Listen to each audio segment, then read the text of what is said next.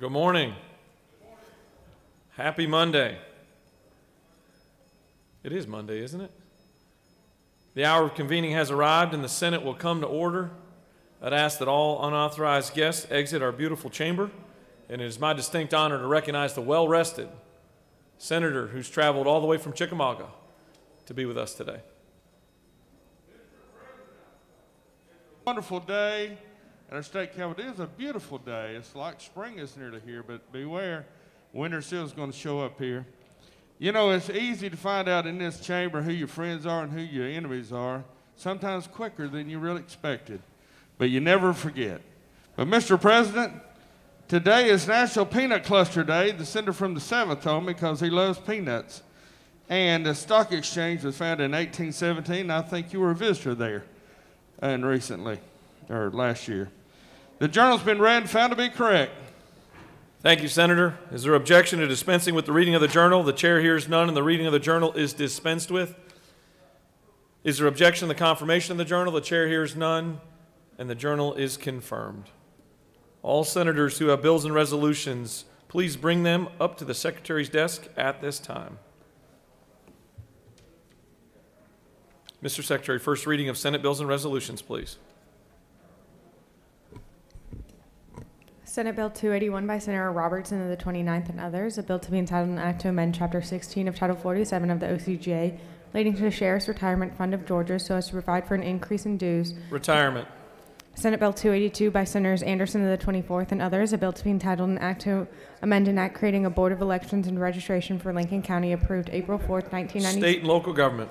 Senate Bill 283 by Senators Anderson of the 24th and others, a bill to be entitled an act to reconstitute and reestablish the Board of Elections and Registration for Lincoln County. State and local government.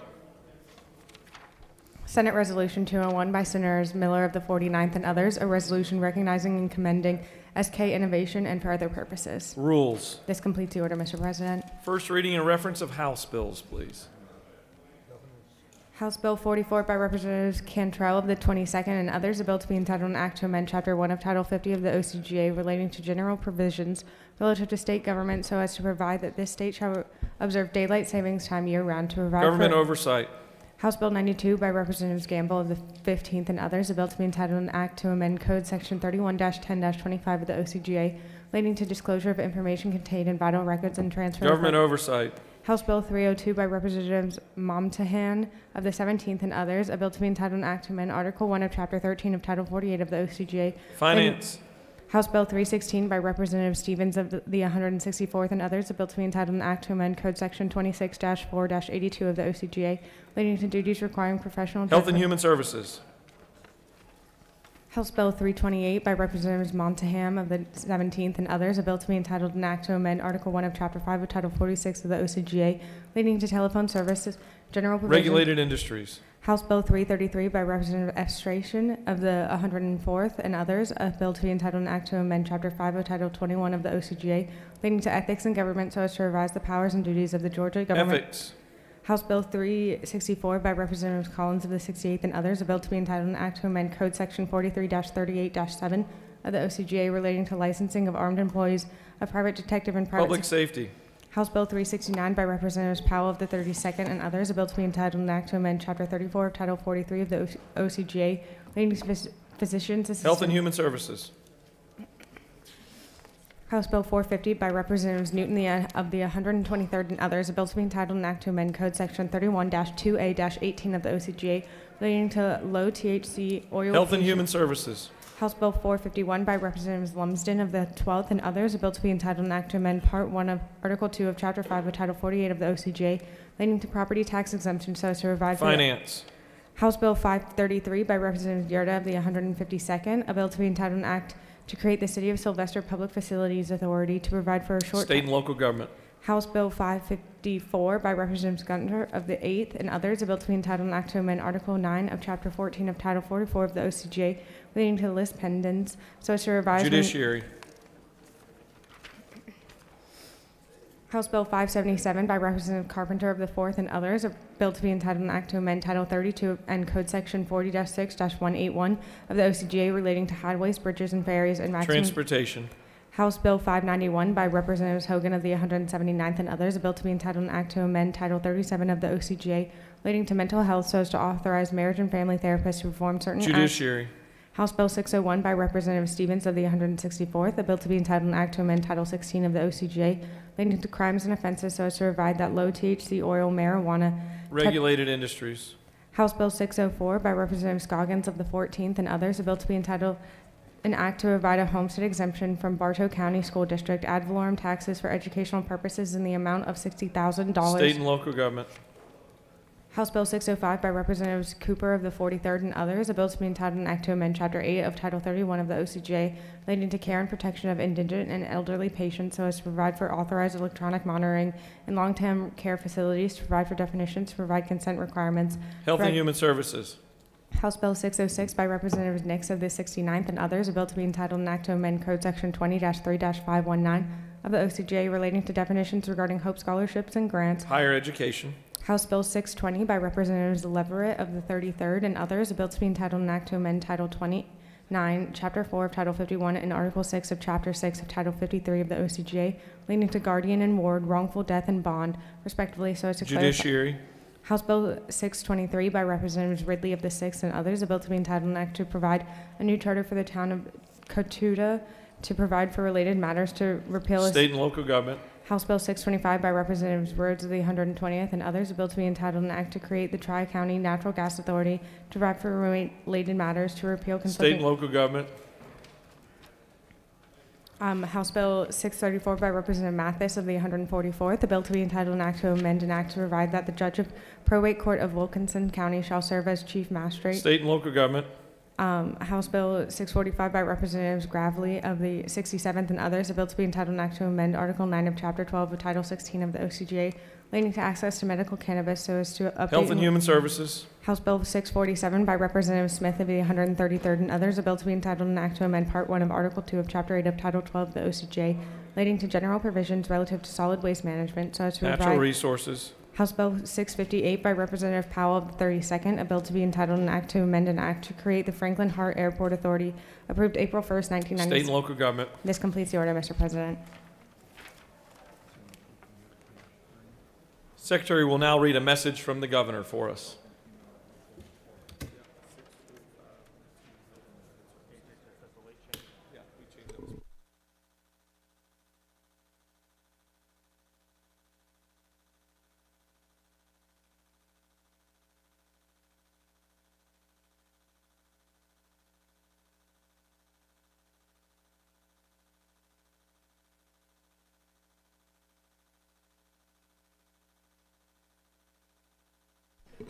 March 5th, 2021. Dear Lieutenant Governor Duncan, the following appointment to the Board of Juvenile Justice requires Senate confirmation. This information is submitted pursuant to Senate Rules 3-3.1 et sec. So if we provide you with any additional information to assist your office in the confirmation process, please let us know. Sandra Heath Taylor of Troup County for the Board of Juvenile Justice. Thank you for your assistance. Sincerely, Governor Brian Kemp from the state of Georgia. The chair assigns those appointments to the Committee on Assignments. Secretary will now read reports of standing committees. And they have none. Secretary will now read bills and resolutions for the second time. House Bill 367 by Representative Parrish of the 158th and others. Controlled Substances, Schedule 1, 2, 3, 4, and 5. Change certain provisions. This completes the order, Mr. President. It's now time for our morning roll call. It's now time for our morning roll call. Are there any motions to excuse? Chair recognizes the senator from the 33rd.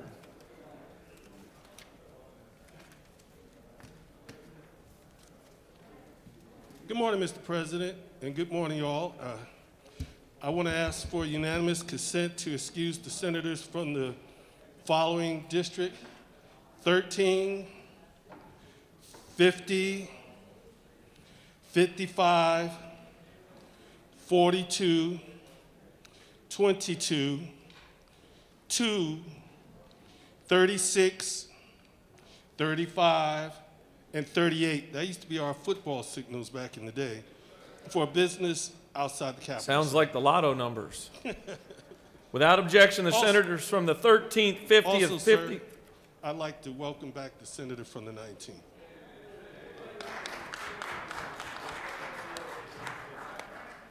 Without objection, the senators from the 13th, 50th, 55th, 35th, 38th, 42nd, 22nd, 2nd, and 36th are excused.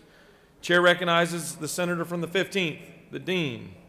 Thank you, Mr. President. I ask unanimous consent to excuse the senator from the 2nd. Without objection, the senator from the 2nd is excused. The chair recognizes the senator from the 47th. Thank you, Mr. President. Parliamentary inquiry. State your inquiry. Is the senator from the 33rd known as the excuse senator? That's for y'all to determine on your own. See what I did there? All right, is there any more motions to excuse? The chair sees none. The secretary will call the roll of senators. Signify your presence by voting the yea switch. The secretary will unlock the machine.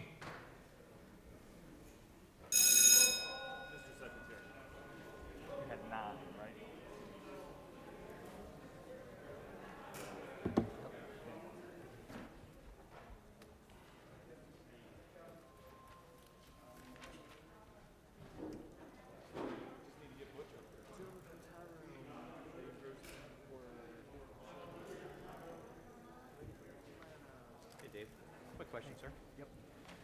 We have one House bill on the calendar today. If we pass that bill, is it immediately transmitted back to the House? Yep. Okay, thank you. I knew it was sent.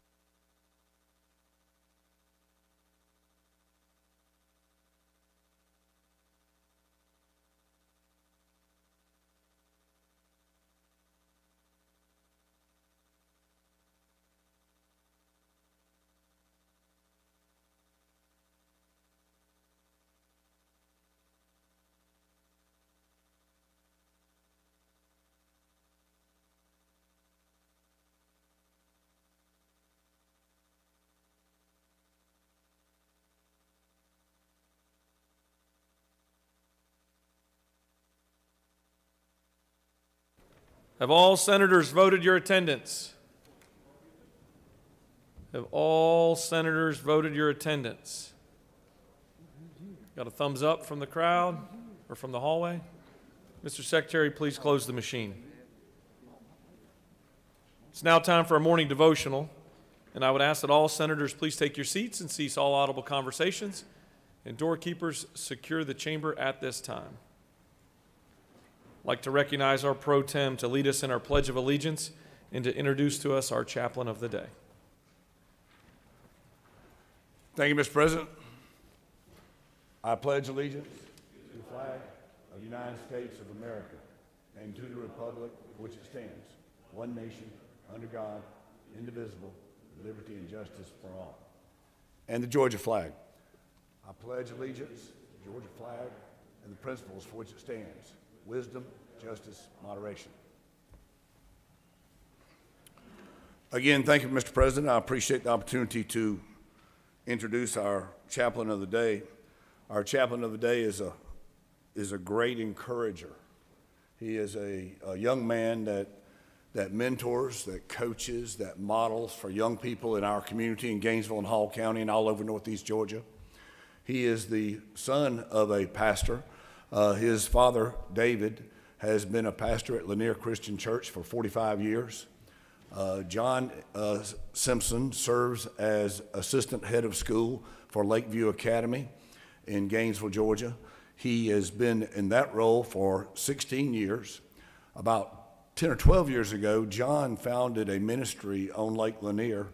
It's in a marina, and it has started as a fledgling worship service to a robust and regularly attended worship service by people all over North Georgia, not just on the lake, but off the lake. You can come there by boat or by car. You can swim, you can canoe, whatever you want to do, just get to his church. And I assure you that you will hear a message that is profound and powerful. John's wife, Ashley, they have a daughter, Mary Evan, and John has just been a great influence on so many young people in our community. And I would ask you to give him your attention this morning, and I know you'll find it fruitful. Thank you.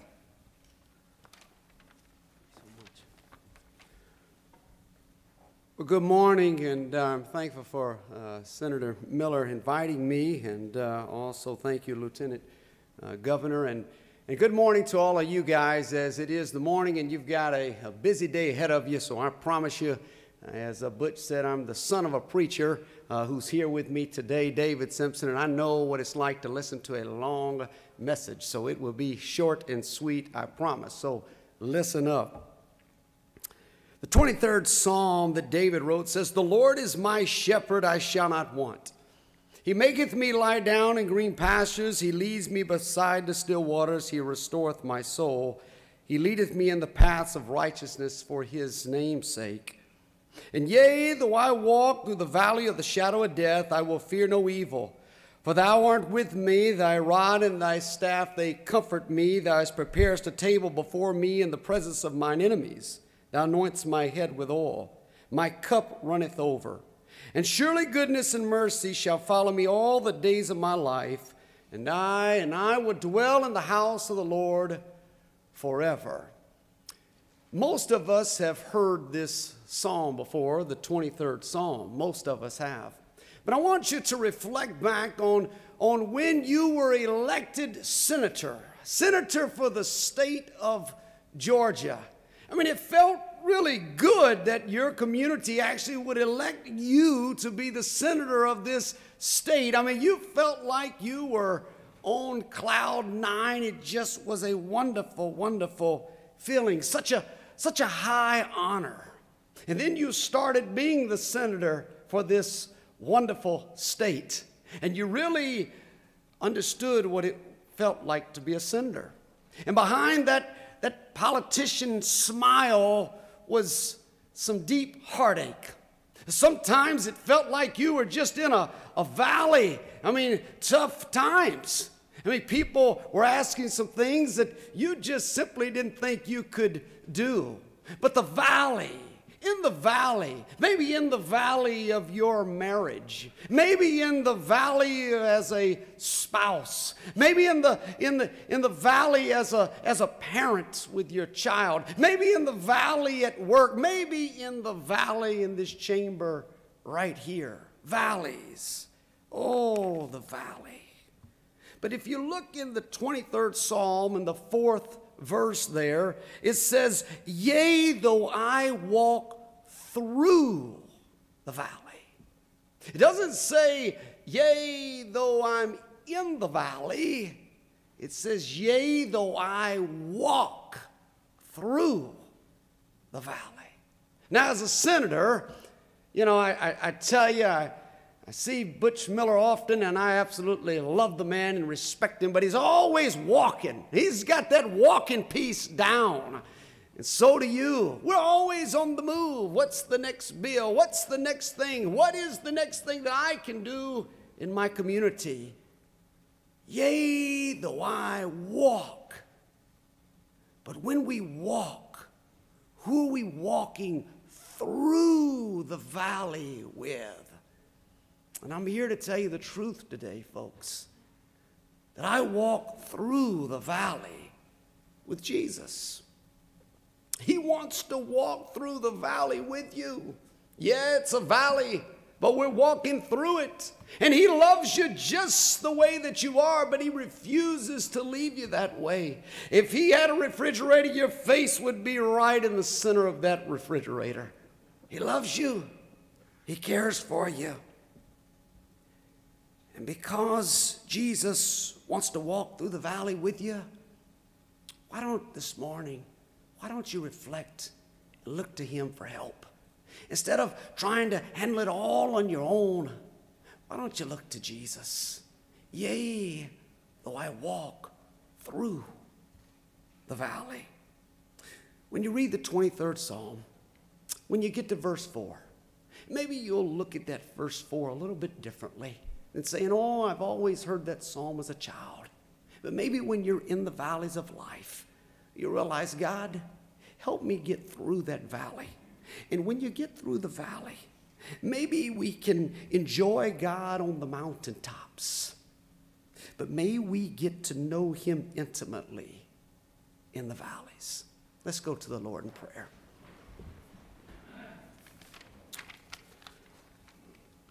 Father,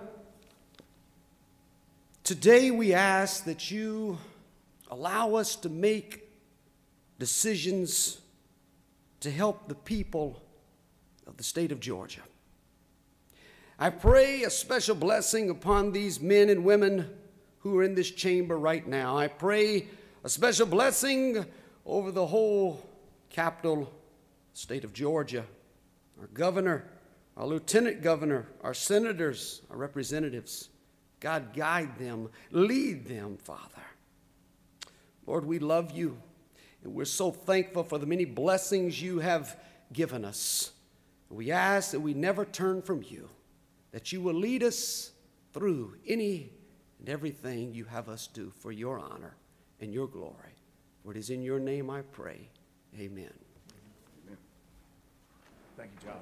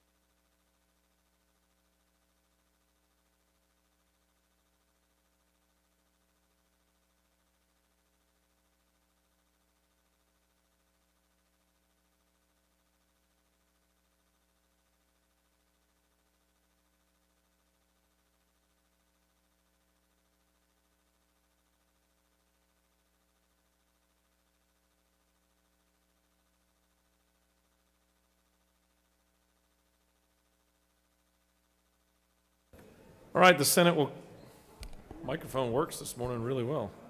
Are there any unanimous consents? Does any senator wish to rise on a point of personal privilege? Chair recognizes the senator from the 34th.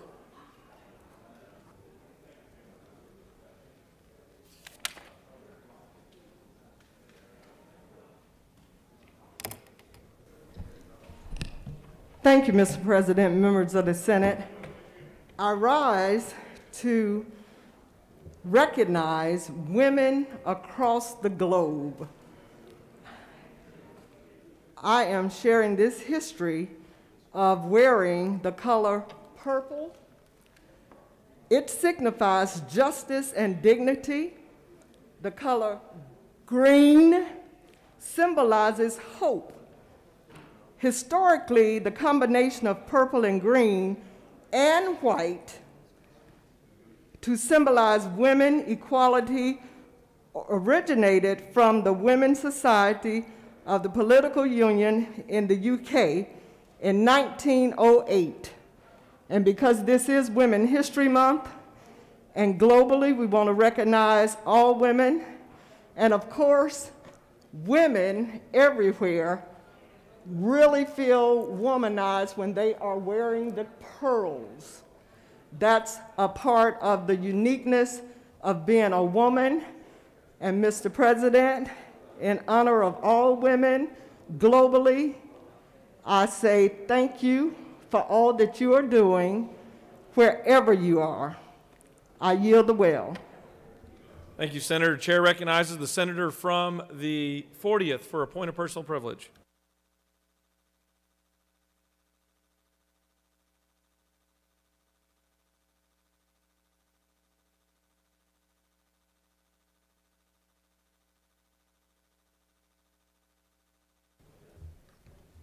Thank you, Mr. President. Members of the Senate, today on International Women's Day, I think about my grandmother, who was 26 years old when she and all American women gained the right to vote. She then later sent her only son off to fight in World War II, not knowing if she would ever hold him again. My grandmother, an active American Legion volunteer, loved her country, and I expect that she would want me to stand before you today and cry foul. Because when it comes to elections, the very foundation of our democracy, you don't change the rules because you lost. We just held 2 elections with the highest voter turnout in Georgia's history. Hard-working election officials were able to meet the increased demand during a pandemic because of the voting options that were offered: early in-person, absentee, drop boxes, vote by mail, and day of voting. We ought to be celebrating our success, but instead, a defeated president chose to try to take his country down with him by spreading lies about voter fraud. As Mark Twain said, a lie can travel halfway around the world while truth is putting on its shoes. These lies are now stated as excuses for bills we are voting on today, bills that take voting options away and make it harder to vote. But lies can backfire. Voters chose to take their vote by mail or their absentee ballots to a drop box during a pandemic. Take that option away and other options, and they are not going to be happy about it. And these people, when they get mad, they get organized. They've been at it for over 4 years now, and your actions are providing them with the motivation to keep going. We will not let our people stop voting. Take away automatic voter registration at driver services, we'll register voters. Take away vote by mail, we'll vote in person. Require hard-to-obtain ID, we'll help them get it. Take away Sunday voting, we'll vote on Saturday. We have no shortage of real problems to address right now in this chamber. 500,000 people without health care, a dysfunctional Department of Labor, mental health needs that have gone, treatable mental health needs that have gone untreated, and a crisis in our corrections facility. What a shame that we've chosen to focus on problems that don't even exist. Thank you, Mr. President. I yield the well. Chair recognizes the senator from the 21st for a point of personal privilege.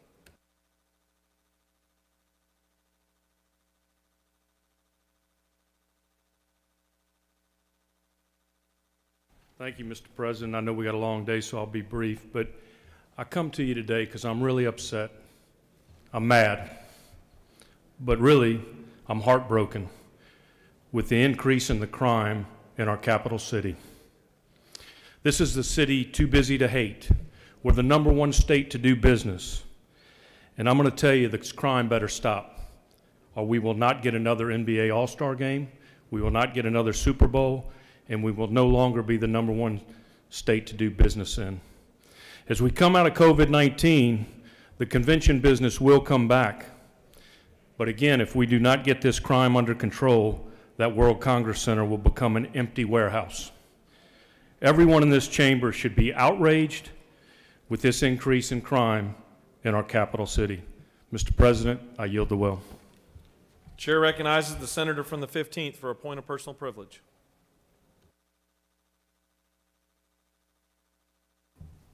Thank you, Mr. President. I rise today to commemorate and remember some brave soldiers and Marines who fought in Vietnam. To be more precise about it, at 600 on March 8, 1965, Rear Admiral Donald Walzett, commander of the 7th Fleet's Amphibious Task Force, issued the traditional order to land the task force. Soon afterward, Vancouver LPD-2, the Henrico, which I was aboard, began disembarking Marines for the movement ashore. When the 3rd Battalion, 9th Marines crossed the beach between 0902 and 0918, it became the 1st battalion-sized American ground combat unit deployed ashore in the extended Southeast Asia conflict. The landing of the 9th Marine Expeditionary Brigade in Da Nang of 1965 marked the beginning of the large-scale Marine involvement in Vietnam. Even before the full 9th Marine Force landed, they were considering using these Marines and following Army units in active operations against the Viet Cong. The passive defense mission was shelved soon after on April 1st, 1965, when President Johnson authorized the Marines not just to be shot at, but to shoot back. By summer 1968, after the enemy Tet Offensive, Marine Corps strength in Vietnam rose to a peak of about 85,000. The Marine withdrawal began in 1969 as the South Vietnamese began to assume a larger role in the fighting. The last ground forces were out of Vietnam by June 1971. The Vietnam War, longest in the history of the Marine Corps, exacted a high cost as well, with over 13,000 Marines killed and a total of 58,000 combat troops and soldiers and women and nurses were killed in that country during this long conflict. That was a bloody time. Then 13,000 miles away to the west, another battle was underway, and it had turned bloody too. It was defined as the Bloody Sunday in the struggle called the Civil Rights Movement. The struggle for dignity, civil rights, and the right to vote, and a pursuit of freedom. This is all wrapped up in what our soldiers do, what our sailors do, what our Marines do, what our air people do, what our Coast Guard people do. It's what we are about in the country. We fight for the right for people to say they don't want to fight. We fight for the right to people who say they don't want to serve. It is all wrapped up into the right of free speech. Thank you very much. I yield the well, Mr. President. Thank you, Senator. Chair recognizes the senator from the 16th for a point of personal privilege.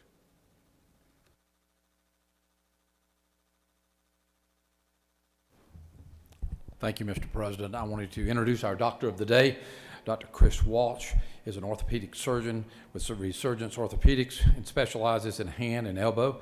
He received his medical degree from the University of Pittsburgh School of Medicine in Pittsburgh, Pennsylvania, and completed his residency at Case Western Reserve University in Cleveland, Ohio. He serves on the board of the Georgia Orthopedic Society and is past president of the Georgia Society of Ambulatory Surgical Centers and serves as a Physician's Performance Enhancement Committee at Piedmont Fayette Hospital. Dr. Walsh served in the U.S. Navy Reserves and was an active duty baton surgeon for the 2nd Marine Division, where he was deployed to Operation Desert Shield in Saudi Arabia and Kuwait. And we want to thank him for his service and for being here for us today in case any of us need him. So thank you very much, Mr. President.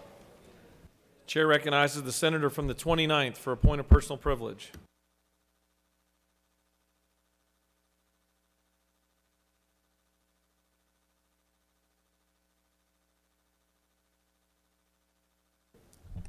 Thank you, Mr. President. I just wanted to thank my brother from District 21 for discussing the issues that occurred this weekend. And in saying that, I also want you just to keep in mind my brother, the Georgia State Trooper that was injured this weekend after being drugged by a vehicle here in Atlanta on a traffic stop. We're wishing him a speedy recovery. My understanding is he's got some staples in his head, but he should recover and be okay. And I want to thank all of the state agencies that continue to come in and support the city of Atlanta during this chaos and during their inability to get a grip on crime. Thank you, Mr. President. I yield the well.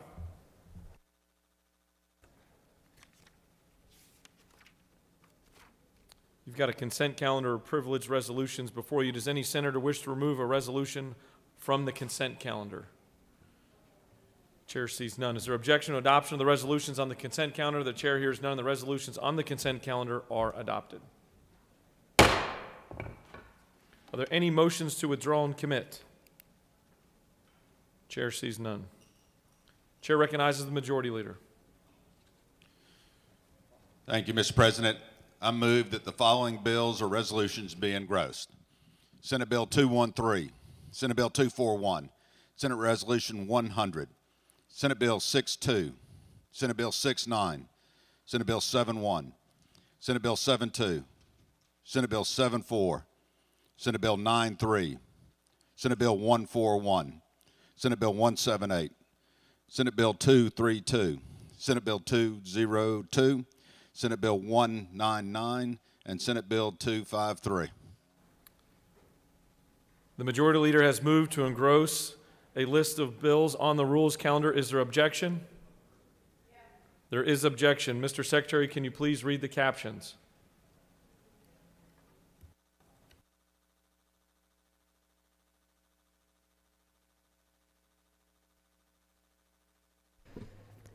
Senate Bill 213 by Senator Harper of the 7th and others, a bill to be entitled an act to amend Article 10 of Chapter 2 of Title 20 of the OCGA relating to contracts and purchases by public schools so as to provide for payment on guaranteed energy-saving contracts and for other purposes.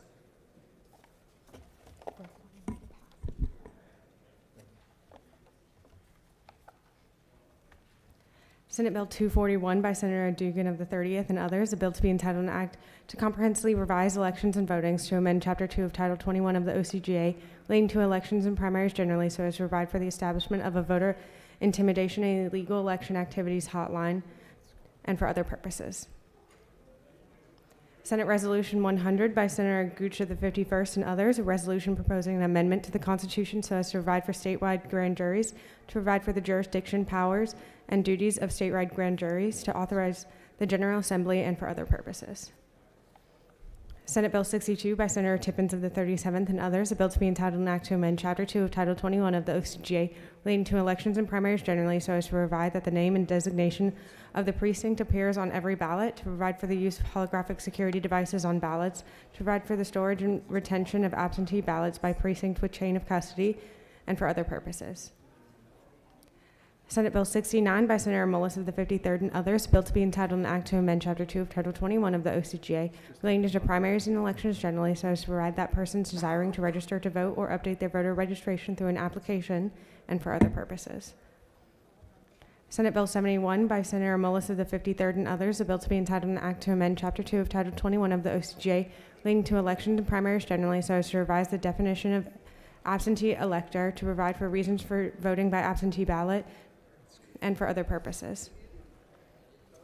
Senate Bill 72 by Senator Mullis of the 53rd and others, a bill to be entitled an act to amend Chapter 2 of Title 21 of the OCGA relating to elections and primaries generally so as to provide that county registrars shall obtain monthly from the coroner, judge of the probate court, and funeral homes in the county identifying information and for other purposes.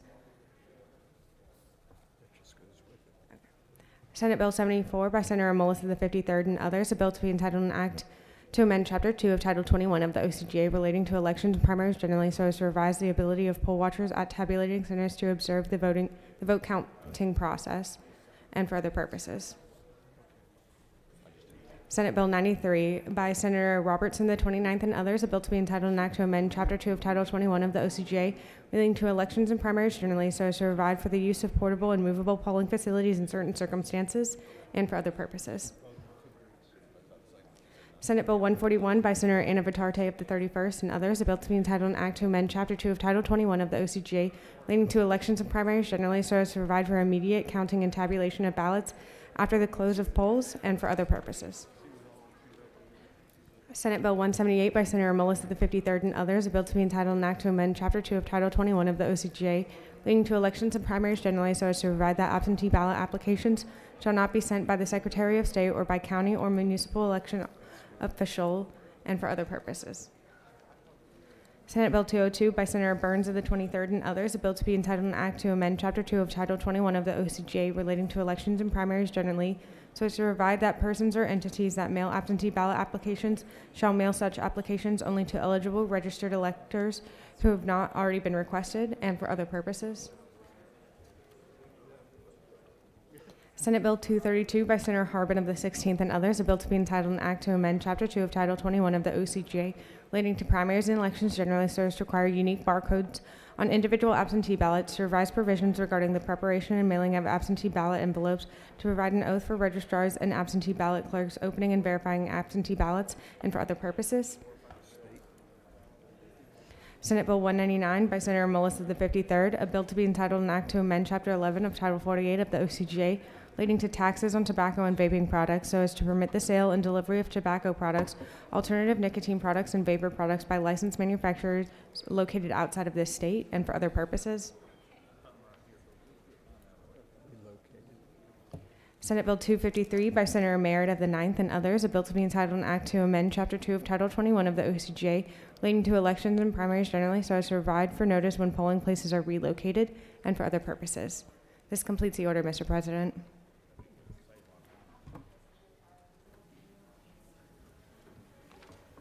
Would the majority leader like to speak to his motion to engross? Would the minority leader like to speak to her objection? She waves. Does any other senator wish to speak for or against? Chair recognize. What purpose does the senator from the 42nd rise? Parliamentary inquiry. State your inquiry. Would it be possible for the secretary to read off the list again because I missed a few of them and they're not all up on the board? I would like to know, have a complete list of which ones are engrossed.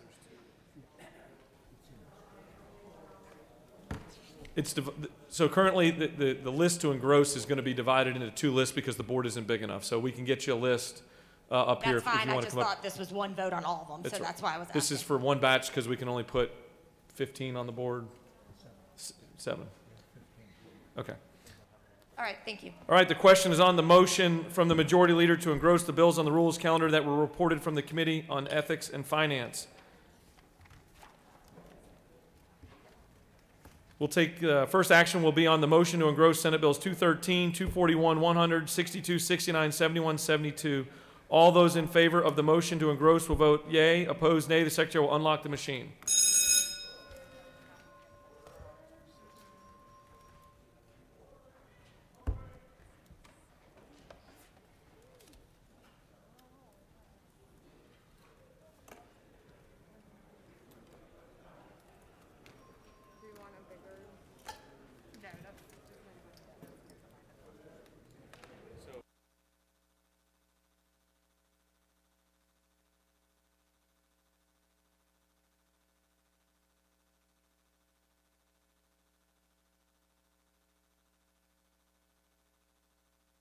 Have all senators voted? Mr. Secretary, please close the machine. On the motion, the yeas are 34, the nays are 19, and Senate Bills 213, 241, 162, 69, 71, and 72 are engrossed. We'll now proceed to vote on the motion to engross the remainder of the bills that we can fit on the board. Senate Bills 74, 93, 141, 178, 202, 232, 199, and Senate Bills 253. The question is on the motion to engross. All those in favor of the motion to engross the previously mentioned bills will vote yea. Opposed, nay. The Secretary will unlock the machine.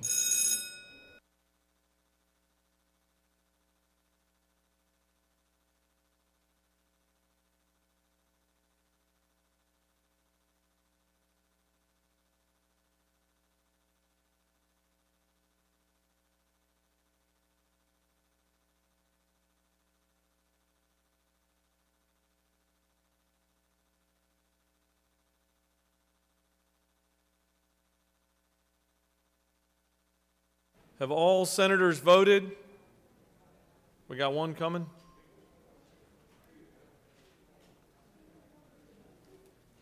We'll wait. Don't pull a hamstring. It's early. It's only the first inning.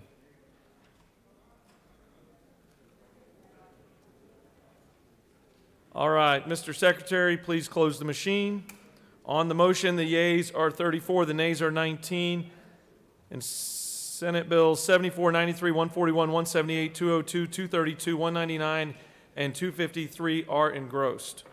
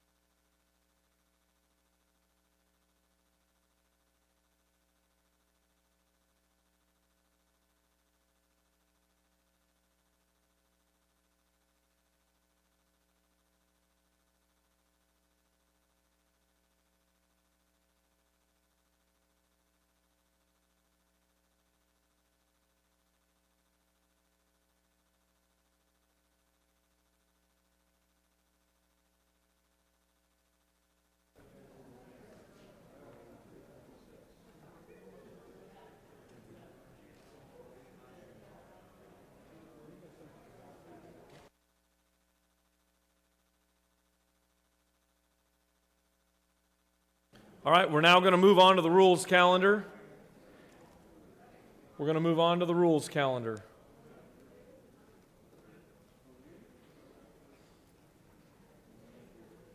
Mr. Secretary, can you please read the caption of Senate Bill 256?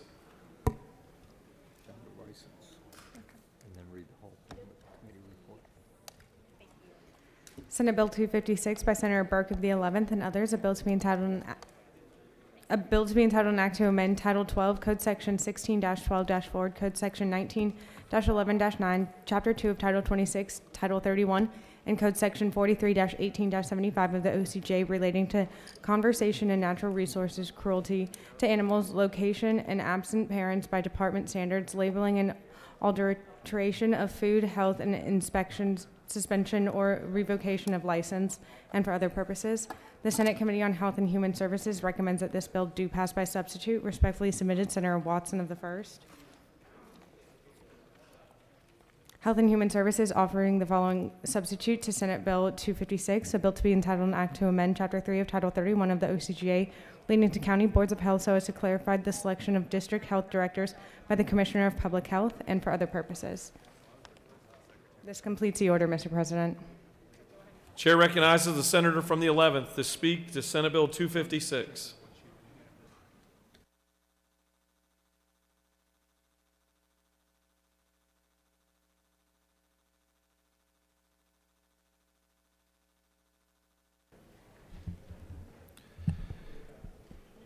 Thank you, Mr. President, and good morning, everyone. Senate Bill 256 allows the commissioners to select a district health director for each district, and that District Health Director is the CEO of the local health districts. That's all it does. Two-pager. Appreciate your support. I yield the well if there are no questions, Mr. President. You have no questions. Requested to speak. Would you like to speak?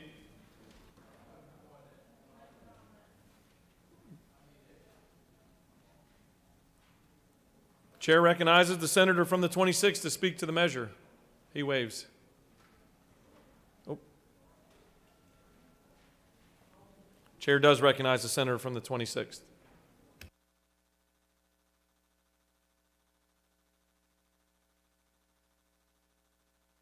Thank you, Mr. President, ladies and gentlemen of the Senate. I'm here because I've gotten nothing but phone calls all weekend from county commissioners that said that 256 would take full control of their public health. They would take full control. In Bibb County, they called me. We just spent about $500,000 on redoing a building. And it says that this 256 would give the state all the authority on the local health department. So that was the reason that I'm against it. And I really wanted to ask a question. Thank you, Senator. Does any other senator wish to speak for or against Senate Bill 256? The chair sees none. The question is on the adoption of the committee substitute. Is there objection to adoption of the committee substitute? Chair hears none. The committee substitute is adopted. Is there objection to agreeing with the report of the committee which is favorable to the passage of the bill? The chair hears none. The report of the committee is agreed to. Is there objection to the main question being ordered? The chair hears none, and the main question is ordered. Questions on the passage of the bill by substitute. All those in favor vote yea. Opposed, nay. The secretary will unlock the machine.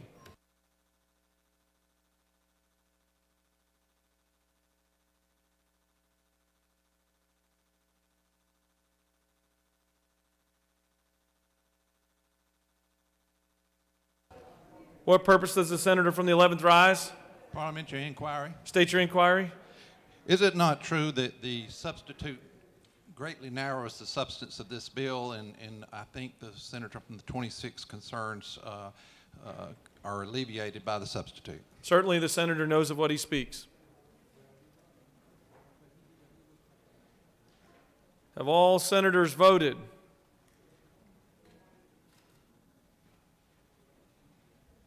Have all senators voted? The hallway's clear. Mr. Secretary, please close the machine.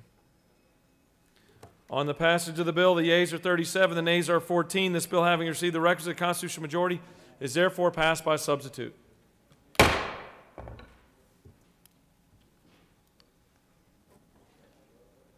Mr. Secretary, can you please read the caption of Senate Bill 213?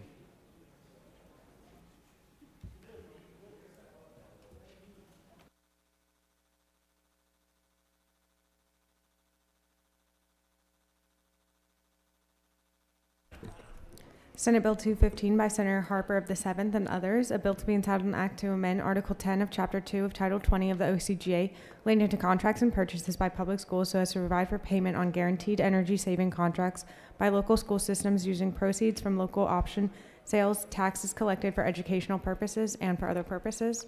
The Senate Committee on Finance recommends that this bill do pass by substitute. Respectfully submitted, Senator Huffsettler of the 52nd.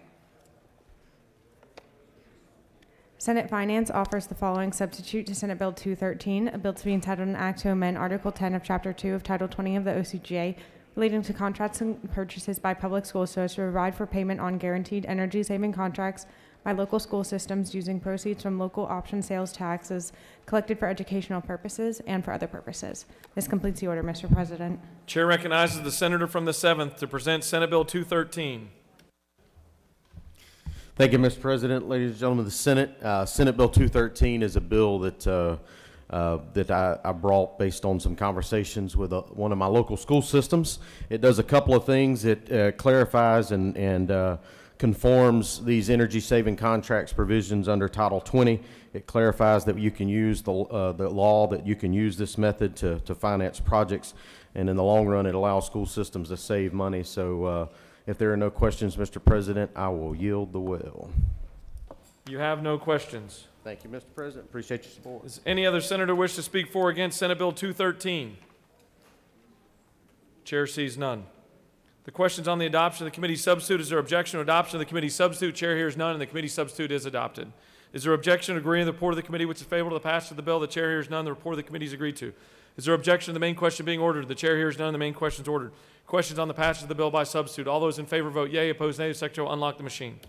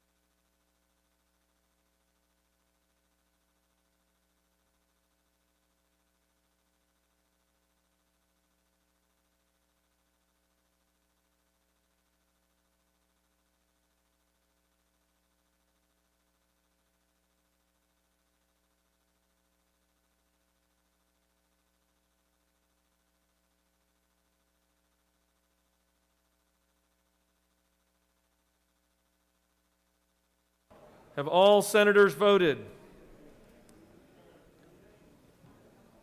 Mr. Secretary, please close the machine. On the passage of the bill, the yeas are 51, the nays are 3. This bill, having received the requisite constitutional majority, is therefore passed by substitute.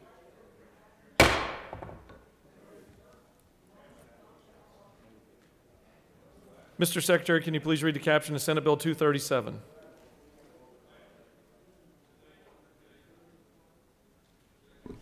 Senate Bill 237 by Senator Harbison of the 15th and others, a bill to be entitled an act to amend Code Section 40-2-86 of the OCGA relating to special license plates, promoting or supporting certain worthy agencies, funds, or nonprofit corporations, which proceeds dispersed to the general fund and the agency fund, or nonprofit corporation so as to establish a specialty license plate supporting members of the United States Army Rangers, and for other purposes.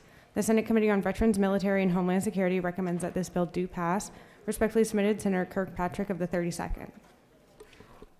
Chair recognizes the senator from the 15th to present Senate Bill 237.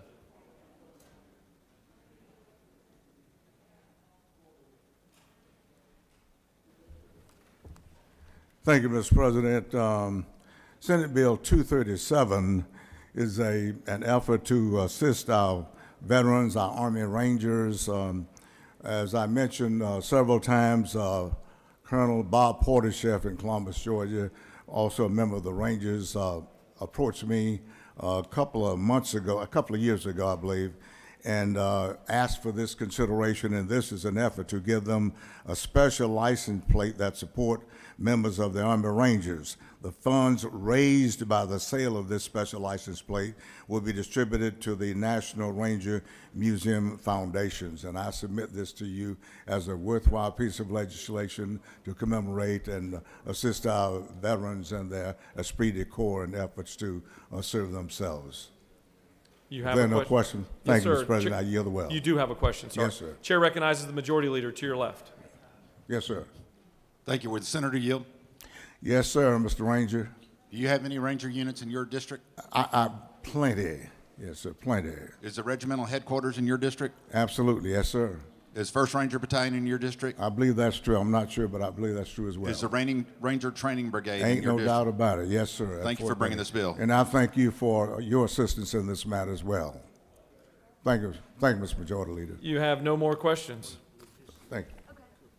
Does any other senator wish to speak for or against Senate Bill 237? Chair sees none.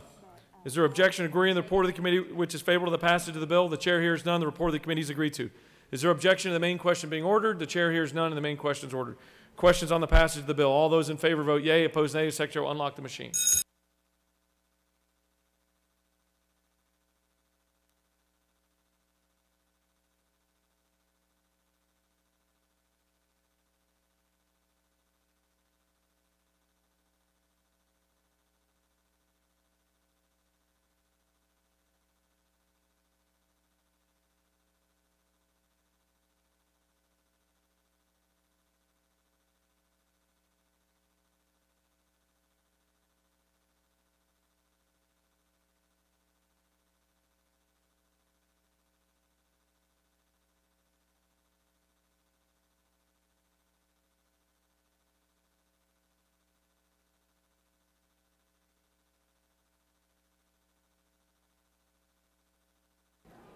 Have all senators voted?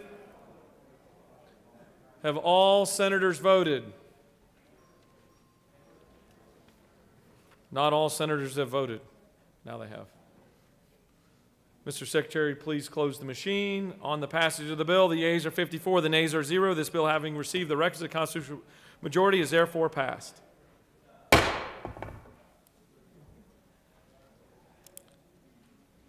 Mr. Secretary, can you please read the caption of Senate Bill 98?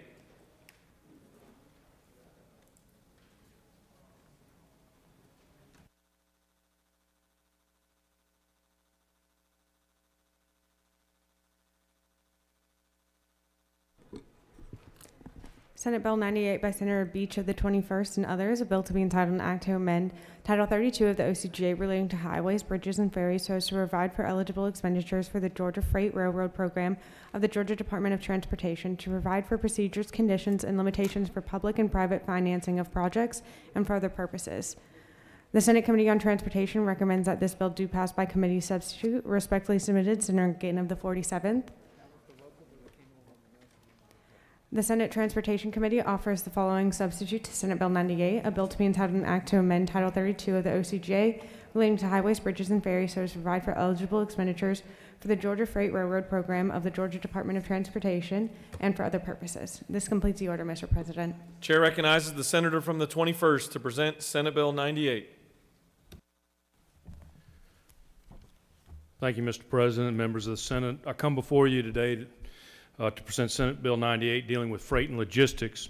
As you know, the Senate has led on transportation since 2015 with House Bill 170 and the Transportation Infrastructure Funding Act, which made that a priority, and it really has made us the leading state in the country when it comes to capital investment in infrastructure. And then in 2018, we passed House Bill 930, creating the ATL, addressing a very fragmented transit system, and now we have a seamless, efficient, clean, and most of all, safe transit system across jurisdictional lines. And I come to you today, we will continually have issues on transportation, but the final big issue that we really need to address is how we move freight through our state. We're blessed with several economic engines: agriculture, Hartsfield-Jackson International Airport, the World Congress Center, and the Savannah Port. For the past 2 years, former Chairman Tanner and I led a 2-year Freight and Logistics Commission to address the issue of moving freight and products through our state. I want to thank the senator from the 25th and the senator from the 51st for serving on that committee. I'll just quickly run through a couple key findings. One, 83% of our freight coming out of Savannah is on trucks. The port is growing double digits. Even with COVID-19, we grew at 16.6%. We need to continually invest in intermodal and rail. One rail car equals 3.5 trucks off our roads and bridges. The shortage of truck parking, that became very interesting. And then the final thing that we found was e-commerce. In 2019, we had $2 billion of e-commerce days. We had over 130 since COVID-19 in a row of $2 billion in revenue. E-commerce is not going away. Quickly, this bill will improve the state's ability to improve infrastructure and logistics, expanding our P3 programs. It expands CERTA's role in dealing with P3s. It also makes the planning director and the GDOT commissioner ex officio members of the Port Authority, which is very critical for us to obtain private infrastructure investment. Mr. President, members of the Senate, that concludes my presentation. If no questions, I'll yield the well. Senator, you have no questions. Thank you. I would appreciate a yes vote. Does any other senator wish to speak for or against Senate Bill 98? The chair sees none. The question is on the adoption of the committee substitute. Is there objection to adoption of the committee substitute? Chair hears none, and the committee substitute is adopted. Is there objection agreeing to the report of the committee which is favorable to the passage of the bill? The chair hears none. The report of the committee is agreed to. Is there objection to the main question being ordered? The chair hears none, and the main question is ordered. Questions on the passage of the bill by substitute. All those in favor vote yea. Opposed, nay. The secretary will unlock the machine.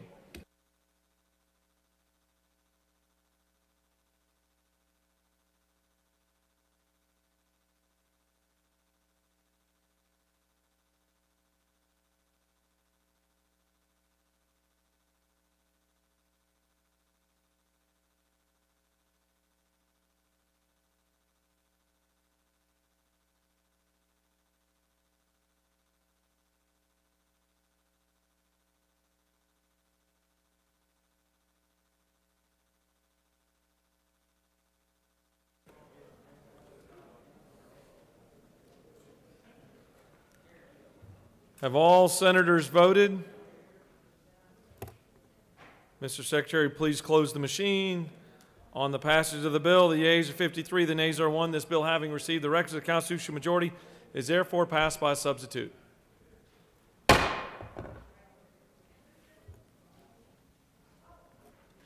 Mr. Secretary, can you please read the caption of Senate Resolution 102?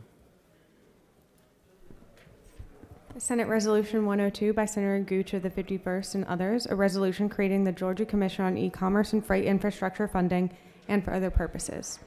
The Senate Committee on Transportation recommends that this bill do pass. Respectfully submitted, Senator Ginn of the 47th.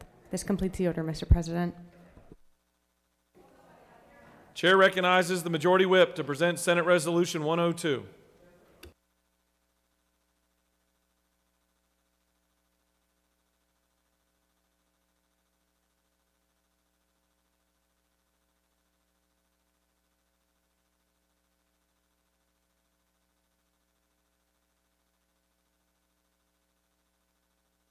Thank you, Mr. President. Let me remove my cover. The senator from the 21st just presented a very important piece of legislation dealing with freight and logistics. And as he said so eloquently from this podium, we have been working on this issue for several years now. Transportation is one of the most important things that we do as a General Assembly, something that we can do in a bipartisan manner. Democrats and Republicans tend to come together on this issue more than any other issue we deal with down here, because it's important to move goods and services, commerce, and people. And we've spent a lot of money the last few years. Since 2015, we've spent billions of dollars in transportation. It's not hard to find a project today. It's under construction. There's roughly 250 different contracts that are issued for road work. But we need to continue to move that needle farther and farther. And that work continues on with freight and logistics. The study commission that was put together 2 years ago by the previous chairman from the 21st and the chairman in the House made great strides and made great progress, but we have more work to do. And so this resolution is simply an extension of that work that we began 2 years ago. We will run through the remainder of this year through December 31st, visiting portions of the state, talking about the importance of goods and e-commerce. This issue came to the surface even more so last year during the pandemic, when people were stuck at home, weren't allowed to get out and work and shop. So they've turned to the economy to be more internet-based, which required more trucking and deliveries. And we know we have some challenges ahead of us. May not solve them all this year and next year, but we're going to continue to move the needle on that. So I would urge you to vote favorable toward this continuation of this Freight and Logistics Commission. Mr. President, I'm sure there's no questions. I would encourage you to vote for this resolution. Chair recognizes the senator from the 56th for a question. Thank you, Mr. President. Does the senator yield? I would be happy to. Senator, isn't it true that Georgia has two of the largest and most efficient ports in really the world? You know, that is a good point. We could spend in the next 30 minutes talking about the importance of our ports in Georgia, and especially the Savannah port and the Brunswick port. Very important to our economy. Now we have the inland ports, as you know, up in Murray County, and a new one to begin in Hall County soon. Good question. Thank you. Thanks, Senator. You for one further question? I sure will. Senator, isn't it true that as logistics continues to grow and people continue to buy more online, whether they do it through our local merchants or through national brands, that this will become even a bigger and more important issue for Georgia moving forward? That is an excellent question, and I appreciate you bringing that to everyone's attention. Chair recognizes the senator from the 36th with a question. Thank you, Mr. President. Senator Yield. Sure will, my good friend. Senator, I wondered if you were aware of an exciting and innovative logistics program that we're offering at Atlanta Technical College. Could you give us a couple minutes and explain it? It's training people to be professionally qualified for commercial truck driving. That is an important part of our study that we've been talking about in the study committee for the last 2 years. Our trucking industry as a whole is looking for drivers, and believe it or not, you can make $80,000 to $100,000 a year if you have a CDL license working in Georgia. That's right, and that's why we're hopeful for some state investment in expanding that facility for a very modest amount because it is training people in Metro Atlanta for these high-paying, greatly needed commercial truck drivers. Well, thank you, Senator, for your commitment and your dedication to transportation investment in Georgia. Thank you for your effort on this study. Welcome. Do you continue to yield? I will. Chair recognizes the senator from the 13th for a question. Would Senator yield? I will. Isn't it true that in Crisp County, Georgia, we had one of the first intermodal ports designed and we're still going strong today? Yes, sir, and that's an important part of our infrastructure investment. Thank you. I appreciate this yes, bill. Sir. You have no more questions. Thank you. Does any other senator wish to speak for or against Senate Resolution 102? The chair sees none. Is there objection to agreeing to the report of the committee which is favorable to the adoption of the resolution? The chair hears none. The report of the committee is agreed to. Is there objection to the main question being ordered? The chair hears none, and the main question is ordered. Questions on the adoption of the resolution. All those in favor vote yea. Opposed, nay. The secretary will unlock the machine.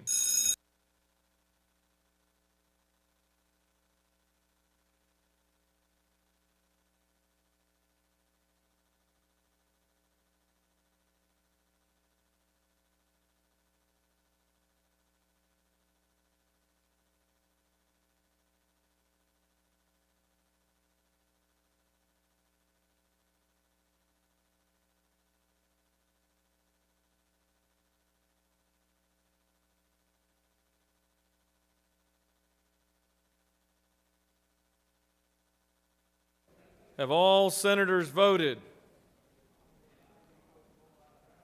Mr. Secretary, please close the machine. On the yeas, on the adoption of the resolution, the yeas are 54, the nays are 0. This resolution, having received the requisite constitutional majority, is therefore adopted.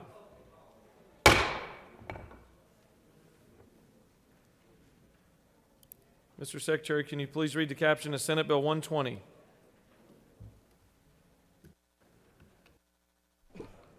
Senate Bill 120 by Senator Tippins of the 37th and others, a bill to be entitled an act to amend Article 3 of Chapter 18 of Title 15 of the OCGA relating to Solicitors General of State Courts so as to provide for the honorary office of Solicitor General Emeritus, to provide for qualifications, to provide for certificate, and for other purposes. The Senate Committee on Government Oversight recommends that this bill do pass. Respectfully submitted, Senator Harbin of the 16th. This completes the order, Mr. President.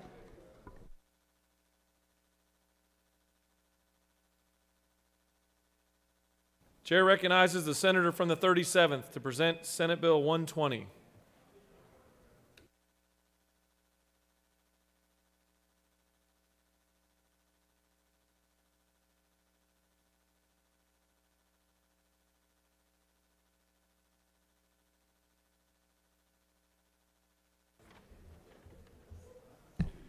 Thank you, Mr. President, members of the Senate. It's my pleasure to bring a bill this morning that honors those who have served as Solicitor Generals in the state of Georgia very well.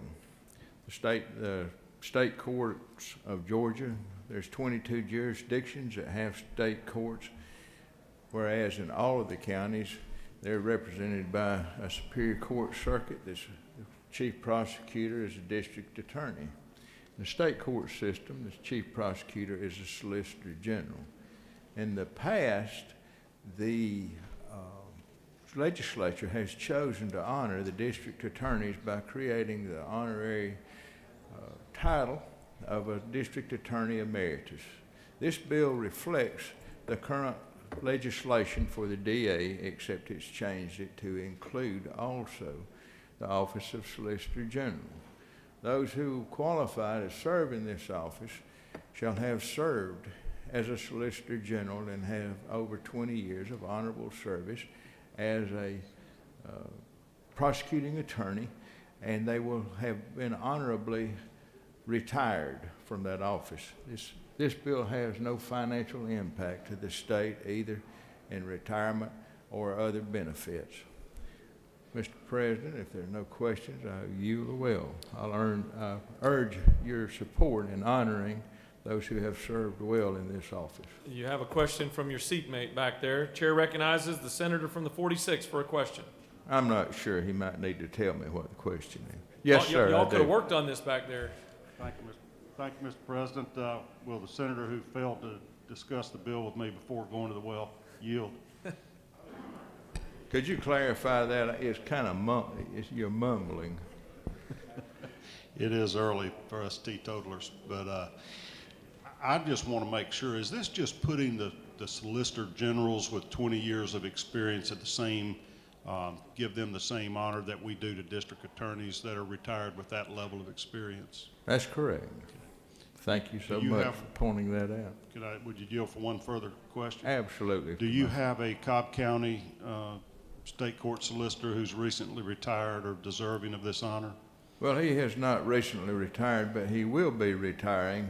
He's announced that he would not run for re-election. Mr. Barry Morgan has served well at his retirement. He will have served for 24 years as Solicitor General of Cobb, and he's done a great job. Thank you, Senator. Chair recognizes the senator from the 19th for a question. Thank you, Mr. President. Senator, do you yield? Absolutely. Senator, is there any state dollar impact from this bill? Pardon? Does this bill have any impact on the state budget? Is there any state dollar impact? Absolutely none. It doesn't affect retirement. There's no cost associated to the state. You have no more questions. Senator has yielded the well. Does any of the senator wish to speak for or against Senate Bill 120? Chair hears none. Is there objection to agreeing to the report of the committee which is favorable to the passage of the bill? The chair hears none. The report of the committee is agreed to. Is there objection to the main question being ordered? The chair hears none and the main question is ordered. Questions on the passage of the bill. All those in favor vote yea. Opposed nay. The secretary will unlock the machine.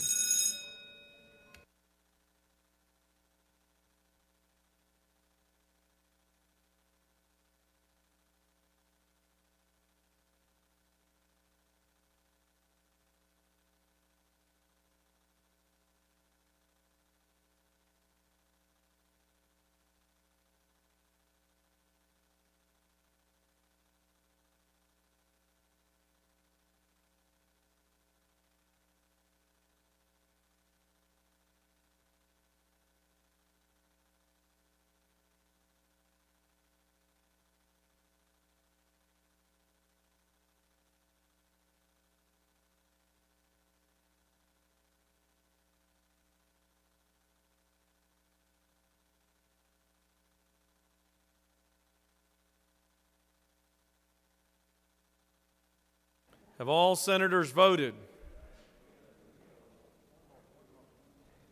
Check your machines. A couple of y'all haven't.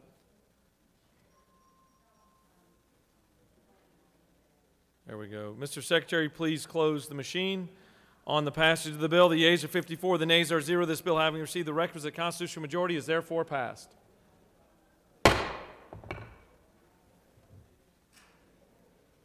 Mr. Secretary, can you please read the caption of Senate Bill 260 and the amendment?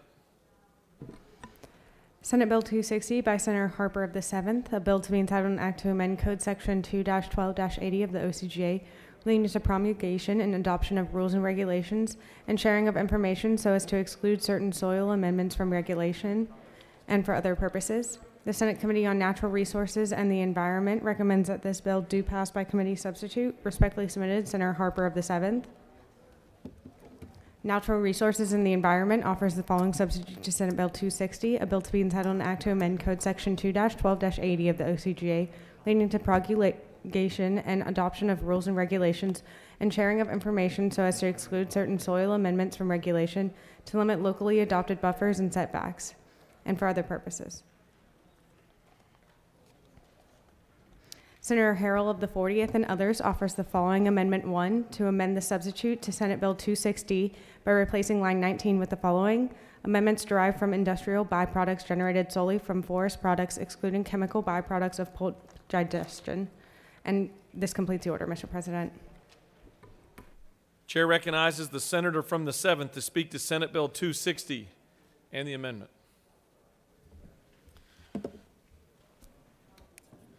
Thank you, Mr. President. Ladies and gentlemen of the Senate, I bring before you Senate Bill 260. And just to give you a little bit of history in this bill and where we are and how we got here today. Last year, those of you that were here and members of this body may remember House Bill 1057 that we passed out of this body and has since become law. Trying to use bigger words than I should. Has since become law, but House Bill 1057 dealt with an issue that has arrived that arose out of a particular part of the state in regards to soil amendments and waste products and waste byproducts and wastewater, among other things. And what we did last year is in that process is we allowed local governments the authority to implement local ordinances to regulate where that product can be disposed of as a soil amendment. If you understand what those soil amendments are and how they're disposed of, it's kind of a interesting process in how they do that and the machines and the equipment that they use in putting that out. But we understood the issue and making sure that we gave some local control in that regard and allowing them to have that ability to more aptly control where those products went. What we did not do last year, and I believe it was an oversight in two provisions, is we, by virtue of doing what we did last year, is we gave local governments unlimited authority to set buffers as large or as small as they would prefer. And I believe that was an oversight. And this bill come through the committee that I chair, and I will take some blame for that in the fact that we did not implement some type of buffer limitation. So the purpose of the underlying bill that you have before you, one of the purposes is to implement a buffer limitation. And that way, because under current law, if all 159 counties decided to implement regulations, we could exempt the entire state from the usage of soil amendments. Now, I think we all understand that in some cases there are issues where there are things that we allow the regulators to do, and that's what the Department of Agriculture is there for. And we gave this authority to the Department of Agriculture to regulate. That was the purpose of 1057. And I think by implementing a common sense buffer and within those provisions, the Department of Agriculture will still have the authority to regulate these soil amendments to the extent that we allowed them under the law. And that's what we're working to try to do with 1057 last year, and this is just cleanup language for 1057 this year. So basically, in regards to the buffer provision, what we're doing is we're putting in a 100-foot limitation. So local governments will be able to do that up to 100 feet and 100 feet only. And this will still allow this process and to continue in our state with limitations and giving local governments some authority. When it comes to buffers, if you look at the law, there are a multitude of different buffers that we have in the law. We have 25-foot buffers, we have 50-foot buffers, and we have 100-foot buffers. It depends on where you are in the state, what part of the state that you live in. If you're in the senator from the 51st district, and when you talk about stream buffers and the buffers that they have up there, which or if you're on the coast and you talk about the coastal buffers around some state properties or around the marshlands. But when you really get to talking about buffers, in my opinion, you really get to talking about private property issues and private property rights. And at the end of the day, that's what buffers take away. When you implement buffers, you take away somebody's right to use their property. And under the law, the way the code is written, local governments have unlimited authority to take away a private property owner's rights. And so what we're trying to do is use a provision, some examples from what we already have under code, which 100 feet being one of the longest buffers that we already have in Georgia law, and given that authority to local governments so we can balance the rights of both sides of the argument, the private property argument and the right of local governments to use that particular provision to make sure that their citizenry is safe and that they can use it in a way that is proper. So it's a balancing act, and I believe that 100-foot buffer does that. It balances all of that out. The other provision that's in the bill in regards to forest products, you'll see that is an additional part that we put in there this year, and the reason for that this year is because last year it was, it's another one of those oversights. You'll see in the language that last year we included, but it shall exclude forest products, but we missed the forest byproducts whenever we put that language in there. And if you really get down to the nitty gritty of it, no pun intended, this is a provision under the Department of Agriculture, and it's under the Department of Agriculture's regulatory authority, and it was unintentionally left in there that we did not put that in there because that doesn't necessarily fit within the Georgia Department of Agriculture's framework. That doesn't necessarily fit in what they do on a day-to-day basis when it comes to regulating this as an industrial byproduct classification, and this is taken out to fix that oversight because we were really going after a specific type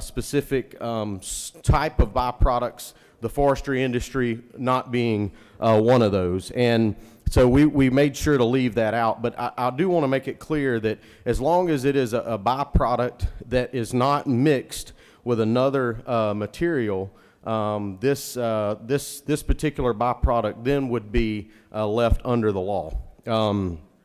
So that's what that provision is for. The second section deals with wastewater also and waste provisions. It deals with assessing a fee. It allows the board to assess a fee for continuing education courses. What this is for is we have private entities and private companies that submit coursework for the board, the licensees of the board to take those continuing education courses. There's just been an overflow of that to the board, and this just would allow them to assess a nominal fee to be able to go through that paperwork. And that's what this particular provision does, and I hope you would support that. I do understand that there's an amendment from the senator from the 40th. I will say, without being able to dig into this a lot deeper than where we are right now, and based on the conversations I've had with some folks, I'm going to take this as a friendly amendment and continue to work with the senator from the 40th going forward as we go across the hall to make sure that we are addressing this. I don't think this gets to the intent of what we're trying to do in the underlying bill, and I'll take it as a friendly amendment. And with that, Mr. President, if there are no questions, I'll yield the well. You have some questions. Be happy to take them. Chair recognizes the senator from the 25th for a question. To your right. Thank you, Mr. President. Senator, is this your first bill? It feels like it. Let me just further question too, Senator. I'll take it from my distinguished colleague. Is this a buffer bill that you're offering to us today? Well, it is a bill that will try to restrict buffers, to my good friend from the 25th. Okay, I wasn't clear on your explanation. I Thank you. appreciate that. Do you continue to yield? I'll yield, Mr. President. Chair recognizes the senator from the 36th for a question.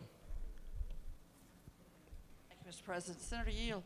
I yield. To the Chair of Natural Resources, have you seen any of the disturbing information that has been circulated about property owners not being able to even go outside their houses after some noxious soil amendments are added to a property adjacent to theirs? Well, to that point, I believe that was the reason we passed House Bill 1057 last year. But with the unintended consequences of the unlimited buffer provision, and that's what we're just trying to address, and I believe 100 feet addresses that concern and also addresses the private property concern of the other individual. But doesn't the further question, if you will, Yes, ma'am. accept it, don't property owners have some rights to not be aggrieved to have the contaminants spread that are noxious and make it difficult for them to come outside their homes? I mean, we have the names of the people, we have the pictures of the things that are being dumped, and you're stripping out local control on zoning and controlling something that can really be egregious for property owners to have to put up with it. I would argue to your point, and I appreciate it, is is really, and I think that last year this General Assembly actually went a little further, in my personal opinion, than I think we should have. I think some of this could be handled in the regulatory environment, whether that be the Department of Agriculture or the EPD, Environmental Protection Division. I also believe that property owners and private property owners have rights to pursue, if they so choose, in the court of law. There are options to those individuals to do so. I do not believe, though, that it was the intent of this General Assembly to give local governments unilateral, unlimited authority, and it was an oversight, and that's what we're trying to address with this particular bill. And it goes back to what I said earlier. We're trying to balance the property rights of all those that are involved. It is a balance. Is there a perfect answer? I don't believe that there is. I don't believe that there's the best number that we could reach. The state still has some authority in the regulatory process in this regard, even though that we're limiting the local government's authority to on how big those buffers can be. So the state still has some say in this process. Further question. Yes, ma'am. Local government is closest to the local people, isn't that right? Yes, ma'am. And therefore one could expect them to be highly responsive to the folks that elected them back home. And wouldn't it be a better option to let those local authority prevail instead of usurping it with state authority? That the local folks have far less ability to influence. They can influence a local zoning board. Well, we've gave local governments an authority that they never had before last year. They still have that authority under this bill. This is an authority they didn't have prior to 2020. So we have given local governments an authority that never existed, that only the state had the ability to do. This just says that the local government can continue to have that authority within certain confines, and the state can still have regulatory authority in that regard to work with those local governments. And I would suggest that those local governments work with the regulatory entities if there continues to be an issue, and they can help address it in that particular arena. Further question, this will be my last one. Okay. Are you aware that the Sierra Club and the Georgia Water Coalition that extends all across our great state of Georgia are very troubled by the impact that this bill would have? I'll take the lady's word at that. Thank you for entertaining my question. You have no more questions. I yield the will. Would appreciate your support. Thank you, Mr. President. Chair recognizes the senator from the 40th to speak to amendment number 1.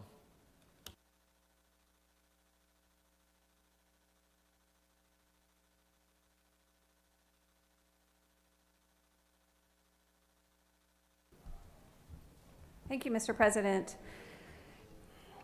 This amendment just deals with a tiny part of this bill. The chairman is correct. We passed a big bill last year, and this just brings part of it back. I've enjoyed my work on the Natural Resources Committee. I learn a lot, and I've learned a lot from the chairman. I have to say, though, that I had to get used to talking about soul amendments, because at first I thought we were talking about soul amendments instead of soil amendments, and I wondered, why is this legislature in the business of mending souls, right? But no, in all seriousness, I've learned a lot in this committee about soil amendments. The reason I brought this amendment forward is because we are excluding industrial byproducts of forest products. There is an industrial byproduct that comes through the digestion of pulp or paper that is toxic. It is called black liquor, and it has from time to time found its way into our water and has contaminated our water.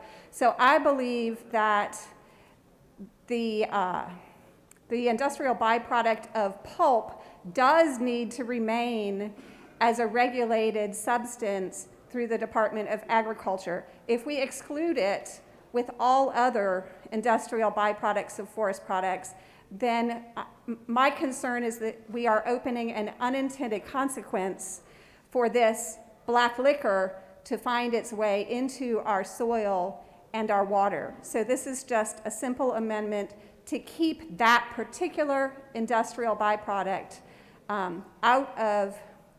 keep it regulated under the Department of Agriculture so it doesn't find its way into our water and soil. Thank you, Mr. President. Do I have any questions? You have no questions. Okay, thank you. I yield the well. Senator has yielded the well. Does any other senator wish to speak for or against Senate Bill 260 or Amendment number 1? The chair sees none. We will take up Amendment number 1 first. The question is on the adoption of Amendment number 1 by the senator from the 40th. Is there objection to adoption of the amendment? Chair hears none, and Amendment number 1 is adopted. Now the question is on the adoption of the committee substitute as amended. Is there objection to adoption of the committee substitute as amended? The chair hears none. The committee substitute as amended is adopted. Is there objection to agree on the report of the committee which is favorable to the passage of the bill? The chair hears none. The report of the committee is agreed to. Is there objection to the main question being ordered? The chair hears none. The main question is ordered. Questions on the passage of the bill by substitute. All those in favor vote yea. Opposed nay. The secretary will unlock the machine.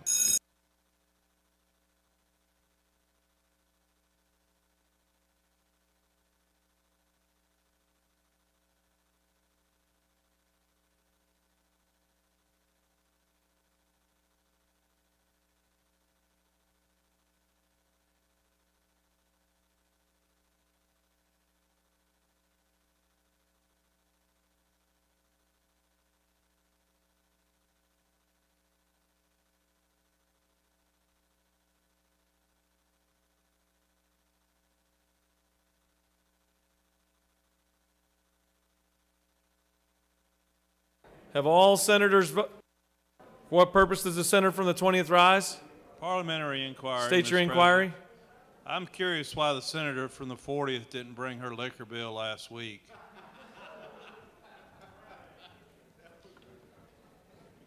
That's twice in like a week I've been stumped up here. Gentleman speaks with great passion. Have all senators voted? Mr. Secretary, please close the machine. On the passage of the bill, the yeas are 39, the nays are 15. This bill, having received the requisite constitutional majority, is therefore passed by substitute.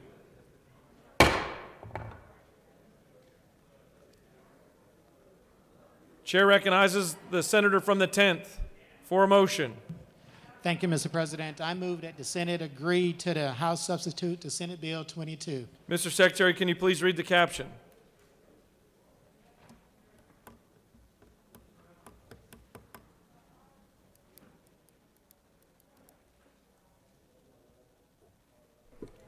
Senate Bill 22 by Senator Jones of the 10th, a bill to be entitled an act to amend an act to provide for a new Board of Commissioners of Henry County approved March 28, 1974, as amended so as to provide a code of ethics, to establish a Board of Ethics, to revise the authority, roles, and responsibility of the chairperson, the board, and the commissioners, and for other purposes.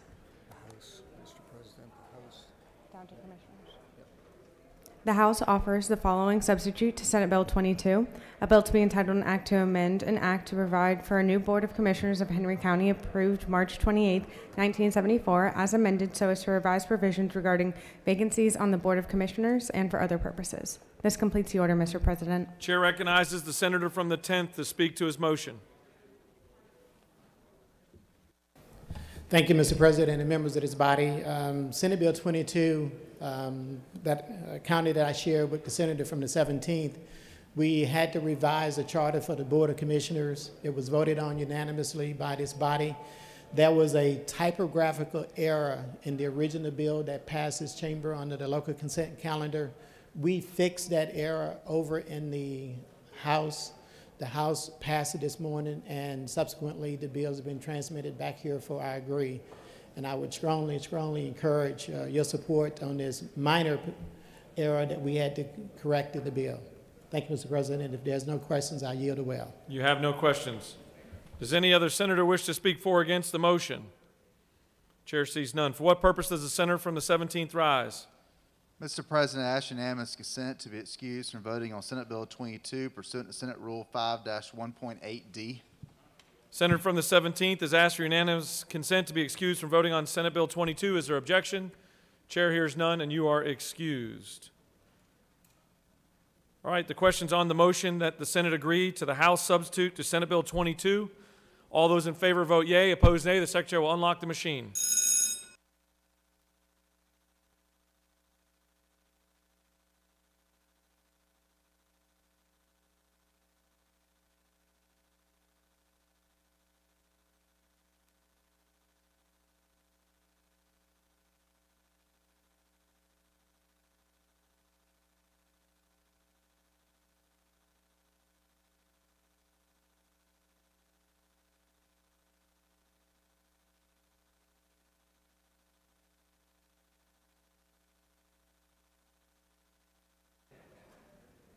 Have all senators voted?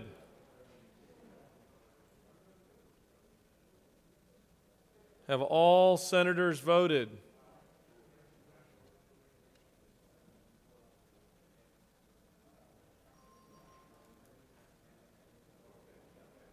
Have all senators voted? Mr. Secretary, please close the machine. On the motion, the yeas are 53, the nays are 0, and the Senate has agreed to the House substitute to Senate Bill 22.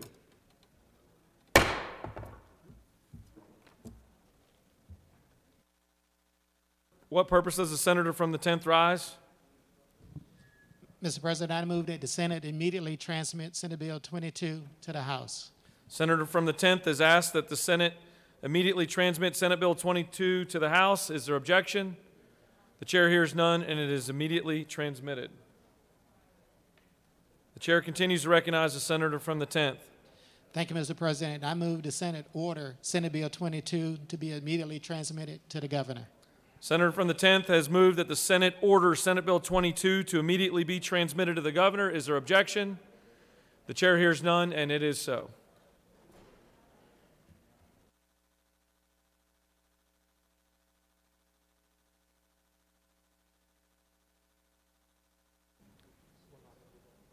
Chair recognizes, or Mr. Secretary, will you please read the caption on Senate Bill 276?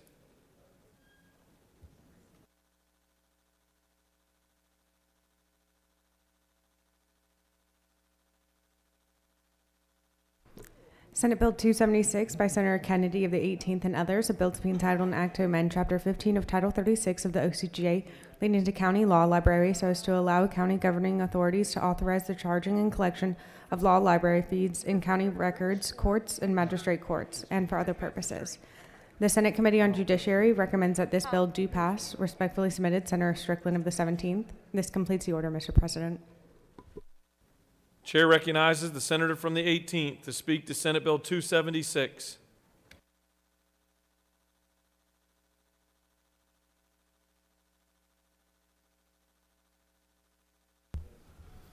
Thank you, Mr. President. Good morning, colleagues. I want to talk to you about law libraries. Counties have law libraries, and they serve a fantastic purpose, not just for lawyers who need to go to the courthouse and research issues, but it's also the gateway for the public when they want an issue, when they have an issue that they're interfacing with our judicial system. As many of you know, we have a lot of folks that represent themselves. They represent themselves pro se. And in this process, they need access to legal journals, they need access to legal books, law books, the OCGA, the code, and that's where they go to the county law library for that purpose. So what's the problem? The problem is that with reduced filings across the civil practice spectrum for filings in our courts at all levels, the fees that are being collected that operate and pay for the operation of the law libraries are down. In fact, it's down to the point that there's one law library in South Georgia where they've had to terminate the services of the law librarian there that serves that purpose. So what does this do? So Senate Bill 276 simply provides that where the code, and if you'll look on line 11, it talks about how the code section accepts county recorders courts and municipal courts from the requirement of charging and collecting additional cost. So those two particular courts are accepted from the requirement. They can opt in if they want to. But when the law was passed, and perhaps even by mistake, the magistrate courts of our state were not included in the list of courts that could, by operation of the ordinance or resolution, charge a filing fee in addition to what the other filing fees are. The maximum under the statute is only $5 per fee.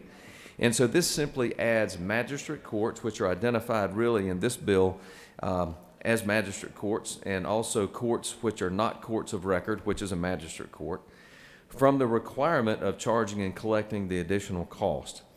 So that's really all it does, and it's important for us to remember this is not obligating that fees be tacked on to filing costs. It simply allows the local folks to decide if they think that's an appropriate fee to add on to the filing fees at the magistrate court level.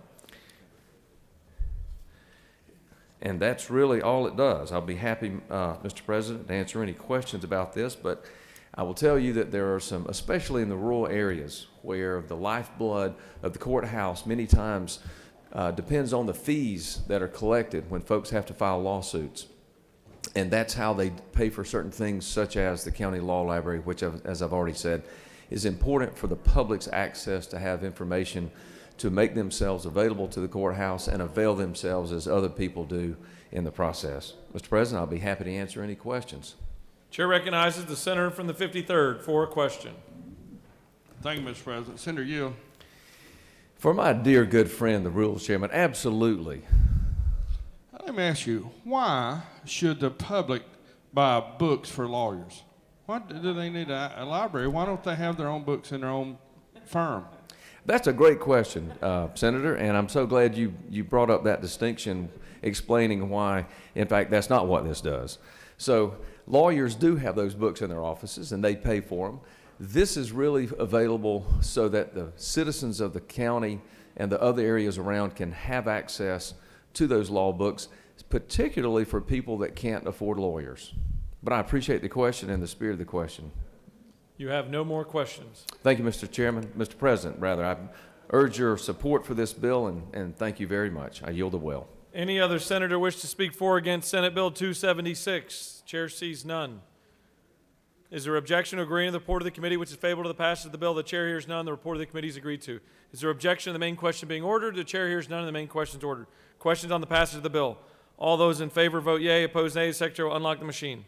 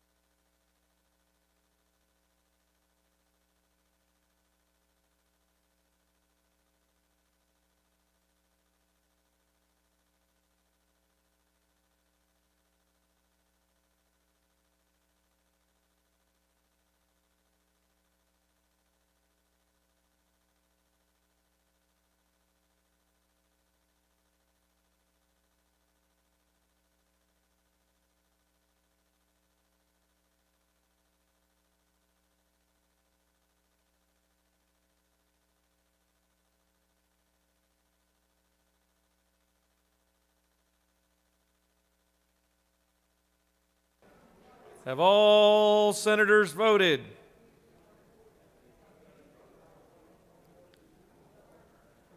All senators voted. The hallway looks clear.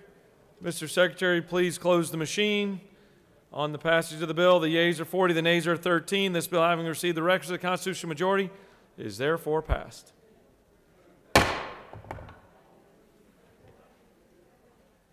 Mr. Secretary, can you please read the caption of Senate Bill 238?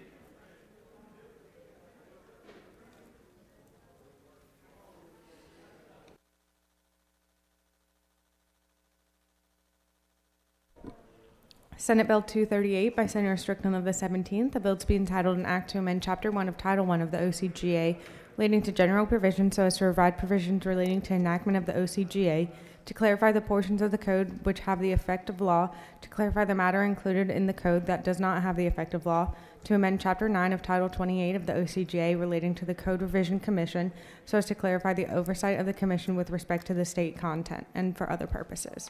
The Senate Committee on Judiciary recommends that this bill do pass. Respectfully submitted, Senator Strickland of the 17th. This completes the order, Mr. President. Chair recognizes the senator from the 17th to present Senate Bill 238.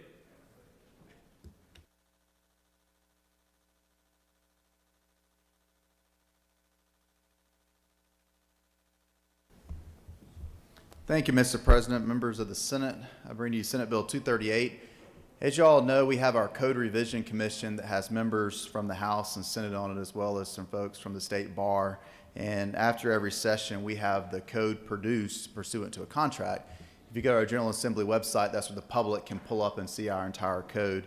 There was a Supreme Court decision last year that created some confusion about whether or not we also contract to produce all those annotations. When you pull a code book, all those case law, the interpretations of our code, which is not our intent at all. So Senate Bill 238, our Code Revision Commission has asked us to clear that up and make sure that the only thing we produce as a state is the law itself. And the only thing that is the law is the actual code itself.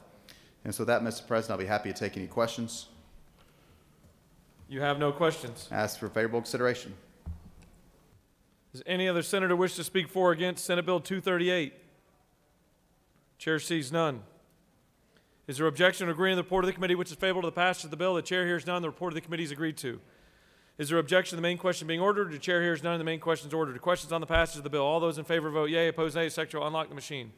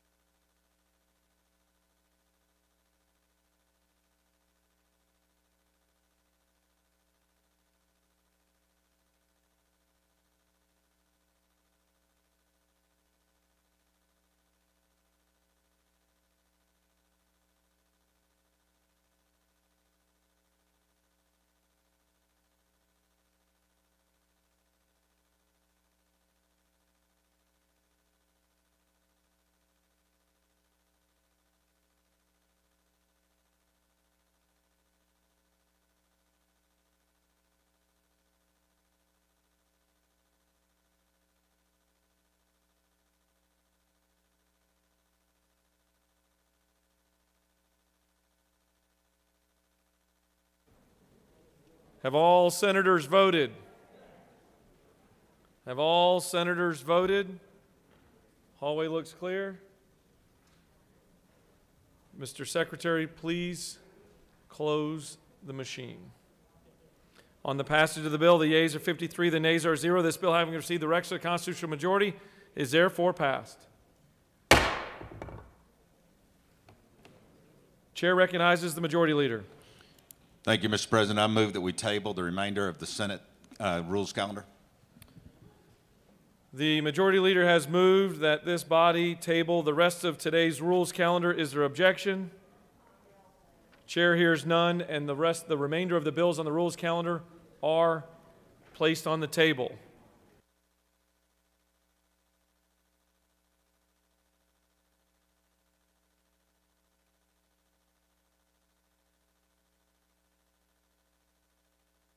All right, we're going to pump the brakes here and take a lunch break. Lunch is being set up, as I understand it. I don't know what's being served, but lunch is being set up right now. So we will take a 1 hour lunch break. A 1 hour lunch break. We will be back at 1 o'clock. We will stand at ease.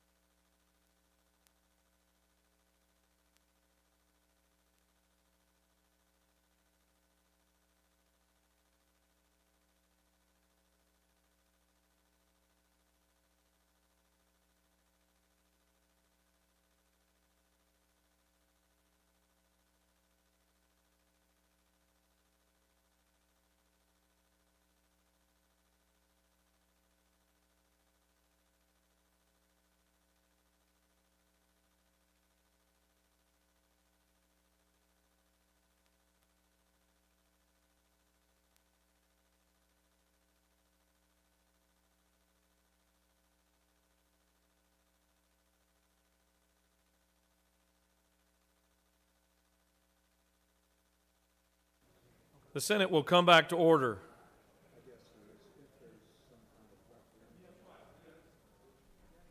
The Senate will come back to order.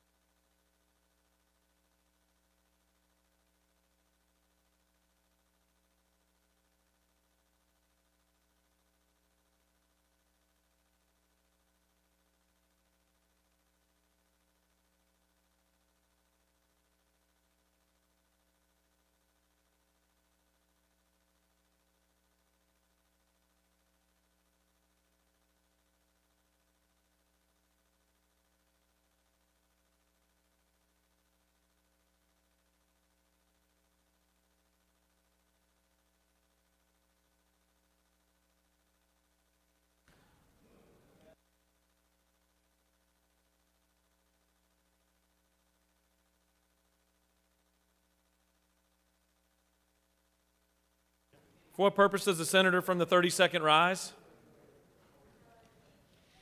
Mr. President, I move that House Bill 156 be removed from the table. Mr. Secretary, can you please read the caption?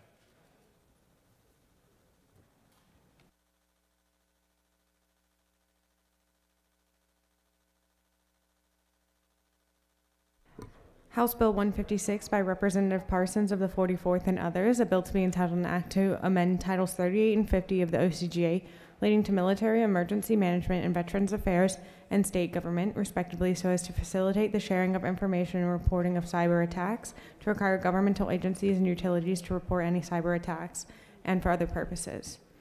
The Senate Committee on Veterans, Military, and Homeland Security recommends that this bill do pass by substitute. Respectfully submitted, Senator Kirkpatrick of the 37th.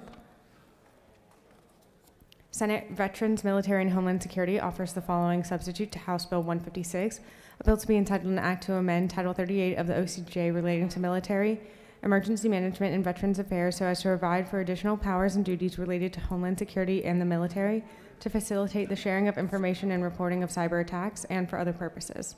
This completes the order, Mr. President. The senator from the 32nd has asked that House Bill 156 be removed from the table. Is there objection?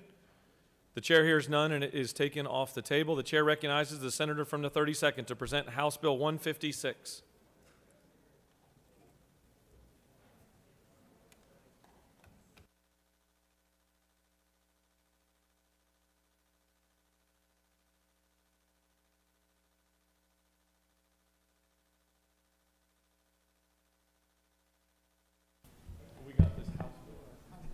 Thank you, Mr. President. Fellow senators, this is an important cybersecurity bill that requires state and local governments and utilities to report any data breach that is already required to be reported to the federal government to also be reported to GEMA. This would include any breach that creates a life safety event or impacts the security of data. In committee, we added consumer protection language that makes it clear that breaches impacting consumers require notification to the consumer as already covered in our existing law.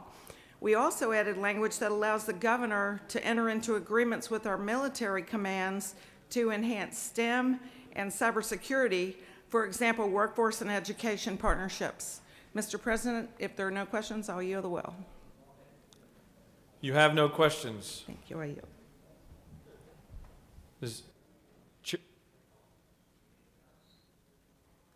Any other senator wish to speak for or against House Bill 156? The chair sees none. The question is on the adoption of the committee substitute. Is there objection to adoption of the committee substitute? The chair hears none, and the committee substitute is adopted. Is there objection to agreeing to the report of the committee which is favorable to the passage of the bill? The chair hears none. The report of the committee is agreed to.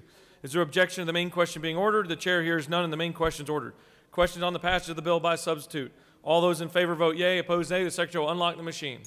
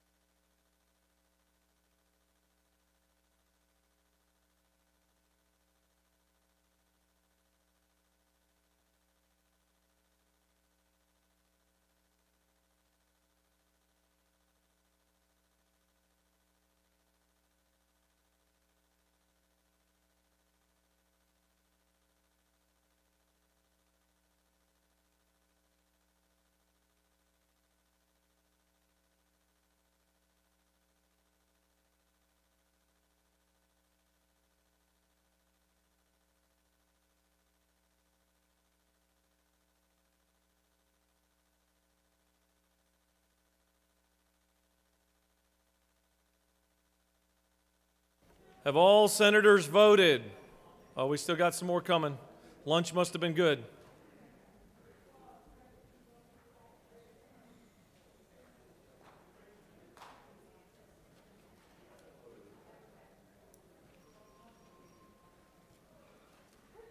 Have all senators voted? We got one coming, all right? First vote after lunch, we'll take our time.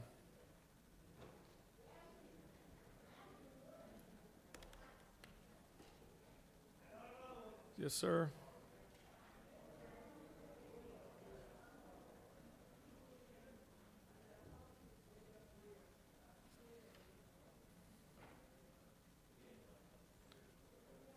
All right. Have all senators voted? Got a thumbs up in the hallway. Mr. Secretary, please close the machine. On the passage of the bill, the yeas are 45, the nays are 0. This bill, having received the requisite constitutional majority, is therefore passed by substitute.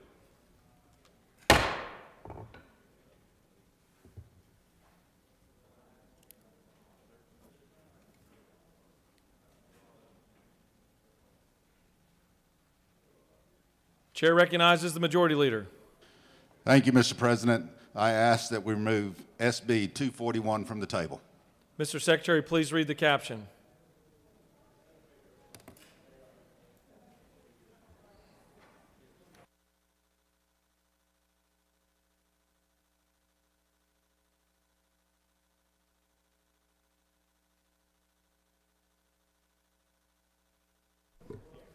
Senate Bill 241 by Senator Dugan of the 30th and others, a bill to be entitled an act to comprehensively revise elections and voting to amend Chapter 2 of Title 21 of the OCGA relating to elections and primaries generally so as to provide for the establishment of voter intimidation and illegal election activities hotline, to limit the ability of the State Election Board and the Secretary of State to enter into certain consent agreements, to amend Article 1 of Chapter 13 of Title 50 of the OCGA relating to general provisions regarding administrative procedures so as to provide for the submission and suspension of emergency rules by the State Election Board and for other purposes. The Senate Committee on Ethics recommends that this bill do pass by committee substitute. Respectfully submitted, Senator Burns of the 23rd.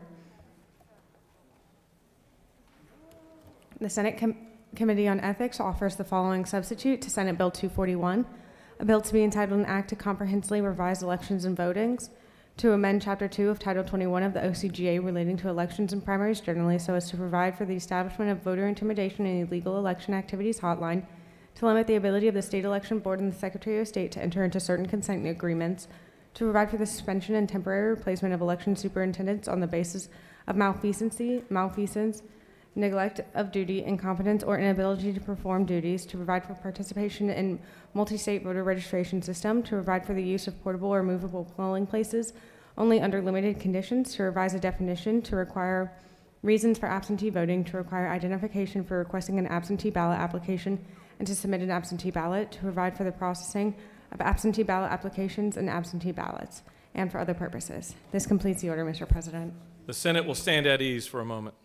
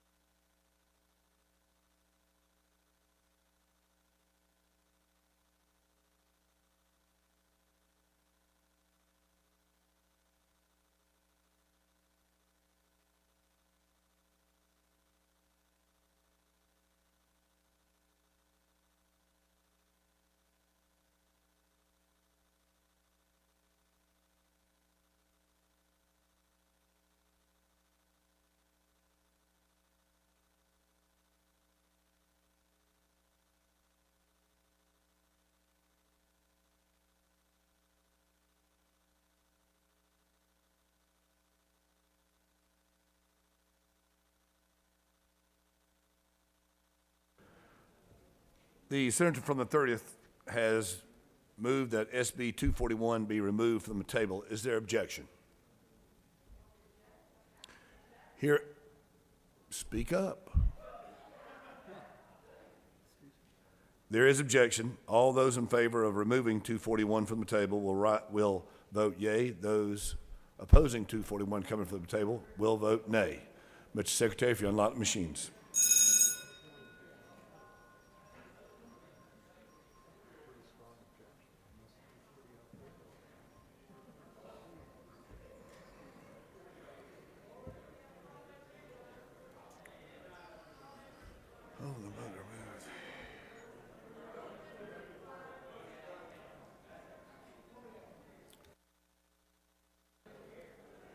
Senator from the 36, why do you rise? Parliamentary inquiry. State your inquiry. Isn't it true that a no vote would put this bill where it belongs, which is on the table, and not pushing voter suppression policy? Your statement on the parliamentary inquiry is exactly what you believe. Yes, thank you, Mr. President.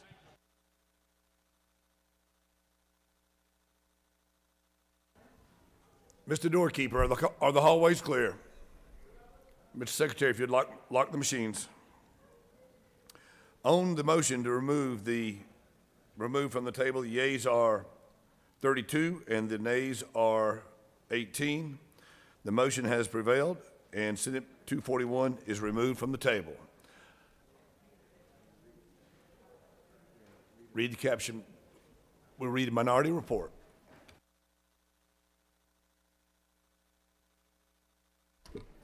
Senate Ethics Committee Minority Report, March 8th, 2021. The undersigned members of the Ethics offer the following report to express our disagreement with the committee report on Senate Bill 241.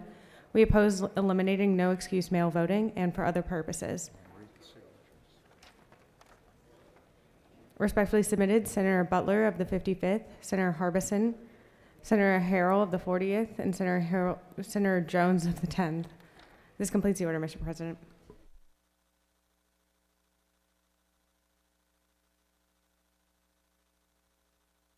I recognize the senator from the 30th.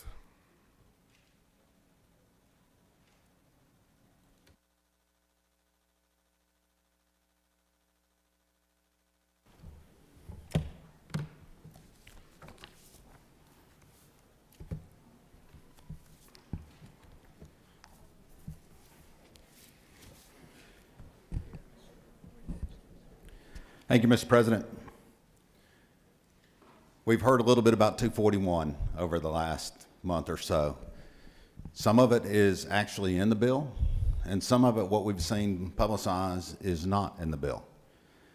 What I don't want to do is leave any misconception as to what exactly is and is not part of Senate Bill 241. So I've heard a constant refrain, what problem are we trying to solve with each of these sections? So I'm going to go through section by section. I'm going to say what this section does and why we think it's important for us to have it done. Section 1 creates a hotline in the AG's office that our voters can use to report any complaints or allegations of wrongdoing. Why? During the actual conduct of the election, the Secretary of State's office already has their hands full. Creating this hotline in the AG's office relieves some of the Secretary of State's burden while also having an entity outside of that office review the complaints. I see benefit in the entity reviewing the complaints being independent from the entity that is conducting the election. Section 2. What? This is creating a new section labeled 21-2-35, but I'll also be referring back to section 21-2-31. The State Election Board was created in 1959, and the composition and responsibilities of that board have changed over the years. In 21-2-31, the duties of the State Election Board are delineated. Those duties are broad, but somewhat nebulous. Enough so that they invite multiple interpretations. Part of our responsibility here in the General Assembly is to ensure that there are continual checks and balances that define our form of government, while still allowing the state election board to ably comply with Section 6 of their responsibilities. Section 3, what? Allows the state election board, after due notice to the affected person or persons, and after the opportunity for that person or persons to appear before the state election board, and if the state election board deems that action should be taken, they will, in writing, submit to the county's legislative delegation recommending temporary removal. Within 15 days after that notification, that legislative delegation may vote by majority vote to temporarily remove and then fill that vacancy for the period of the suspension by a person or persons of their choosing. Why? There have been counties across the state, some of our deepest, bluest counties here in Metro Atlanta, here recently, where the delegation had concerns about the election superintendents and boards, but had no avenue to address those concerns. This section is simply providing that avenue while still keeping the decisions under local control. Section 4. There's a multi-state voter registration system called ERIC that Georgia does participate in, but it's still a may instead of a shall. This makes that a shall. Why? ERIC has existed since 2012 and was originally made up of Colorado, Delaware, Maryland, Nevada, Utah, Virginia, and Washington. ERIC currently includes 31 states.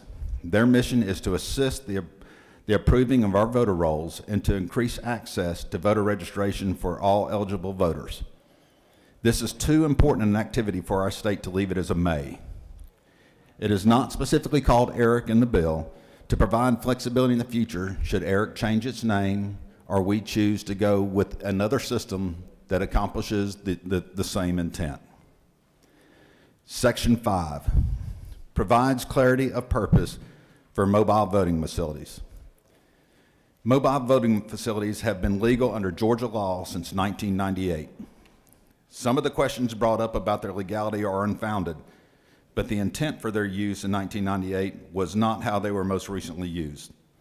The original intent for the mobile voting facilities was to replace existing polling locations should there be an issue with those facilities that created health or safety concerns. Those concerns for our voters are at polling locations where, and as we've talked about before, there's been growth in certain areas of our state. And if we have an area where the previous facility was unable to meet the demands of the number of voters, these mobile facilities work there as a way of releasing that stress. The wording in the 98 law was vague, and this language was inserted to provide clarity and prevent further confusion. Section 6 creates a list of reasons that allow voters to request a mail-in absentee ballot. First, some terminology for clarity. Absentee electors refers to anyone who votes on a day or manner other than in person on election day. Additionally, there are different kinds of methods for casting absentee ballots. There is mail-in absentee, early in-person absentee, and those cast under the Federal Uniform and Overseas Absentee Voting Act. For the sake of further discussion, I will call those military and overseas ballots. The military and overseas ballots are covered under federal law. The first two are regulated under state law. The different types can be confusing. For today's discussion, I will be talking about mail-in absentee ballots. As we have all been reminded recently, Georgia adopted the no-excuse absentee ballot ballots in 2005. And yes, it was a Republican-controlled General Assembly that made that change. The number of voters that chose that method of casting their ballots remained relatively small and consistent and did not create unduly stresses on elections officials. That has changed. The increase in burden on local election offices and the increased cost to each of our counties has risen significantly. In recent years, the number of mail-in absentee ballots has increased to the point where counties are, in essence, running 3 elections simultaneously. In addition to the increased workload and increased costs, there is a third factor that may be even more important to me. Unfortunately, the highest rate of rejected ballots are those ballots that are sent in by mail. Even with our robust curing efforts, those sent by mail are still much higher than in-person voting. Listed in the bill is a broad range of valid reasons to request a mail-in absentee ballot. The opportunities to use this method still exist, but the workload, the cost, and the probability of our citizens actually having their voices count would be better if this criteria was in place. Just for example, because the question may come up. In the 2020 election, there were 1,782,580 mail-in ballot requests. There were 1,320,154 mail-in ballots accepted. Based off the excuses that are listed in this bill, there would be 2,767,418 citizens that would still be eligible for a mail-in absentee ballot. That's more than the number that requested it under the last election, which we had the highest turnout in our state's history, and more, almost twice the number that were accepted. So this is not preventing anyone from voting by a mail-in absentee. All this is doing is creating a groundwork to help relieve some of the stresses that we see in the future as we continue to grow. Section 7 is simply the process of how our voters request an absentee mail-in ballot and the information required to be submitted with that request. I've heard, so you're having to have a photo of their driver's license. That is not in this bill. A driver's license number, your voter identification number, which, and I've heard it given both ways, is free by the state and has been free by the state for the last 10 years. You should also be able to use the last 4 of your social and your birth date. So then I've heard there's 3% of the population out there that still don't have those. What are we going to do? And I would challenge everybody in the room, if and when we identify that 3%, that doesn't mean they're precluded from getting those forms of identification. That just means they don't have them right now. Let's work together to get that all 100% of those that are legally eligible to vote the tools they need to vote. Section 8 is simply the actions taken by the registrar or absentee ballot clerk when they receive a request for an absentee mail-in ballot. Both of those are about clarity in the process. Section 9 describes the process that third-party advocates use during their efforts to increase mail-in absentee ballot requests. First of all, I commend the organizations from all sides of the ideological spectrum in their efforts to get all eligible voters engaged in the elections process. And that is why we chose this route rather than routes such as states like Tennessee chose, where they just banned it. Our nation's voting history during presidential election years has traditionally been above 50%, with only 3 times having it go below that 50% threshold. In 2020, that percentage jumped to 62% of the voting age population, making it the highest average since 1960. That is a really, really good thing. And I commend voter drive efforts for making that possible. Unfortunately, some of the mailings about how to get that absentee ballot caused confusion among many of our voters who thought they were getting multiple requests from the state. All this does is require a simple notification, much like what we use in our own political mailers, to clearly identify who is doing the mailing and that it is not an official state document. The intent is to alleviate confusion amongst our citizens. Section 10 defines the term sites. This one, you hear it so often, this is a simple language cleanup. This one is a simple language cleanup. We talk about buildings and structures and throughout the code section, except for this one area, that says sites. All this is doing is putting that as a building so it conforms with the rest of Code Section 21. Section 11, identification verification requirements for an absentee ballot. I think most of us in this room would agree that verifying signatures is subjective at best. Signatures change over the years for a variety of reasons, and someone's vote should not be held in question because of those changes. I remember a couple of years ago when we were sitting in an ethics meeting, and my good friend from the 15th was talking about a lady that had gotten elderly. Her hand was shaking a little bit more, and her signature looked different than it did when she was much younger. My signature looks different than it did when I was 18 and registered to vote. I think most of the people in this room would say that that signature is different. And even the most sophisticated signature matching equipment only get about 60% confirmation. We don't need to do that. We don't need people who unfortunately have developed Parkinson's over the years and their hand is shaken.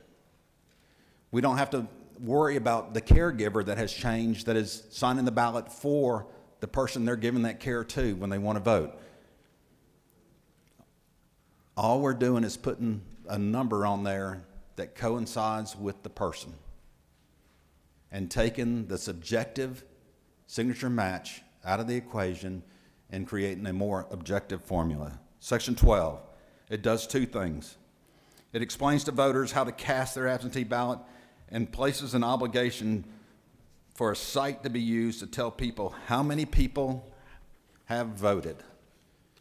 Why? The explanation of how a cast-in mail-in ballot, absentee ballot is obvious during the continuation from Section 11, but the reporting directs each municipal website that they must tell you how many people have voted since 10 the next day. And I've heard there's no way each county can do that. They don't have the resources. We're increasing the burden on that.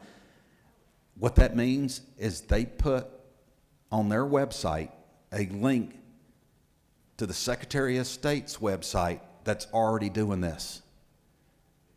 But instead of our voters having to go through find it in the Secretary of State's website on their own, they go to the board that they are most comfortable with, the one that's closest to their home, hits that link, and it gives them that information. So no, that is not an undue burden on each of our counties. Section 13 describes the curing process for ballots returned with errors, but also the scanning of mail-in ballots starting on the second Monday prior to the day of the primary, election, or runoff. Section 13 contains the same language that our chamber passed, I believe unanimously, in Senate Bill 40 earlier this session. Why? For part one, it's because we are all human and we're going to make mistakes. As much as possible, we should find ways to help those that have made a simple mistake to fix their error and have their vote count. Part two is even with the excuse requirement that we have on there, there's going to be a significant increase of the number of mail-in absentee ballots. We should allow for the counties to perform their duties in a more timely, efficient manner by having the scanning of mail-in absentee ballots begin earlier. Notice that I said scanning. There's no tallying, tabulating, or anything other than the scanning for ease in post-election result reporting. So they're not starting at 7:01 or 8:01 or whatever time period the polls close in a particular area to start feeding those into a machine to generate a vote count.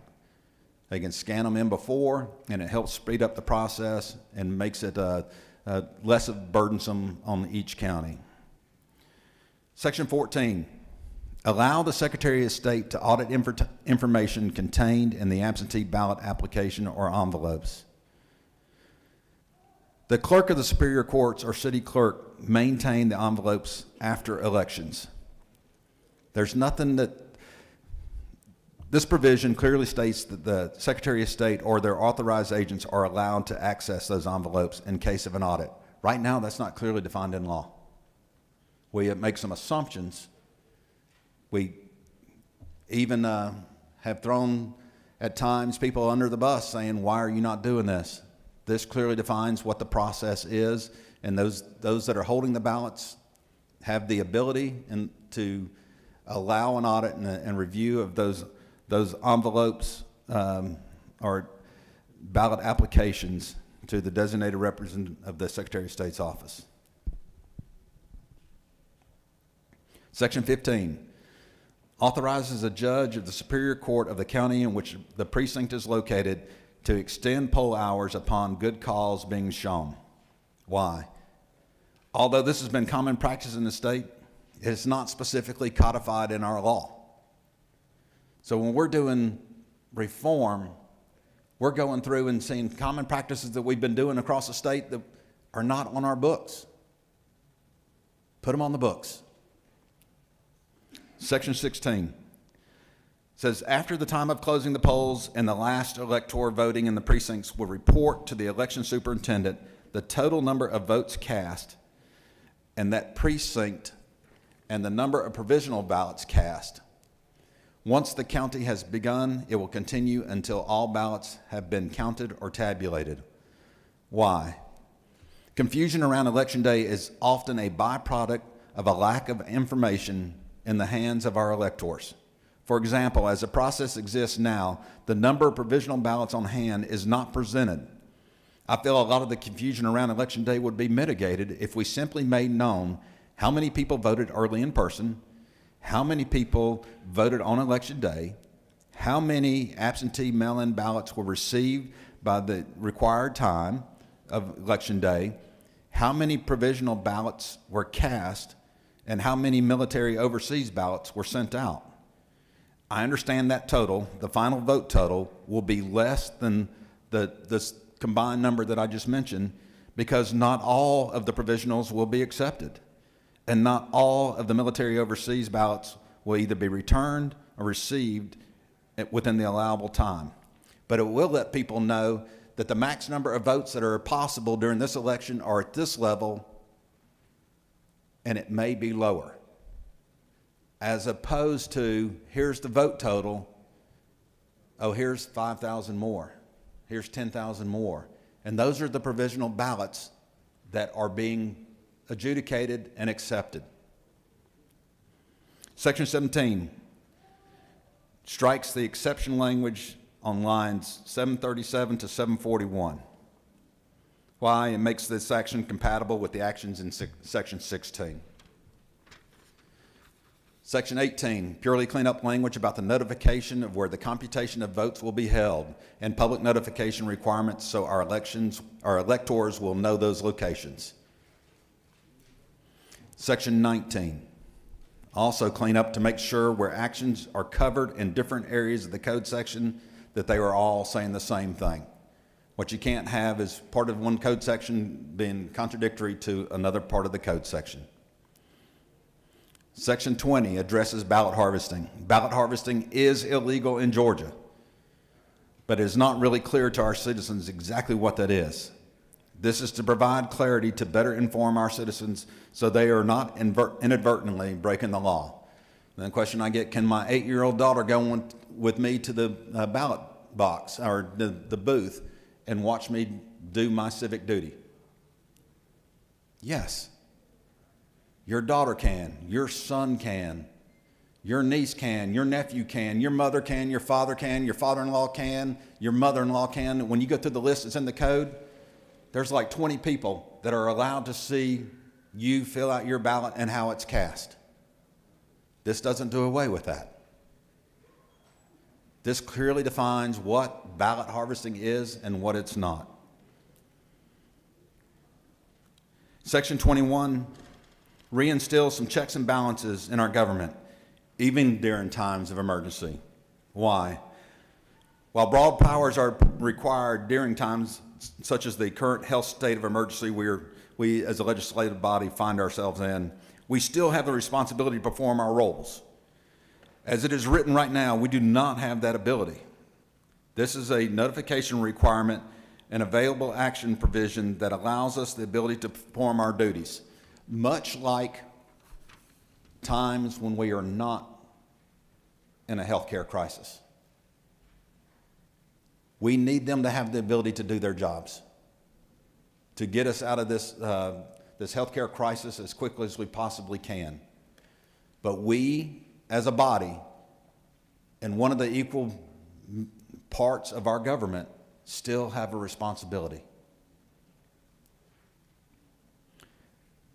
Section 22 is the severability clause. The lawyers will explain what that means when we're done. And Section 23 is a standard closing. Mr. President, I doubt there are any questions, but there are. I'll be glad to take them. You have questions, Senator. Call upon, recognize the senator from the 6th.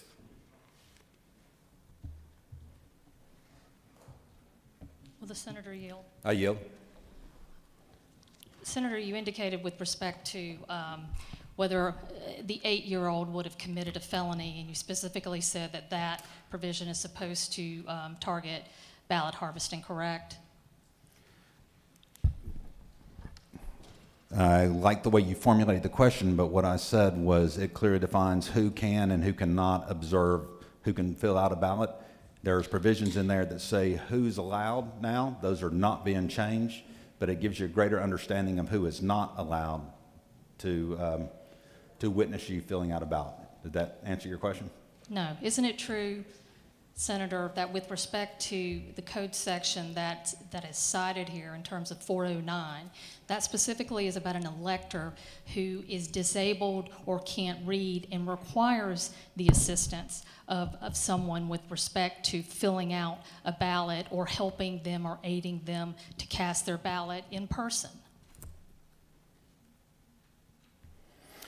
It is more than those with disabilities, but yes, that within 409, it's assisting electors who cannot read English or do have disabilities.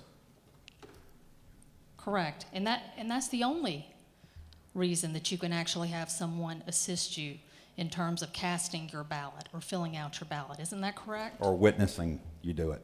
Absolutely. So the 8-year-old could be adjudged guilty of a felony, correct? I do not agree with that premise there, Senator, but I'm open to your perspective. Well, it's not perspective, it's the words as they're written, Senator.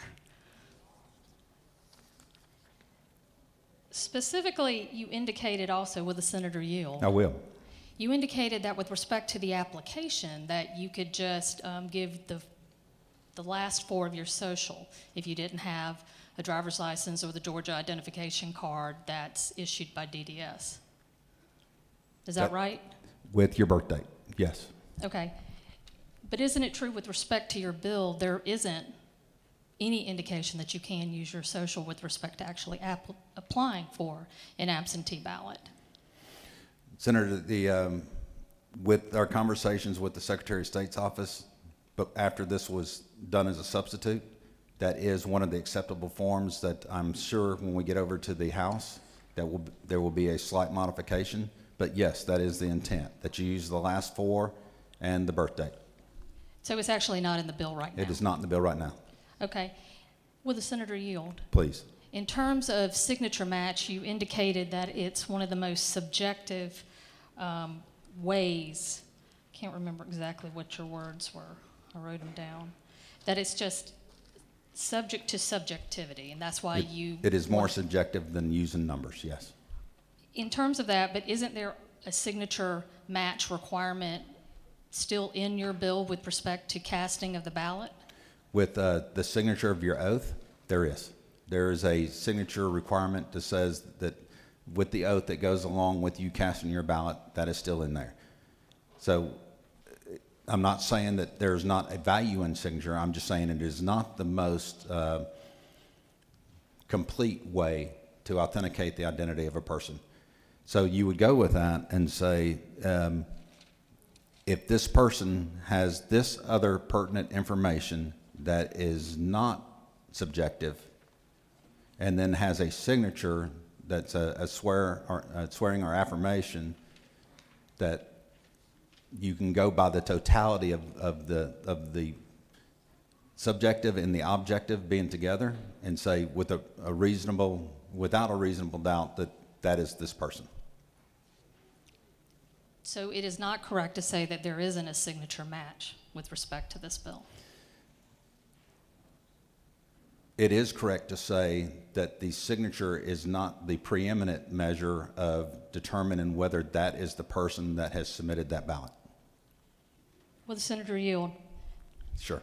With respect to the application, you've indicated that it is to actually identify the voter, the elector, to make sure that they are properly qualified, correct? No, it's to ensure that the integrity of that ballot is taken to the point where you go, this, beyond anybody's reasonable doubt, is this person. So yes, it's a two-part. It's that is the person, and on the other side is there's no question from anybody else that that is the person who's sending in that ballot. So there's no uncertainty there. There have been times since within the last little bit where people have intentionally modified their signature when mailing in for an absentee mail-in, and they were allowed to go. Now, fortunately, those were those people, but there's no way that a person can get there, sit there and go, I can look at this signature and this other signature and say without a reasonable doubt that these two are the same individual. Will the senator yield? Senator, I will yield for one more question from you unless you're the spokesman for your caucus, because I'm at 28 minutes and 11 seconds. Well, I just want to make sure that with respect to that even if the registrar does know who it is and has that information, that if that oath isn't signed or if the application is not complete, that ballot won't be sent out. Senator, just as an example, in my voting precinct, when I go in, and I understand you're talking about a specific type here, but when I go in, they go, hey, Mike, how you doing? Good to see you. Can I see your ID? Even though they know who I am because I grew up in that community and they have known me my entire life, there's still requirements that they have to verify the identity of the person that's coming by the rules in which we lay out. So if you like the subjective only method, I can see that, but I would rather have some objectivity in it as well. Thank you. Mr. President? Yes, Senator. You have I yield. I've got 30 seconds left. You got 30 seconds left. Senator from 42nd. He has yielded well. He's out of time. Time has expired.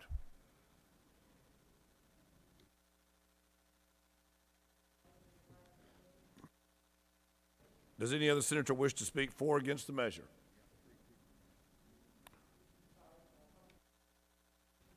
State your inquiry. Mr. President, given the nature of this legislation that's been proposed and the impact that it would have on Georgia and all of our elections, do you feel it's prudent to give the senator more time in the well so that he can answer some of the questions? There's a lot of members from our caucus that have questions that really need to be answered.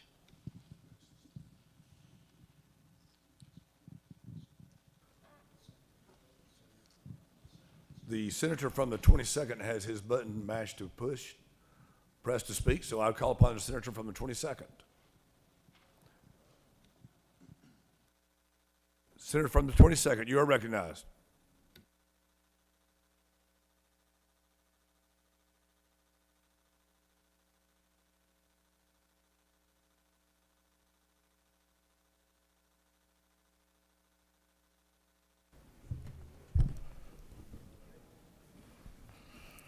Thank you, Mr.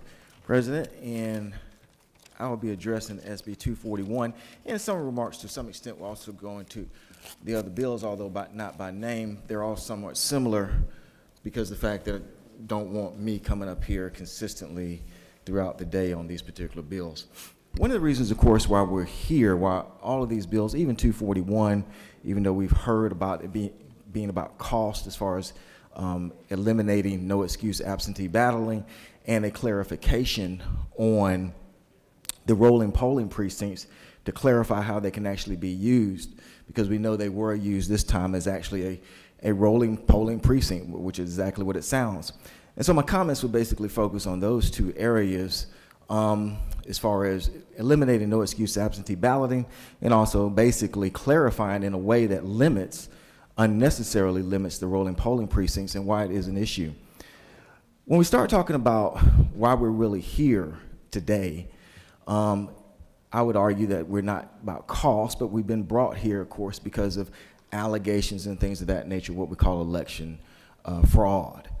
And so when I wanted to know about that, I wanted to go to a place where I could trust. And so I was like, well, I want everybody to be able to trust it. So I went to the Heritage Foundation, which I'm sure you guys are very familiar with, and found some preambles that they discussed before they talked about specific instances of election fraud. And they said a couple of great things. And one of the things they said was that this election fraud deprives persons of the right to vote in a free and fair election, and free and fair elections is the most basic civil right, one of which many other rights of the American people depend. Congress and the state should guarantee that every eligible individual is able to vote and that no one's vote is diluted, and that preserving the great experiment that is the American Republic is dependent upon fair and free elections. When selecting a city councilor or the President of the United States, every American must be able to trust the process and the results to ensure our democratic freedoms. All very true words, without a doubt. And we'll come back to those.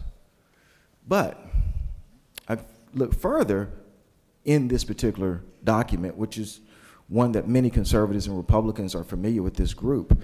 And they talk about what quote-unquote voter fraud is. It's impersonation, it's duplication of votes, fraudulent use of absentee ballots, vote buying, illegal assistance at the polls, among others.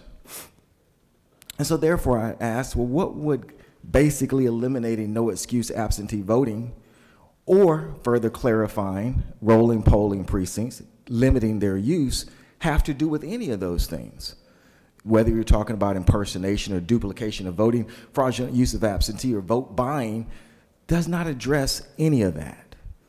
And that's what we heard all through December, that elections were stolen. And so part of the reason why we're here for 241 is to address those issues, even though today it's being couched as just to save the county costs, which will also be important. Now, in the Heritage Foundation, they say that liberals, like myself, I guess, will say that election fraud is inconsequential when you compare it to the majority of the votes. And they pound the table, so to speak, and talk about how even one vote, if it's done incorrectly, is wrong. And I'm sure most of the persons in this room would agree with that and say, if one vote was done through quote-unquote election fraud, then therefore we have to change the whole system. Just one vote, maybe 10 or 12.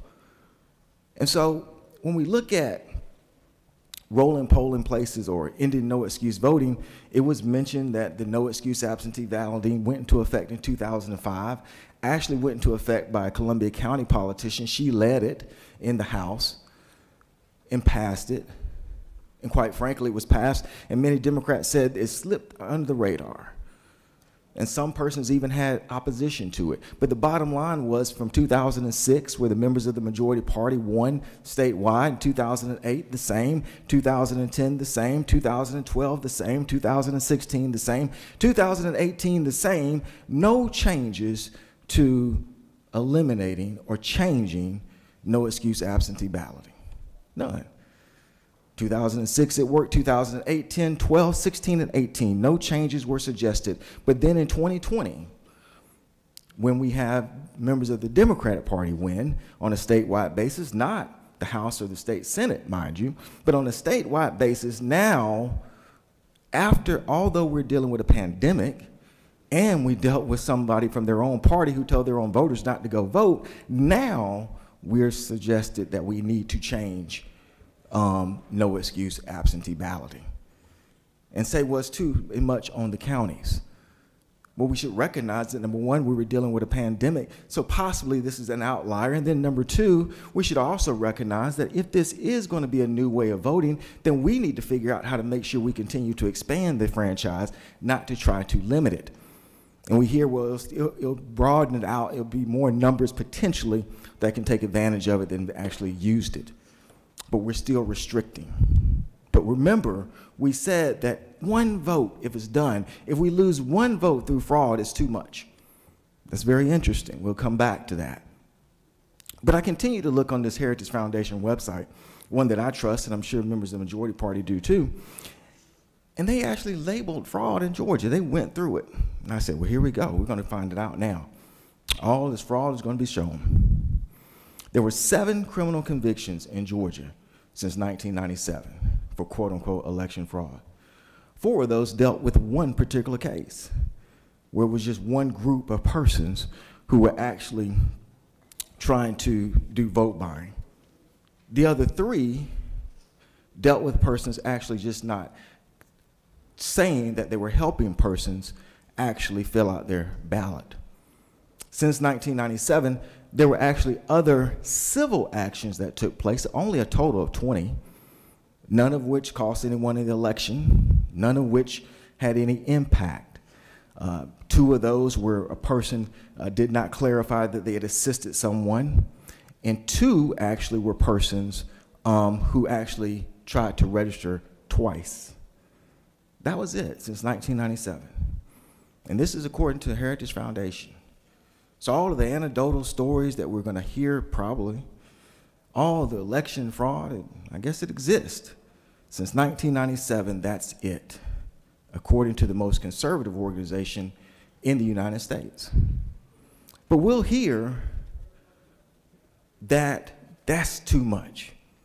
That even just losing those votes, and even if it didn't cost the election, is too much. And even since for 21 years, average less than one case a year is too much. Interesting. Because I would then say that do we look at it the same way when we restrict the vote? How many persons and how many votes do we lose when persons have to sit in a long line? How could not restricting rolling precincts affect that? How many votes or how many persons do we lose when polling places are closed?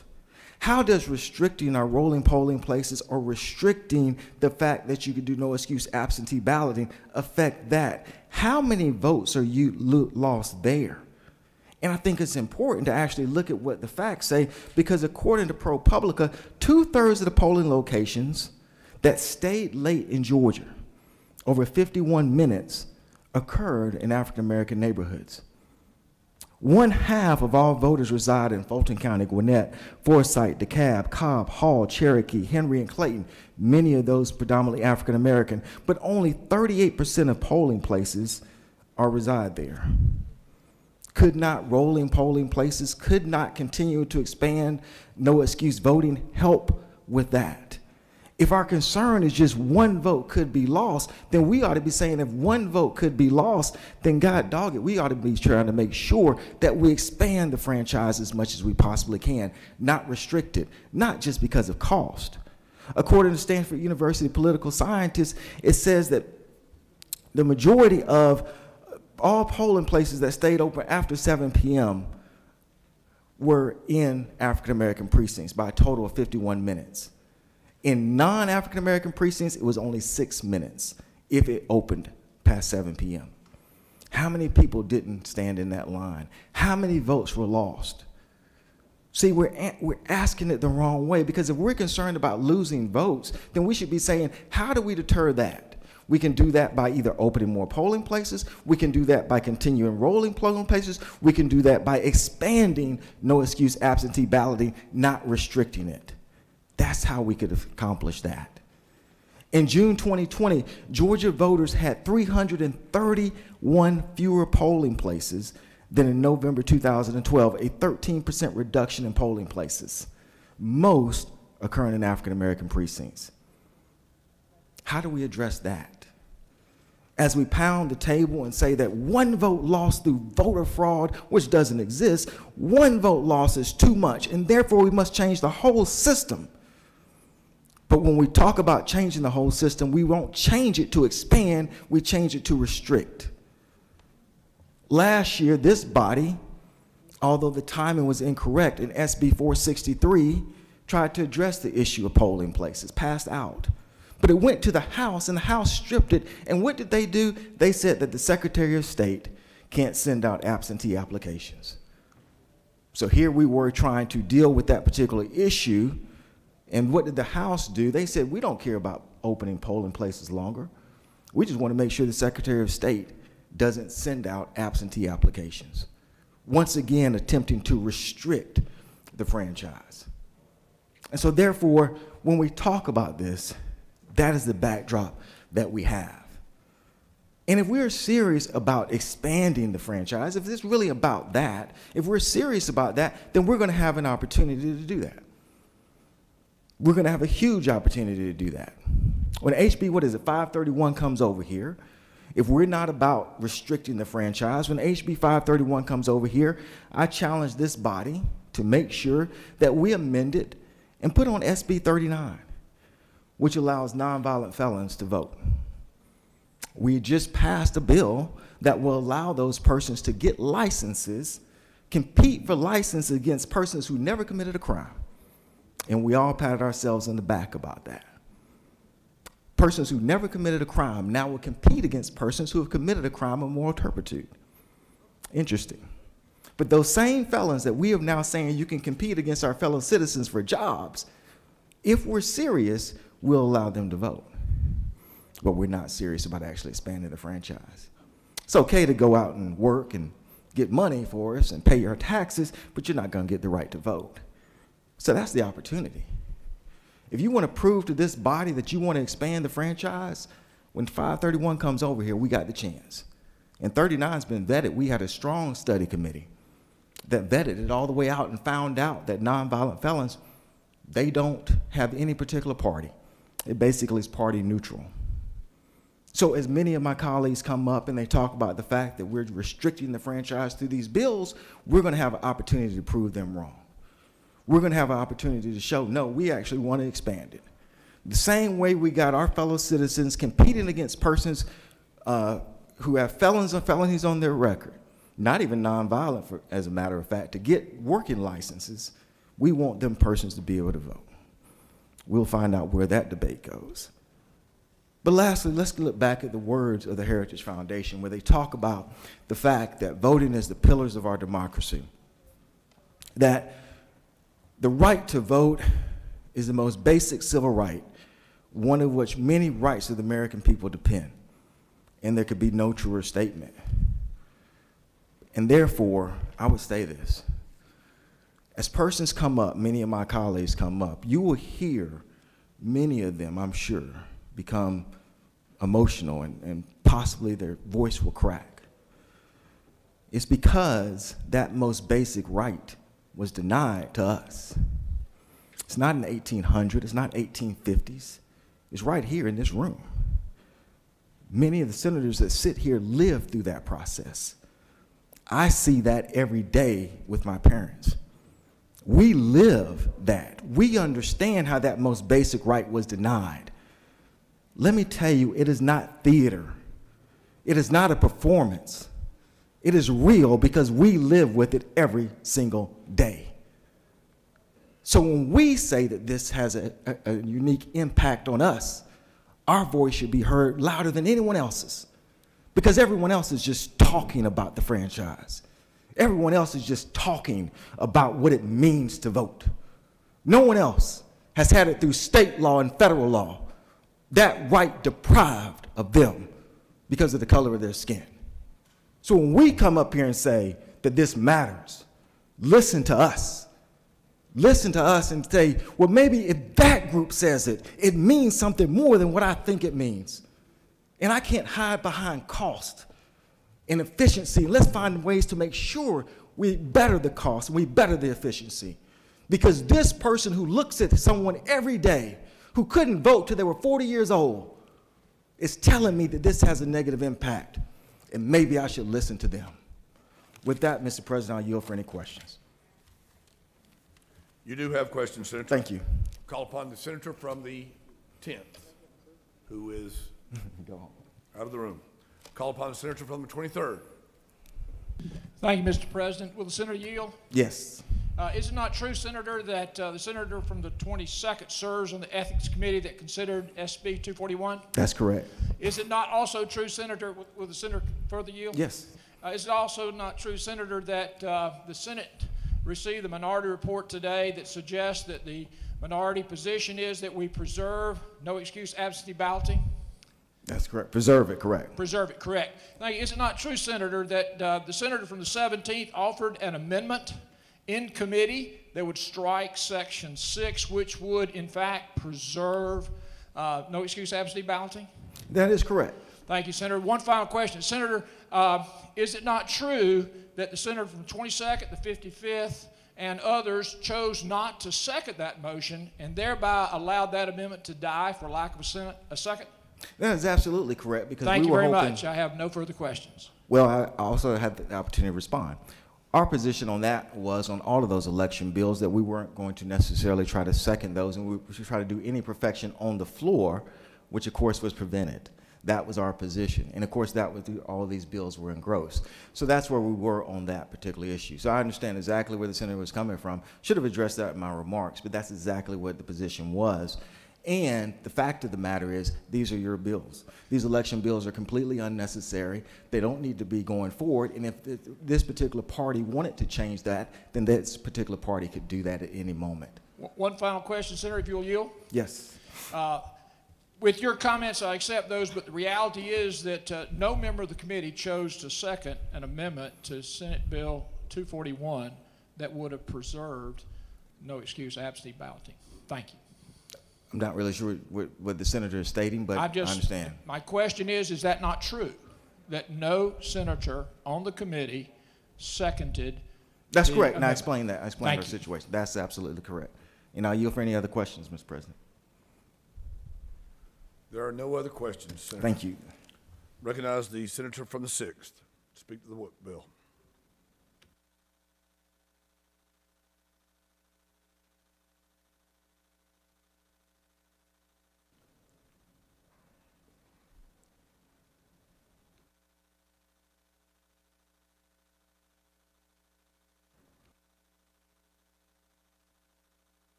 Thank you, Mr. President.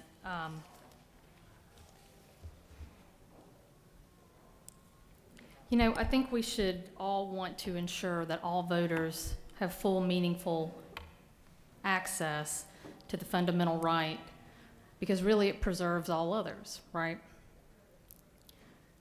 The right to access the ballot and elect candidates of our choice. I mean, we should all want that. And we should be trying to pass measures or support measures that support that. SB 241 creates unnecessary barriers and burdens on voters, and it disproportionately impacts racial minorities, the elderly, those that live in rural Georgia, disabled, and students.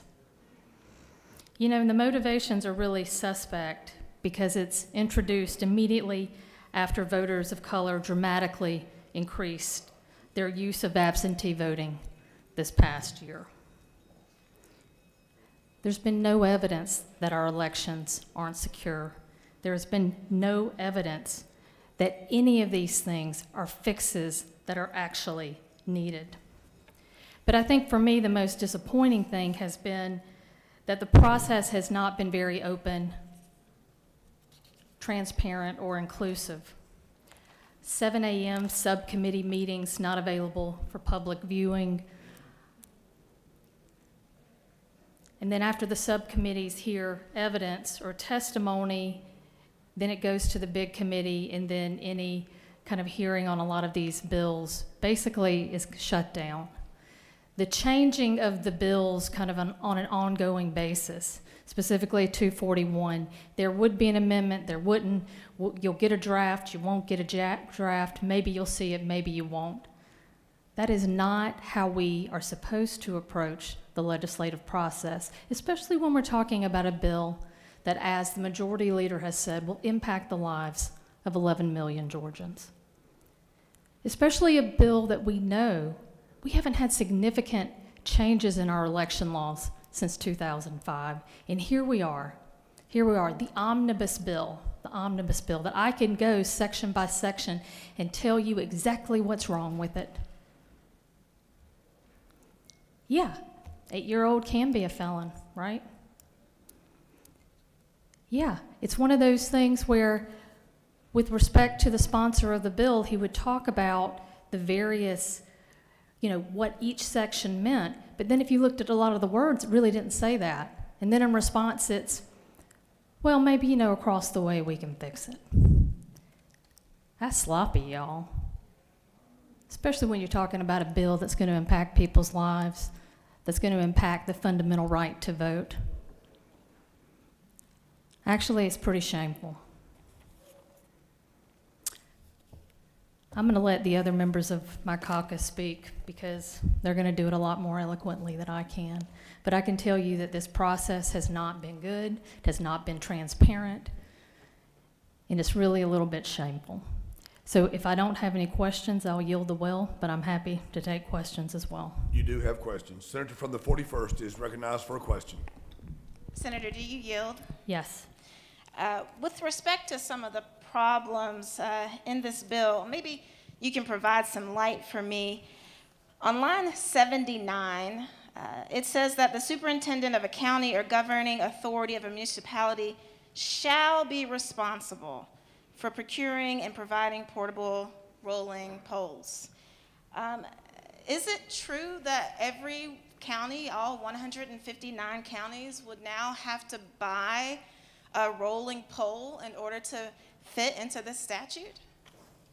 Senator, it seems that way from the language. We've taken it from a discretionary kind of thing where the counties can make a decision in terms of how they're going to deal with this, to saying that they shall be responsible for procuring and providing these portable voting places. So yeah, you're right. Do you further yield?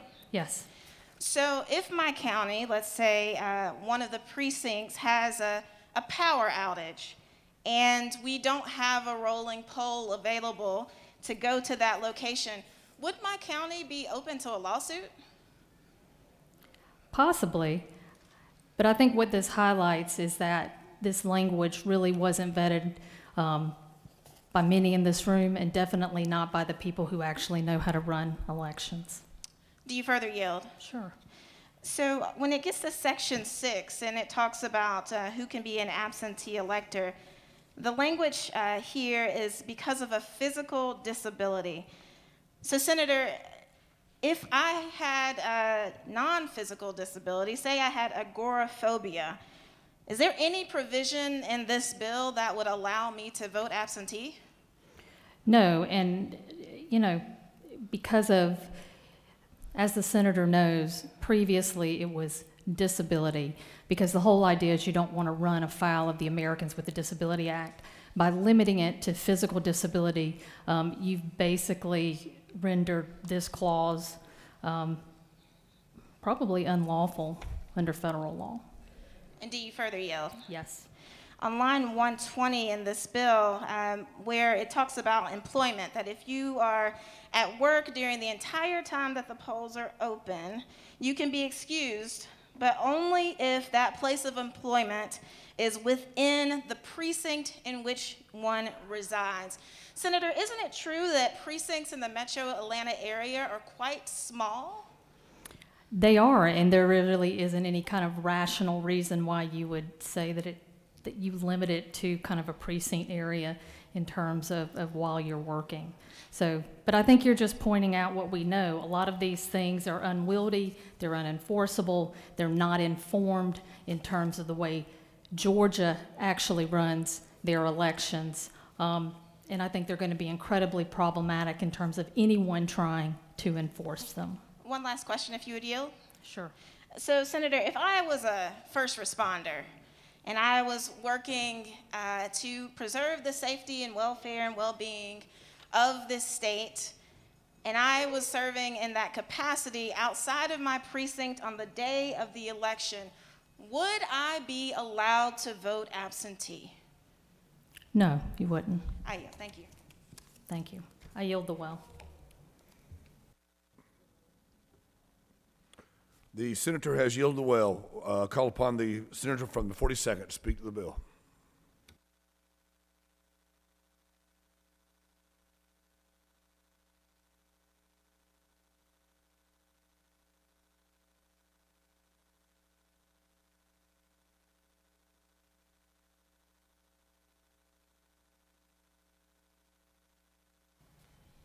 Thank you, Mr. President. I rise in opposition to Senate Bill 241. America is at a turning point right now. Our democracy is in peril, and our society is divided along increasingly deep partisan lines. We face a choice. Are we willing to risk our own power or that of our party in order to preserve and defend our republic? The foundation for each and every one of the restrictive voting bills that have been introduced this session is a lie. The bills on the floor today are the product of the big lie, seeded, nourished, and repeated by the former president, Donald Trump, that he, not President Joe Biden, was the true winner of the 2020 election. Trump knew that more Democrats than Republicans would vote by absentee ballot because of the pandemic, and months before the election, he cynically and callously set the stage to claim he was the true winner by discouraging the use of absentee voting by mail and calling it into question. The health of American democracy, even the survival of American democracy, merited not even fleeting consideration from a man whose narcissism doesn't allow for recognition of benefit beyond his own self-interest. Regrettably, this big lie of Trump's was propped up by thousands of smaller lies told by Republicans, including some members of this body, who use their positions of authority to lend credence to Trump's lies, each one as poisonous and inaccurate as the one that came before it. There was no widespread fraud in Georgia's recent elections. 3 recounts, including a hand recount, demonstrated that definitively. But is there a loss of faith in Georgia's elections process? If so, this loss of faith is itself a response to the organized campaign of misinformation and falsehoods about our electoral processes. This loss of faith is actually a symptom of a deeper affliction. The deeper affliction is the current tendency of the members of the two parties to not just disagree, but to inhabit entirely separate realities. This is truly where our society is going awry, where the partisan divide grows into discord and even violence, and threatens the very survival of democracy in the United States. Disagreement is both acceptable and healthy in a democratic society. Citizens and elected officials alike can and should propose different solutions to our problems, but we must operate in a shared framework. We must be able to agree that the sky is blue and that oceans contain water. Knowledge is built on trusted sources, not personal knowledge or individual verification. We don't personally verify each day that the earth is round, that the temperature outside is 50 degrees, or that a hurricane is forming in the Gulf of Mexico. Rather, we accept this information as fact because we have decided to trust the scientists and satellites that deliver it to us. But today, there are a large percentage of Republican voters who are completely detached from reality and don't seem to have a workable framework to separate fact from fiction with regard to this election, but other things too. It has been decades in the making, but we have reached the point where a sizable and unfortunate percentage of Republican voters don't trust science, they don't trust the media, they don't trust experts, and they don't trust the government. Instead, Facebook, YouTube, 4chan, Twitter, and random websites are seen as credible sources of news. They are not. When you don't trust science, the media, or government, you have eliminated as sources of information all institutions that have formed the basis for a shared reality of a society in all enlightened societies. This did not begin with Donald Trump, but he made it worse. For those individuals, and believe me, I get the emails, and I feel sorry for these people. They send me these websites. They seem to have no idea that none of that is true. And when I try to tell them, they send me back other false, not credible, not media, not peer-reviewed, and there is like no penetrating. And that is a threat to democracy and a threat to our country when a huge percentage of Americans no longer have a workable framework to discern truth from reality and fact from fiction. And this allowed Trump's lies to become all the more powerful to the point where millions of Americans became radicalized against their own government, to where we had an armed insurrection with the aim to prevent the US government from carrying out the peaceful transfer of power. January 6th puts in stark relief the threat to our country that comes from undermining trust in institutions for political gain. This is a problem that we all face because we are all in this democratic experiment together. But we are not all equally positioned to help solve it.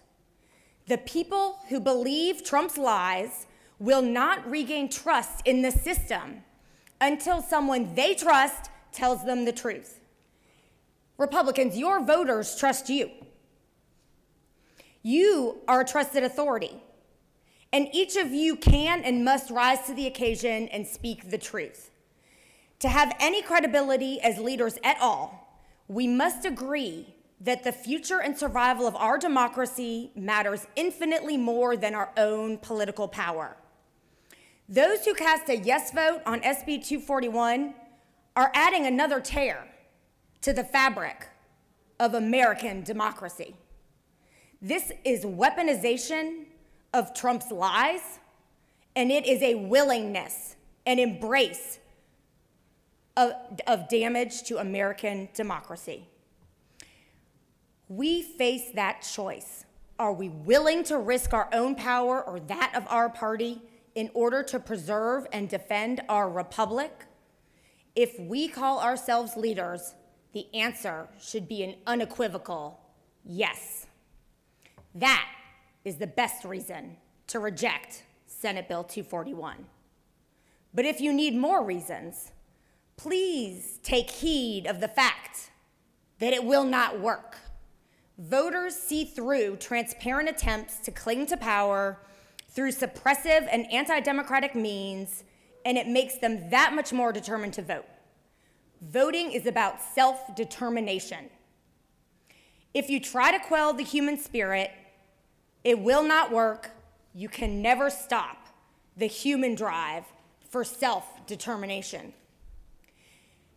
Have you each paused any time over the past 3 months to consider the fact that members of our body lived through Jim Crow?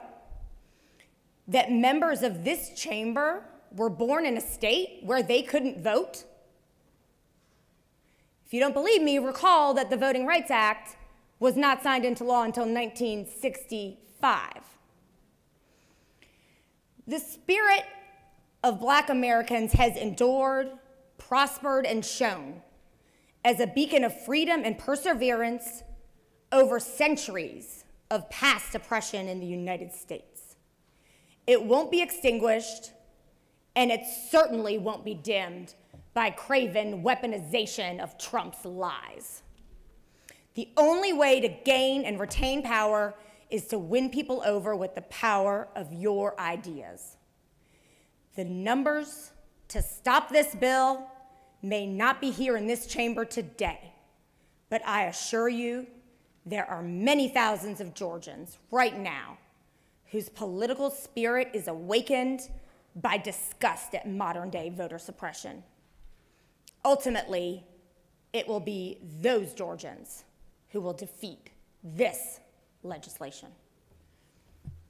Mr. President, I'm happy to answer any questions. Call upon the senator from the 10th for a question. Thank you, Mr. President. Would the senator yield? Yes, I do, my friend. Senator, I appreciate your passion, and I share it as well, by the way, but there is some language in Senate Bill 241 that some of us can find particularly offensive. And I just want to know if you share the same sentiment as I do. For example, on page 2, start on line 27, where it says basically that the Attorney General is operating a hotline. Can you understand or give any your opinion about how that would make people of color feel, knowing that the Attorney General now has a hotline and anyone can file a complaint with this Attorney General, and then that office would be investigating that complaint? Can you just explain how that would Senator, make I think some you of us raise a really, really good point, because it does, as you say here, that there would be anonymous tips about election fraud. People that have been unfairly, unjustifiably sort of persecuted under laws, of course, have that level of nervousness that the same could happen to them again. And I think you make an excellent point. While I'm talking about that provision, another problem with it is that the Secretary of State already is permitted to accept complaints about the election, and does, so it's totally unclear how the jurisdiction will be divided, as well as, cost and division of labor, and confusion aspects of that particular provision. Thank you. Would the senator further yield? Yes, sir. Senator, over on page 3 of this legislation, starting on line 47, it basically says the state election office may recommend in writing to the legislative delegation. I'm focused on the word may instead of shall. When a word may is inserted, does that necessarily imply that the Secretary of State has to comply with what's in here, or does it just leave it up to his discretion or her discretion? It would seem, Senator, that there could be some discretion. How that interplays with some other bills that have passed or may still be coming is something that I'm slightly confused about. But, it really is concerning, this notion, as you know, of course, as the chair of the DeKalb delegation, we have legislation on the books as to how our elections board is appointed. So I can't ascertain, does this overrule all of our local legislation? And on top of that, I think there's an open question as to that. And then on top of that, I find it quite curious that, the members of any legislative delegation would then be the ones tasked with appointing people to run the elections, when it's very clear from all the discussions we've had over the past 3 months that members of this body are not the preeminent experts on election processes, and that frankly others are in a far better position to recommend such an individual if that were indeed, which I'm not agreeing that it is necessary.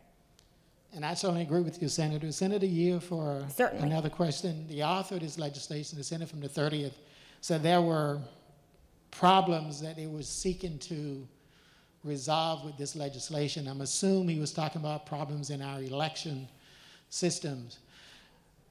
Given the most recent election, has there been any word from Secretary of State, Lieutenant Governor's office, the Governor's office about fraud found in our most recent election? Senator. To an extent that would merit some kind of investigation? Senator, no, there has not been. And in addition to the governor, who's a Republican, Secretary of State, Republican, Gabriel Sterling, Republican appointed members of the State Elections Board, not to mention it's something like dozens of judges around the country, the United States Attorney General, at least 2 decisions out of the United States Supreme Court. None have found any credence to Trump's lies. Thank you, Senator. Thank you, Senator. Mr. President, if there's, I could take another one, but I want to be. No further questions, Thank Senator. you. I'll yield the floor. Call upon the senator from the 28th to speak to the bill.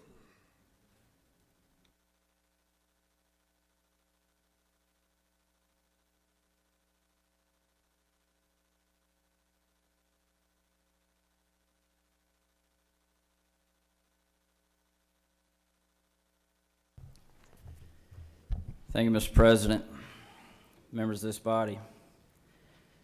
Our decisions, the laws we pass, carry the weight of authority, but only when it's with the consent of the governed. And that consent is only given when the people have faith that an election was fair and fairly won. Our government's legitimacy and moral right to use state power is only justified and lawful when consented to by the people or society over which that power is exercised. When an election result is not believed, when people think results could have been tampered with, the people can lose faith in their government, and if they do, then the consent to be governed is withdrawn, and we have failed on the promise of the foundation of our country. I have seen, as no doubt all of you have, the people's concerns, our constituents' concerns about our elections. I want them to know that I heard their voice. I want to make sure all of you have heard it too. Some of you may think it's sour grapes or whining over the results of the last election. You may think some of the claims are specious. You might just think they are wrong. But I'm not up here opposing this legislation to fit anyone's narrative.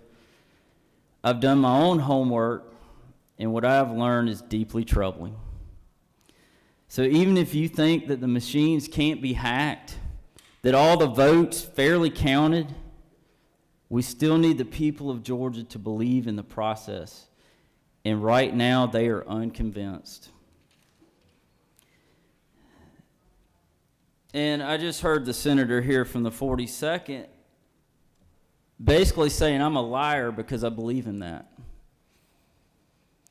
And I can go back home and I can give this same speech and probably get a standing ovation in many rooms that I walk into. But I can't claim this speech. I didn't write it. The senator from the 42nd gave that speech word for word right here in this well. It'll be 2 years on Saturday. On March 13th, 2019, the senator from the 42nd came down word for word and gave that speech. So this didn't start today. This didn't start since November 3rd. I've said these words. And I was told I was inciting violence when I said it.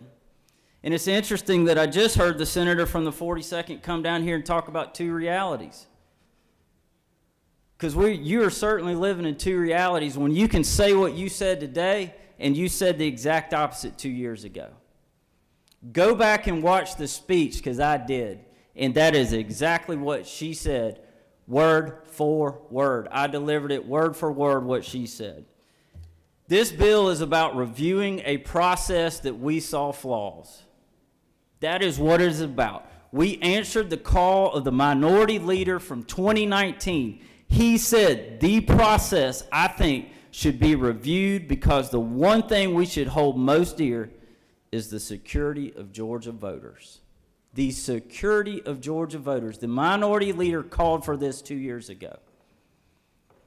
My only regret is it took us this long to answer that call. I'll leave you with one final quote from 2019, March 13th. But senators, trust in our electoral system is the bedrock of our democracy. Without trust, democracy fails. Senator from the 40th, thank you for that one. I yield the well.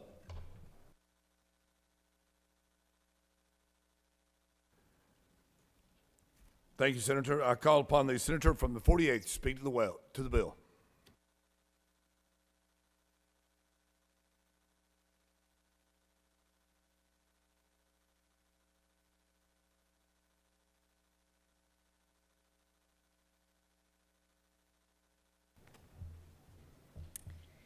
Thank you, Mr. President. Good afternoon, colleagues. So today I want to talk about problem solving. Because before first diving immediately into solutions, I customarily like to first frame the problem that we're trying to solve. So the problem I'd like to talk about today is, why do some eligible voters not vote? Right? Nearly everyone here in this room has run for office, right? So all of us have had to grapple with this question. What prevents my voters from turning out on election day? So one primary reason is that voting comes at a cost, right? It's not always an overtly financial cost, but we shouldn't pretend it's not a cost all the same. Because voting is an investment of time, often translating into time away from paid work and obligation. Election day is, after all, on a Tuesday, and the fewer off-work hours that are available to vote early in person, the harder it is for working-class voters to carve out that time. This costs them. Voting in person often requires transportation to a polling place, which in turn requires resources and access, regardless of the method. So you might need access to a car or public transportation, or call an Uber or a Lyft, or even have enough time and energy to walk. Each of these solutions comes at a cost. Voting in many states requires access to specialized documentation or IDs, which, even if technically free, right, must be obtained at these same non-monetary but still significant costs: time, transportation, organization, technology. So I want to point out this one thing just to drive this point home. Let me see if I can get it out of my pocket. All right, hold on. You'll forgive me for covering this. So this is my driver's license. Okay, I'm covering it up because we know that there's a lot of cameras in this room, and this type of information can be often abused for identity theft.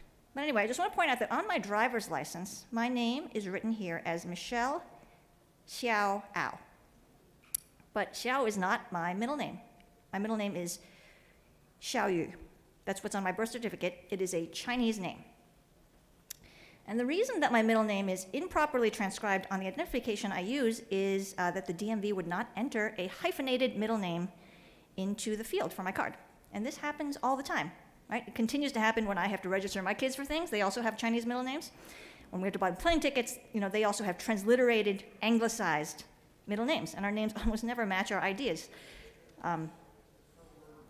These are the types of issues that so many immigrant, new American, and first and second generation citizens face in navigating our voting system. Language barriers, cultural barriers, economic barriers. Certain groups simply have to bear more cost when it comes to accessing the ballot box, even when access should be equal. So once we've determined what our problems are, we next have to determine our endpoints. What are our goals? So our goal, I think, and I think you think also, should be ensuring that every eligible legal voter is able to vote at a negligible cost. I think we can agree with that. So we have our problem, we have our goal. How do we get from point A to point B? So what I would suggest, what many of us would suggest, are expanded voting hours, including on weekends. I would suggest the ability for all eligible voters to vote by mail if they choose to. I would suggest expanded access to secure 24-hour accessible absentee ballot drop boxes. And I would suggest an increased number of voting locations, including mobile voting locations, for densely populated areas or underserved areas where people have to travel very far to access the ballot box. In-language outreach and increased accessibility to votes to voters for whom English is not their first language, and reasonable allowances for confirming voter identification. This is especially important in a district like mine, which is District 48, which has an extremely high percentage of AAPI voters who turned out in record numbers this election. But these aren't just my solutions. I didn't just come up with them, because not so long ago, they were your solutions, right? And they were good ones. They worked. More voters legally engaged in the system at negligible cost. And that's something we should be proud of. You should be proud. We did a good job this last election. So let's just talk for a second about voter confidence, which this bill aims to address. And a little bit of a talk about this, right? Voter confidence. So supporters of this bill point to a lack of confidence in the state's electoral system this last election. Before we get too far, let's just stop and consider for a moment, before we go dealing with this issue, what has undermined that confidence in the first place? In other words, if you walk into a crowded movie theater and they're watching, you know, Wonder Woman, whatever movie is there, and you shout fire, right? You don't get to point to the crowd's reaction as proof that there must be something dangerous going on, because why else would everyone be running? We don't write laws based on gut reactions. We do not write laws in response to feelings or suspicions. We write laws to solve real problems and to represent the people that we serve. So as we go through this list of bills today, including this one, let's make an effort up top when we present them to frame the issues in this way. Define the real-life problems we're aiming to solve, give real-life examples, not conjecture, real examples of how this problem has manifested in the state of Georgia, and honestly define the goals that we are trying to achieve here as a group. Thank you, Mr. President. I yield the well.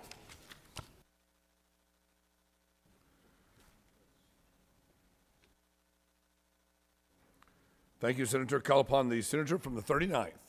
Speak to the bill.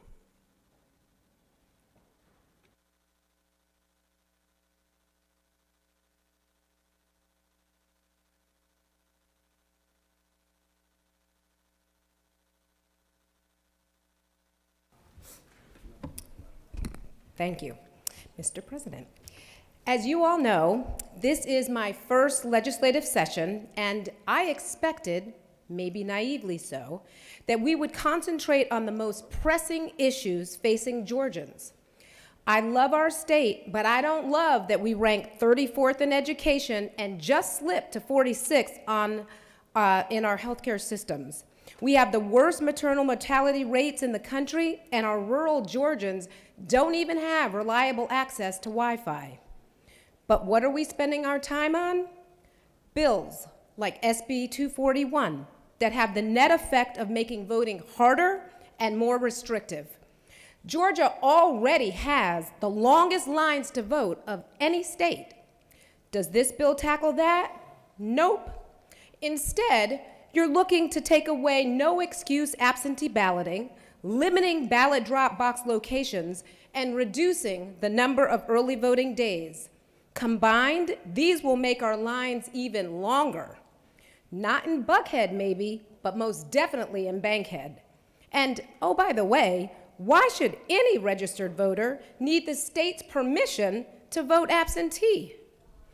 Many of these provisions are undoing legislation that the Republican majority fought for not so very long ago, like automatic voter registration. None of these bills, this one included, solve actual problems, as our most recent election has been proven through audits and the court system to have been secure.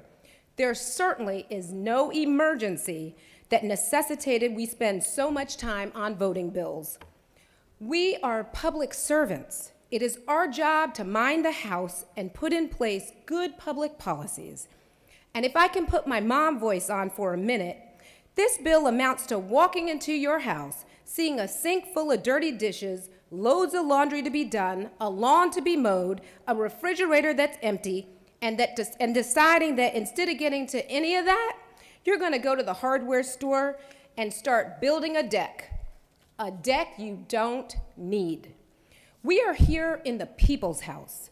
Instead of focusing our time and attention on things like the healthcare crisis that is literally right in front of our nose, we are wasting time on voting bills that do not solve a problem and are certainly not an emergency.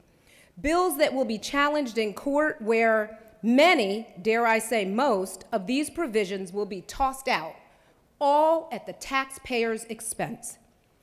Businesses looking to relocate to Georgia are going to notice that we are not educating our future workforce, that they will have to subsidize health care because our systems are dysfunctional and inequitable. And you know what? Maybe then y'all will come back inside and deal with the mess. The house is on fire, and you all are building a deck. Thank you, Mr. President. I yield the well.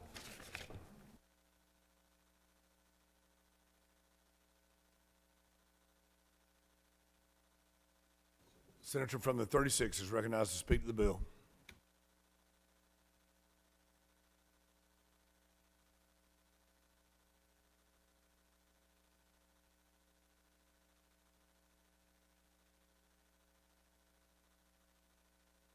I believe it when I see it. Thank you, Mr. President. Colleagues, glad to see there's still some members of the GOP on the floor as we have this bill debated. A monumental bill, a bill that speaks volumes. And it's not an attractive message that's being sent to Georgians all across this state. Other colleagues have referred to the history of our nation around voting and how the right to vote is fundamental to our democracy. And there are those who have experienced that all too fully. That is, all those who have been blocked from the ballot by legal means at the time or illegal means, whatever it took.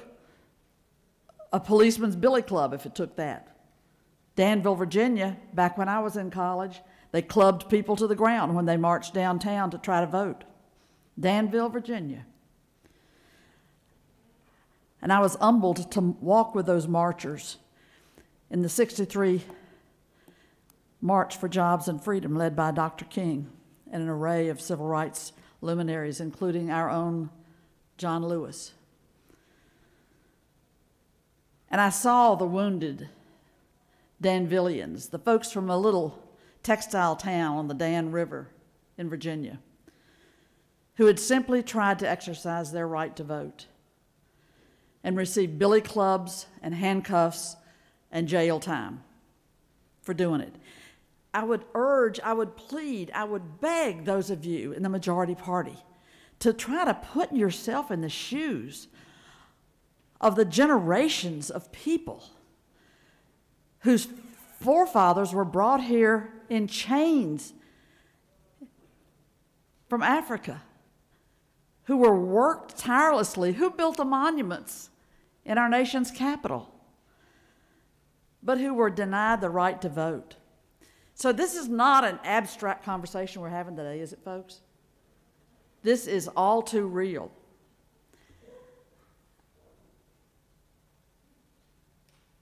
This state is known as the cradle of the civil rights movement. This state is the birthplace of Dr. Martin Luther King Jr., whose leadership of a mass movement that changed the world is honored and recognized with an annual national holiday. Could we pause for a moment in this rush to shut down access to the ballot box?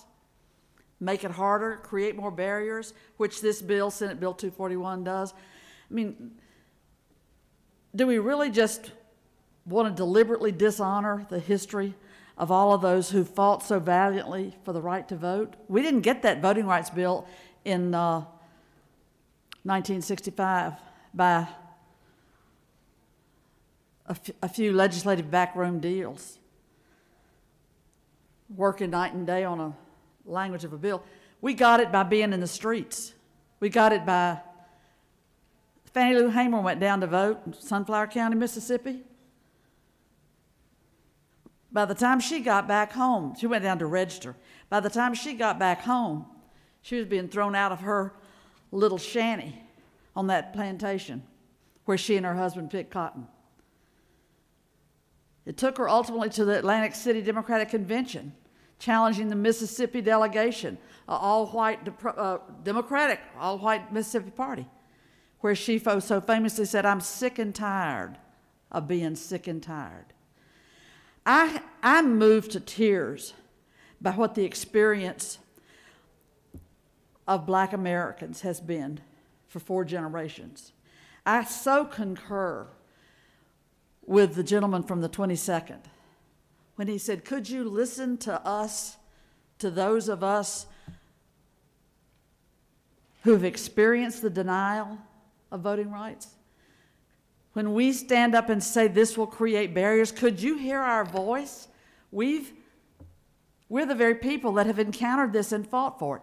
I talked the other day about Bernice Johnson Reagan, a young music major down at Albany, Georgia, at Albany State College, who joined fellow students and marched downtown for the right to vote, who were then thrown out of college for that march, for participating, who went on to earn a PhD, become known worldwide, an incredible human being with a heart as big as the world. So I know individuals that mean a lot to me who fought and some who died for the right to vote. So this is not a tea party. This is not a Sunday afternoon walk in the park. This is tampering with the most fundamental right, and a right that has been fought for. It's our senator from the 15th. His mother got out and walked to her job as a domestic worker in Alabama, in that historic boycott around the ability to sit anywhere on a public bus that you chose to sit. He sits as the dean of the Senate. That was his mother. This is very real. This is not empty talk. It's not hollow rhetoric. It's people's lives. It's people's ability to genuinely participate in a democracy and have their voices heard. That's what this is about. That's why we stand before you today and urge you, open your eyes, open your hearts, look at the history and learn from it and do better. We don't have to continue this legacy of blocking access to the ballot. This is such a cloud over Georgia that these bills abound in our midst. We have 12 of them on the calendar today in this Senate chamber. We have omnibus bills, we have baby bills, we have adolescent bills, we have big boy bills. A dozen in a day about voting, as though we had had the crookedest election that the good Lord had ever seen. And it's not true. And in your hearts, I believe you know it's not true. Now, frankly, when you think about the fact that we had our current Secretary of State duly elected by the vote of Georgians, and our current governor both assert that the 2020 elections were conducted fairly with few, if any, issues. We heard elections officials at the county level all over the state say, well, they were pleased with how these elections went. And it was a massive turnout, a historic turnout. And we did it. We pulled it off. And we had a chance, each one of us in here and across the hall and in every position in government, we had a chance to unite as Georgians and stand behind the Secretary of State's assertions that he could demonstrate with, stand behind Gabe Sterling's assertions, that their lives were being threatened for saying that our elections were fair. Their lives were being threatened. I dare say if any one of us were in that position, the position the Secretary of State was in, or Gabe Sterling, when they had the President of the United States calling down here telling find some votes, I need a certain number of votes, just a few over 11,000, and it's on tape. And it's in every media market across the country that this happened. And our response here in Georgia is to see this plethora of election bills introduced. We had the chance. We could have united in defense of our election being conducted honestly, but because we know it was conducted honestly. The Secretary of State, who is a Republican, told us it is elected honestly. The governor did not cave in to a U.S. president pressuring, I want you to overturn this thing. And the best thing that we could have done coming into this session, and actually could have started a lot earlier than the session, was to say we're going to support our Secretary of State and our governor's assertion that this was an honest election. And that, yes, it was an outcome that's different than we've seen in Georgia in quite a while. But you chose not to do that. You chose not to stand against the big lie. We could do better. We could do better. People are outside this Capitol every day. People are filling our email boxes. People are calling us. People are watching. The world is watching. Every day there's a new national story on these voter suppression actions here in Georgia. Does that make us proud? Are we proud of that? We didn't have to be here. People could have found the moral fiber and the courage to stick with the truth. And it's beyond disappointing that that has not been the case. And you know, we've been in conversation ever since I've been here about voting. But of course, the U.S. Constitution, you know, addressed who could vote and who could not. When my mother was born, she couldn't vote. She was not deemed eligible to vote because she was female. So this goes back. The arc of history is long. Join with us to bend towards justice. Join with us to bend towards justice. Dr. Lowry, again, another notable leader, an Alabaman who came over here and preached most of his life here in Georgia, said it very eloquently. He who was awarded the Medal of Freedom for his lifelong efforts, along with his wife, to lead us in marching towards justice and equality for all. Dr. Lowry said, we've marched too long. We've bled too profusely. We've spent our time in jails. We have died too young. And we're not going to stop now. We're going to keep pushing and fighting to have full and equal rights in this nation. And you know, every single person in the sound of my voice, and those that aren't in the sound of my voice, face that question. Which side are you on? Which side are you on? And what can you be proud to tell your grandchildren about what you did as an elected official? History will move on. We'll pass a voting rights bill again in Washington. These bills that are being pushed through by the majority party will be challenged in court. We'll spend enormous amounts of taxpayer dollars. We'll task counties with incredibly expensive steps that they're forced to take by these bills. And I say, because I believe that the moral arc of the universe is long, but it bends towards justice. I've seen it for too long. I believe it. I believe it, Senator from the 15th. And I know you do too. We'll look back at this, and it will be that silly time. Like when they told Julian Bond he couldn't take his seat in the Georgia House of Representatives when he got elected right here in Atlanta, because he was too outspoken. We remember that, don't we? Senator from the 12th remembers it. A lot of us were around then. He had to have 3 elections because they kept denying him the right to take his oath. So folks, we have some mending of fences to do. We can rewrite history for Georgia and write it in a history that makes us proud and united. I dearly love many friends I have in the majority party. Cherish friendships and relationships. But you've chosen as a body to embrace these draconian measures that take us back to the dark old days. I believe that we shall overcome and these laws won't prevail.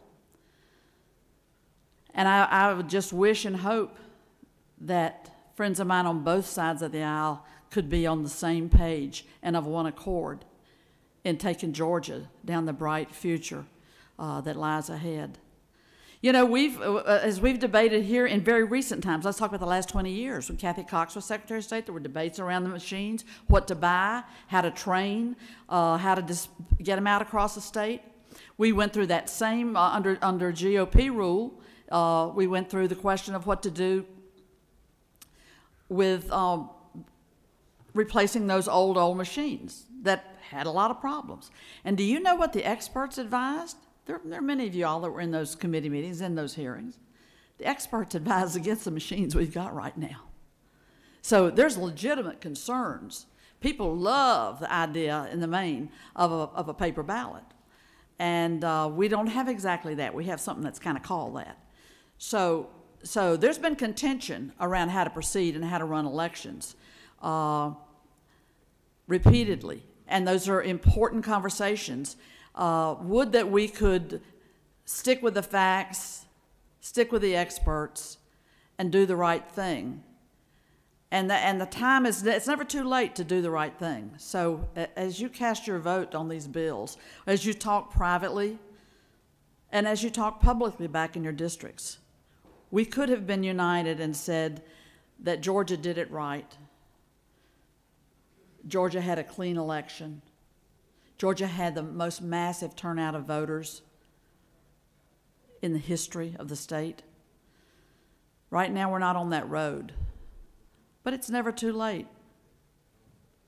Think again and try to do the right thing. You'll sleep better at night, and you'll have something to tell your grandchildren that you can really be proud of. I'm not going to go into more particulars about the problematic things in these bills, but I'll just close and asking each of us to look into our hearts and work to get in touch with the reality of where we are as state leaders and look for ways to come together and do the right thing, not turn back the clock. If there are any questions, I'm happy to yield. If not, I'm happy to yield to questions, or I'll yield the well. You have questions, Senator. Thank you. You have questions, Senator. Senator, in 40 seconds, recognized for a question.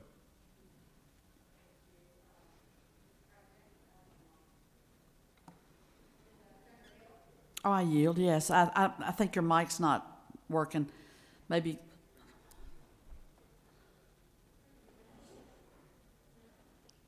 Is it possible to turn on? This one's on. Great. Thank you so much, Mr. President. Will the senator yield? I yield. Isn't it true that when we purchased these new voting machines in 2019, that was done on a party line vote? You are correct. It was done on a party line vote, the decision to buy these machines. And isn't that because there was a lot of testimony in committee about the fact that these particular machines, these ballot marking devices, are a less secure and far more expensive alternative to some of the other systems that could have been under consideration? That's very true, Senator from the 42nd. That was certainly here, and you are correct in that assertion. And is it not true that I believe might have, although I'm somewhat confused, been referenced by the senator from the 28th earlier, that I gave a speech trying to get the message across to the Georgia Senate why purchasing these machines wasn't in the best interests of Georgia taxpayers or voters? I'm sure you're correct. And is it not true that I still believe every word I said in 2019? If the senator so states, I am quite sure. And would that not be because we still should have bought a less expensive and more secure system?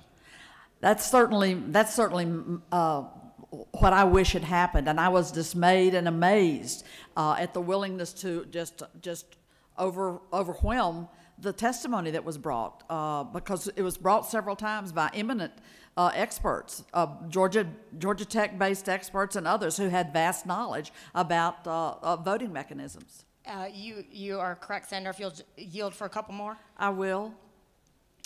Isn't it also true that we know that our machines were not hacked, and in fact, they worked correctly during the 2020 election because we did multiple recounts, including a hand recount of the human readable text? Yes, the senator is accurate in stating that we had multiple recounts and that were very fine-tuned.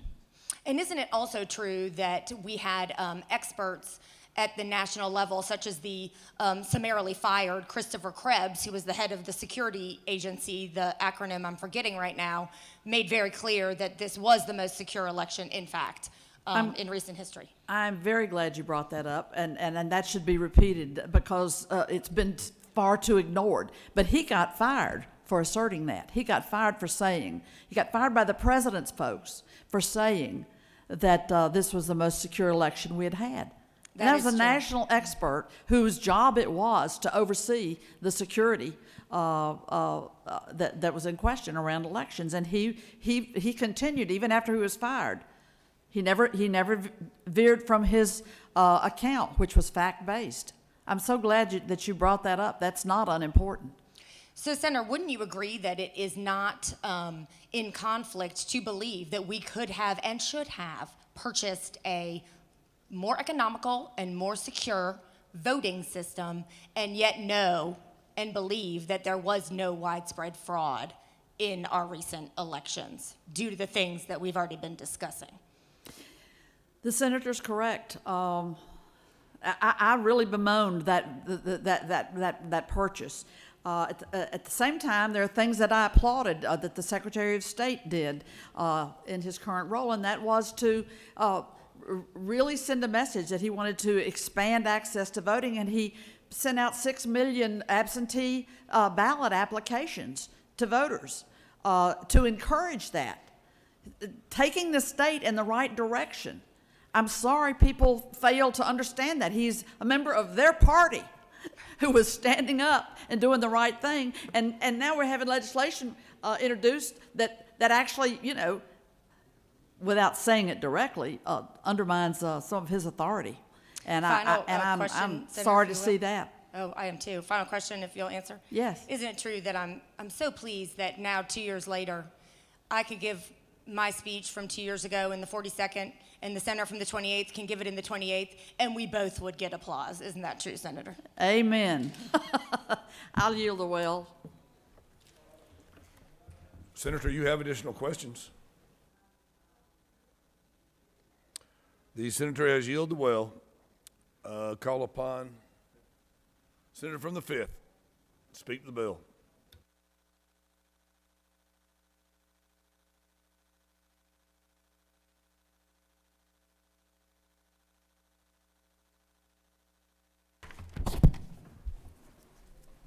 Thank you, Mr. President.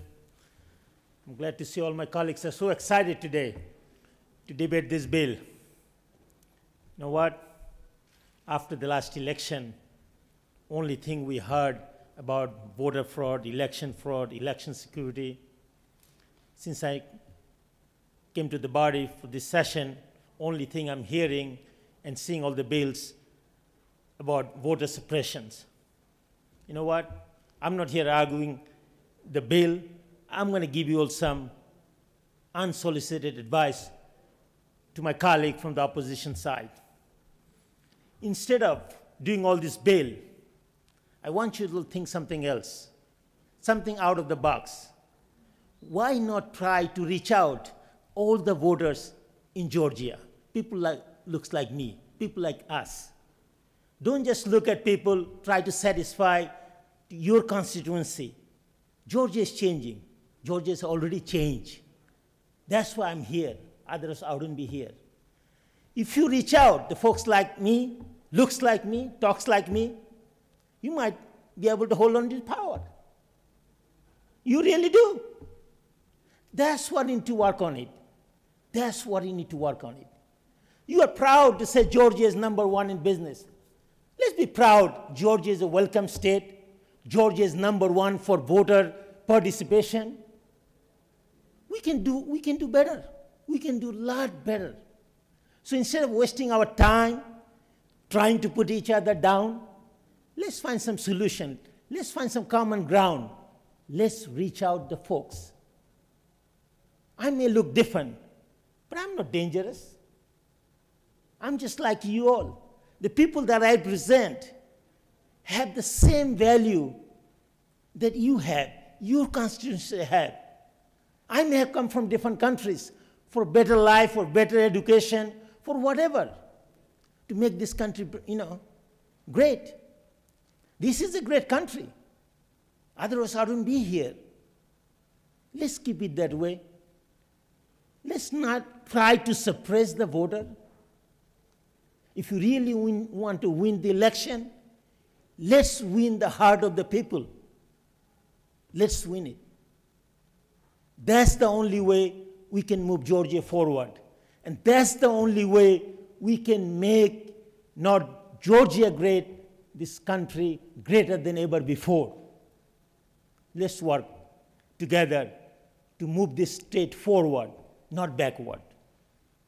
Thank you, Mr. President. If I don't have any questions, I'll yield the well. The senator has yielded the well. The senator from the 15th is recognized to speak to the bill.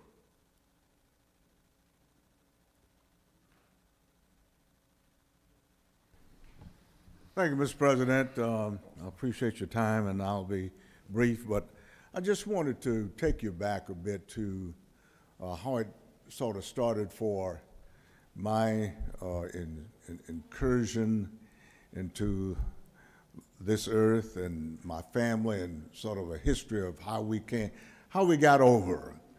And I wanted to share it with you in the context of watching my mother, my grandmother, my grandfather, who worked on 25 acres of land sharecropping on the Yarborough Place in Prattville, Alabama, and my grandmother, her industry of collecting eggs under the house and taking them to a barter system in Prattville to trade for meal and things like that. In addition, my mother, Annabelle Minder, inspiration for me in a lot of ways. She was not an educated woman per se, but she had high integrity.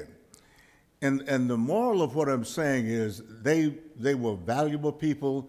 They taught me everything I knew. They taught me survivor skills, and they taught me to respect myself, but more importantly, they taught me to respect other people. And one of the things that she would always talk about is how that I should always be a first-class citizen. And that entailed voting. That entailed the belief that America is a place for even you. And I use the term deliberately. Even you can grow up to be a voter, to make your voice heard, and be a real citizen in America. And we subscribe to that. Coming up in Trenton Court in Montgomery, Alabama, we transitioned to the bus boycott. And that theme, that fire in your soul, that fire in your spirit that says, I can be a first-class citizen. I can be first, because Dr. King said I could be first. We heard those sermons over and over again until they were embedded into our souls, and we exonerated his words by walking, being his legs, making sure his mission was done during the bus boycott. But we got to the next transition of voting, and there became these rolling roadblocks.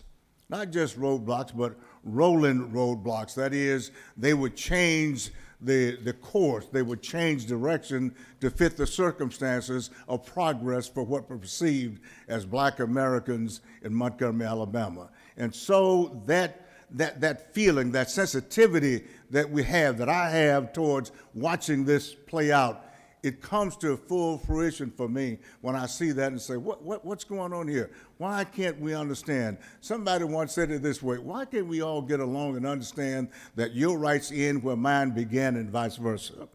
Walk a mile in my shoe, walk a mile in our shoe, and understand that as you progress, we progress. As we progress, you progress. And it takes a super effort to hold somebody down.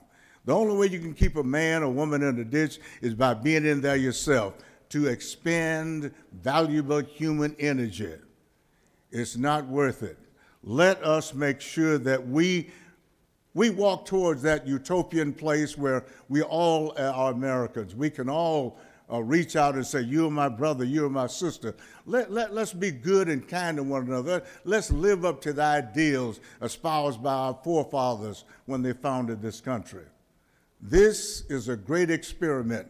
Let us not let someone tear it down. Let no one. We fought wars to make sure that we don't give in to tyrants across the sea. Let's not give in the same thing among ourselves. We're better than that. We're great human beings, and I subscribe to the belief that we can all achieve.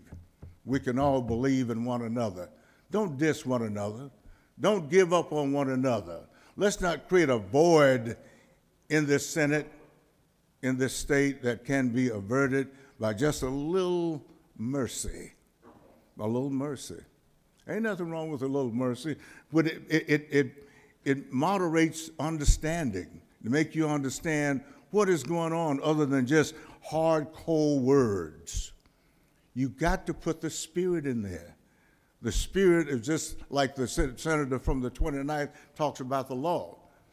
There's the letter of the law, like he talks about, and there's the spirit of the law that he discusses. And he's right. Just justice without mercy is no good. It's never any good. We have got to make sure that everybody that wants to vote in a reasonable context can vote. And not just talking about when you say you want to change something, you don't want to use a hacksaw, you want to tweak it and make it better. Not just take a hacksaw and do it willy-nilly because we're panicked because of some unseen thing going on. Fairness is fair. Right is right even if you don't agree with it. And wrong is wrong even if you agree with it. And we've got to find that in our soul and our nature. Rolling blocks, unnatural and legal barriers that define one as a citizen as American. All sorts of tactics are used to block access to the polls sometimes. I'm looking back in the past now, and it's coming forward with me. The people of Montgomery, as an example, were resilient, long-suffering, but resolute to keep their eye on the prize because they knew that when you take your eye off your prize, the things you see are obstacles. Obstacles are the things you see when you take your eye off your goal. But if you're a natural man, a natural woman, you'll recognize that you can achieve and be a real citizen.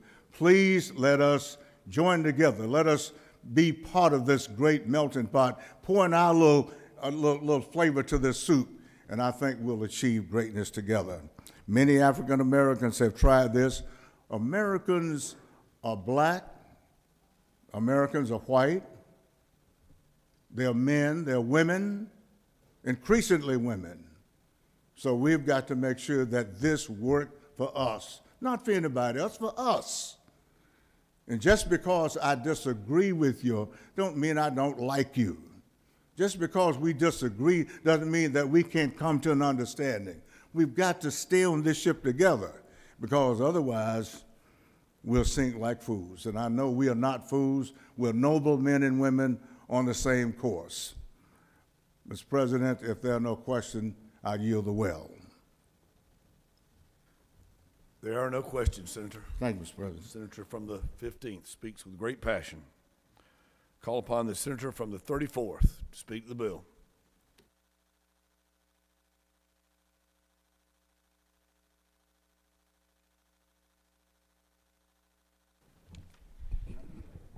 Thank you, Mr. President, members of the Senate. I rise because our freedom to vote is under attack. Some say it's not, but I represent Clayton County, and we showed up and voted like we never voted before. And now, Senate Bill 241 is taking us back. all of the things that we were able to accomplish just by exercising our right to vote, we did. Let me just stop for a moment and take us back in history just for a minute. Because historically, most black people primarily voted for the Republican Party prior to 1965. And that's because they credited President Lincoln with freeing black people from bondage. But after 1965, the black people left the Republican Party, and because the Republican Party had opened its doors to white supremacy, Democrats took on policies of being more inclusive and tolerant.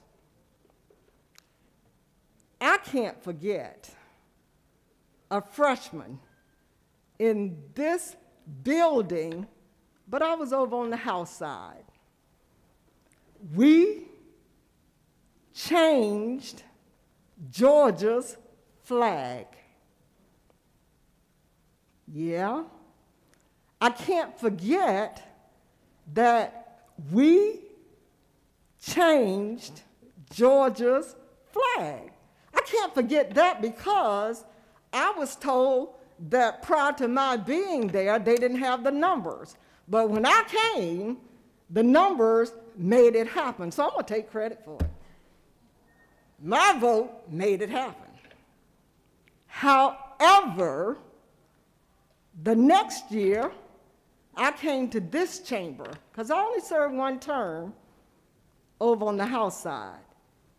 But that was the same year that former Governor Sonny Perdue had switched parties and became a Republican governor, but the state of Georgia voted in a Democratic Senate. Some of y'all didn't get that. Let me say it again. The state of Georgia voted for a Republican governor, which, by the way, Sonny Perdue was a Democrat, but then when he switched parties, he became the Republican governor. But this chamber was still voted by the people as Democrats. But the governor, Sonny Perdue, offered chairmanships and whatever else, and had 4 switchers. And that's when we became a Republican Senate in Georgia. Why am I talking about that? Because I can't forget it. Let me tell you one of the main reasons why. Because when we changed the flag, flaggers left a snake skin with a note in my home mailbox. You're talking about terror. I didn't know what to do. I mean, I called Clayton County. They came to my house, and, you know, the sheriff wanted to put me up security around my house. I said, no, no, no, no, no, no, no, no, no, no, no. But we did close in our carport and made it a garage. I mean, we ain't crazy. We ain't gonna allow me to keep coming in and out when there are some who are mean enough to literally put a snakeskin in your mailbox. That's acknowledging I know where you live. That's terror. Now, I can't say that I was around when the lynching and everything else was going on, but I can't forget the history. But I will say this latest insurrection with those Confederate flags going into our nation's capital gave me flashbacks and the heebie-jeebies. At least that's what they call me. Senator, I ask you to stay on the topic, stay on addressing the bill, please. All I'm going to finish saying, then I'll follow that. Yes, sir. That is why I rise against this bill, because it is taking us away from being inclusive, working together, and having tolerance and utilizing our right to vote. With that, Mr. President, I'm going to yield the well. Thank you, Senator. Call upon the senator from the 9th to speak to the bill.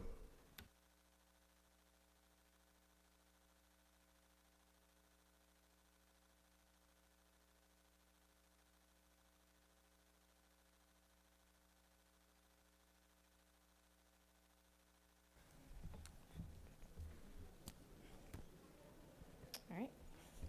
Thank you, Mr. President. So, what is the purpose of 241? What's the real purpose? The purpose of 241 and all of the vote limiting bills that we have before us is to validate a lie. It is to prevent massive voter turnout from happening again, especially in minority communities, our new voters who are turning 18, and our hardworking Georgians, our working class Georgians. We want to have a bill to make it harder for these groups to vote. Now, I take 241 personally. I've said before that I come from a family. My grandmother grew up in Jim Crow. She was afraid to go vote. She would hear stories like what happened in Oconee in 1920, when a massive mob of white voters attacked Black Americans, killed them, all because they showed up to go vote. And this is where we're coming back to. So I would argue that absentee voting might actually, especially in light of the insurrection that we saw down at the Capitol, might be a safer choice for Black Americans at this point than standing in a line instead of faced with intimidation and those that will prevent them from voting. That would take us back. So here we are in the United States, the great state of Georgia, which has a storied history of voter suppression, unparalleled in the nation, having advanced to judiciously allow all its citizens the freedom to exercise their right to vote. And we experienced historical turnout in the 2020 presidential election, freely and fairly reflecting the will of the people. Long before the 2020 presidential election, there came a voice from the largest megaphone on the planet declaring that if an incumbent president was not re-elected, it would be because the election would be riddled with fraud and therefore stolen from those who supported him.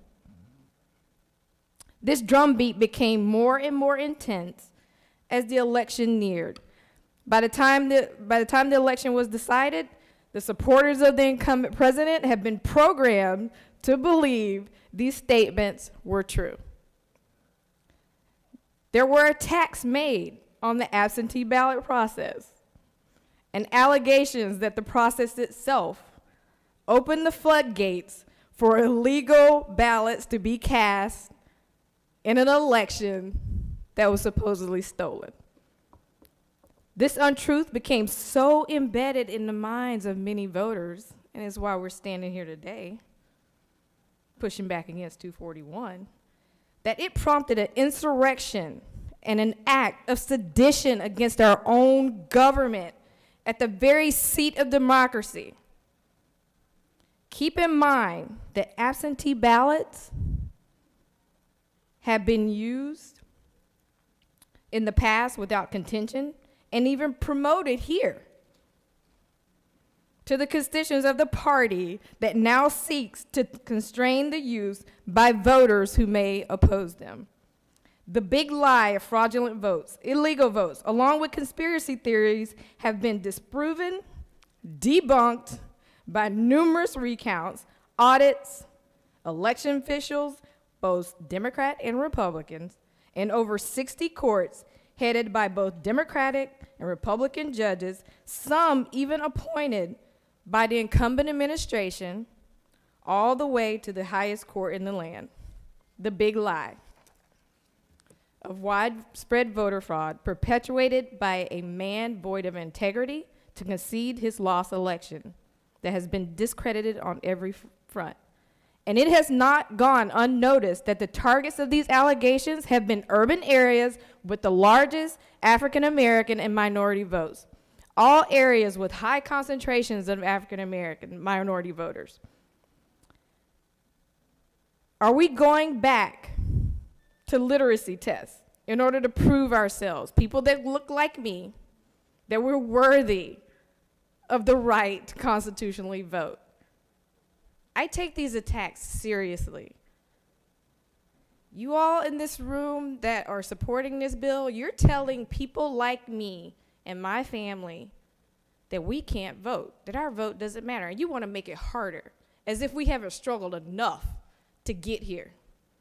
The reason I'm standing here, the reason I can vote, is because I had family members, people that I've known that were willing to die for me to have the right to vote and to stand here today. Many of you in this chamber won your elections with absentee ballots, ironically making it possible for you to have the ability right now to submit vote-limiting legislation. Were your elections fraudulent too? Why did the allegations of fraud not extend to states won by the incumbent president? Now, this August body, established to serve all the people justly, are proposing an omnibus bill of legislation like 241 designed to make the right to exercise the people's right to vote more difficult and challenging. Working parents are unable to spend precious waking hours making arrangements to take time off to vote, standing in long lines, or weeding through a complicated process of an absentee ballot request. And this is what we're asking them to do. The fact that elected officials put these challenges in place, plus deliberately add new ones, is an affront to all Georgians. The ability to cast a ballot should not be an award given after all the obstacles have been met. The vote and the right to vote is sacred to our democracy and the maintenance thereof. Why would anyone seek to make this process more difficult, resulting in exclusion rather than inclusion? Your decisions in this body will have a far-reaching and unintended consequence. Voting is party neutral. The challenges you set could restrict your own voters. And the last thing you want to do is have one of your voters standing in a line to cast a vote for you, waiting for hours. There was no massive voter fraud. The current president won by over 8 million votes and won the Electoral College by large margins. The bills moving through this legislative body to put oppressive election laws in place are simply formulating solutions in search of a problem that does not exist. Truth crushed the ground. Truth is being crushed to the ground, but it will rise again. Don't find yourselves on the wrong side of history. And I just want to point out that, you know, as a humble freshman, I do take notice of the senators that are excused. I believe they're senators from very competitive districts. Everyone out there, pay attention. Why are they excused? Why are they not here? I think any of the proposed voting barrier legislation, it's not going to stop any of us from mobilizing voters. This will backfire. It will blow up in your face. Senator, please stay on the topic of the bill. Thank you. Thank you, Mr. President. I'm nearly done. And with that, I really am done. Just remember your constituents. Try to reach out, as has been pointed out, to voters that don't look like you. And I ask you all to vote no on 241. I yield the will. Senator, you have one question if you'd like to take it. Senator from the 40th. Who's the 40? Yeah, yes. I yield. I mean, not, I yield. I will take the question. Yes. Friendly questions to the Senator of the Well. Do you yield? Yes. So you remember the 2018 election, correct? Yes. Do you remember that in 2018 we voted on decades-old machines that couldn't really produce recounts because there was no paper ballot? I do. Do you remember that we had an exact match law, which you live in Gwinnett County, right? Yes. And that county had a disproportionate number of ballots rejected due to that exact match law, and that the courts needed to intervene. Do you remember that? I remember that. Do you remember that particularly in your county, how long the lines were, that people were waiting 4 to 8 hours? Yes. Do you remember that there were hundreds of polling places that were closed across the state, particularly polling places used by people of color? Absolutely, and some did not even have machines on Election Day. That's right. So now let's jump to 2020. Do you remember that our Secretary of State, our Lieutenant Governor, and our Governor all stated that there was no widespread voter fraud? That is correct. So isn't it true that the stated problems in 2018 were real, and that the problems of 2020 were not real? The senator knows what she speaks. Thank you, Senator. I yield the well. The senator from the 10th is recognized to speak to the bill.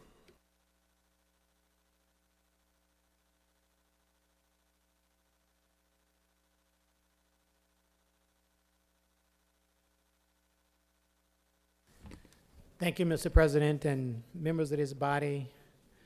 I rise in opposition to this bill for a number of reasons.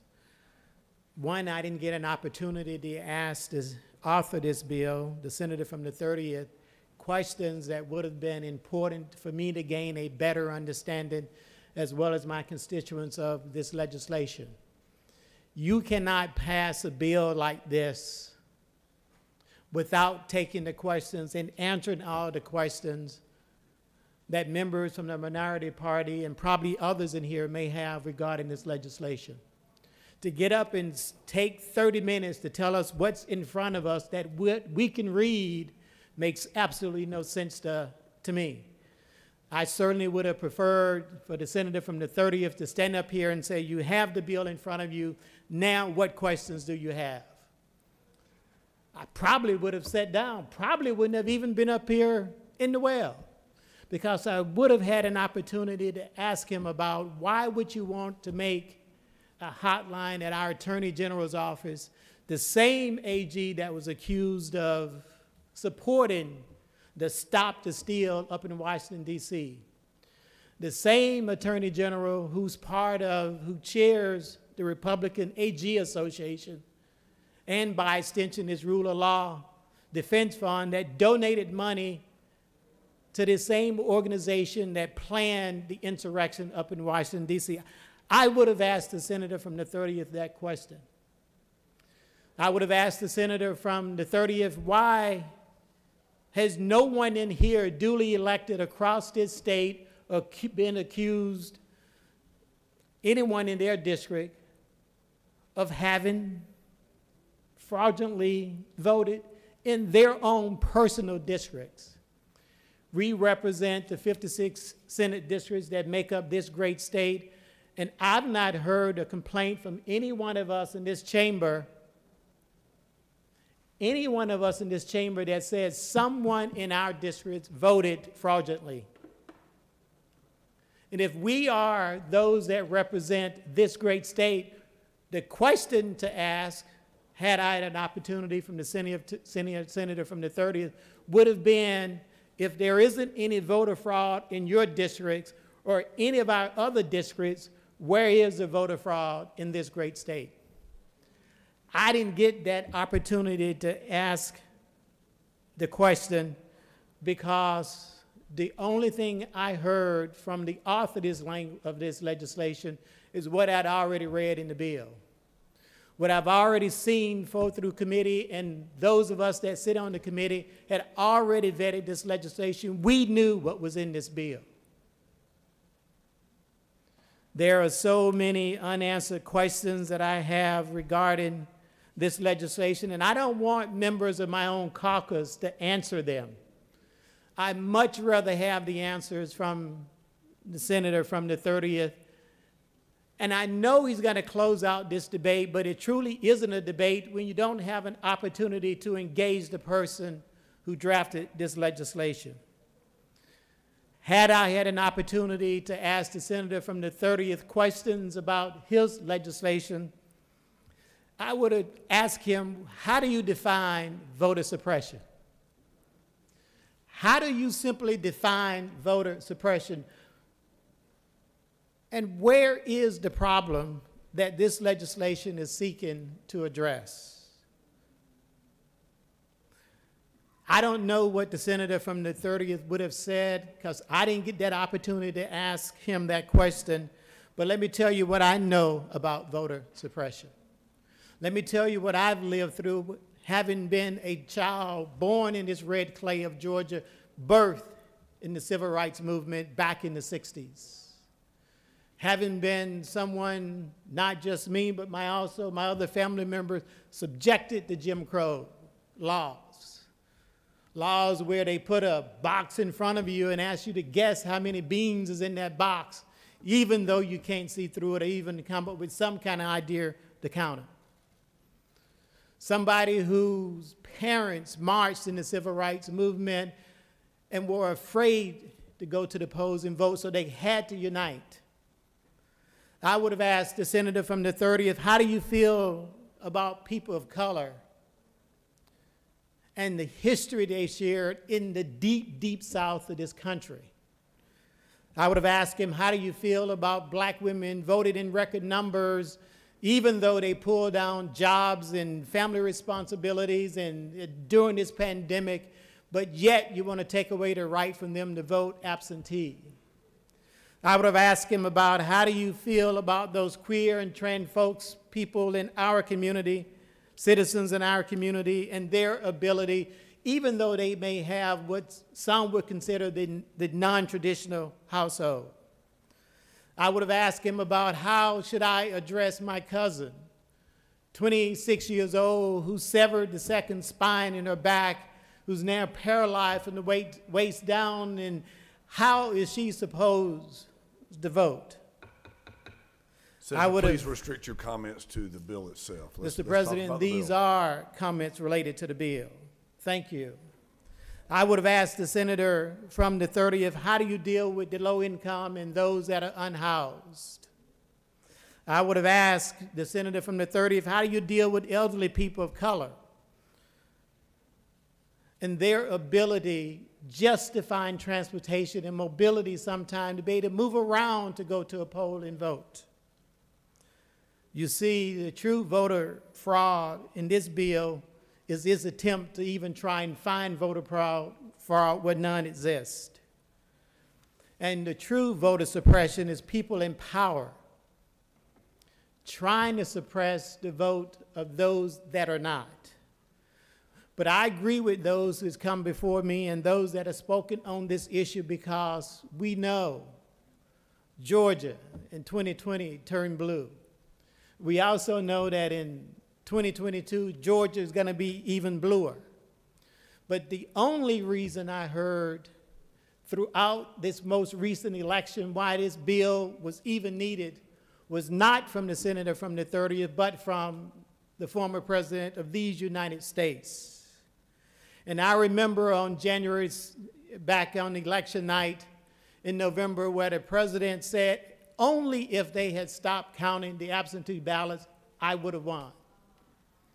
That's the real reason why over 43 states and submitted over 400 pieces of legislation dealing with this issue called absentee ballot. That's the real reason.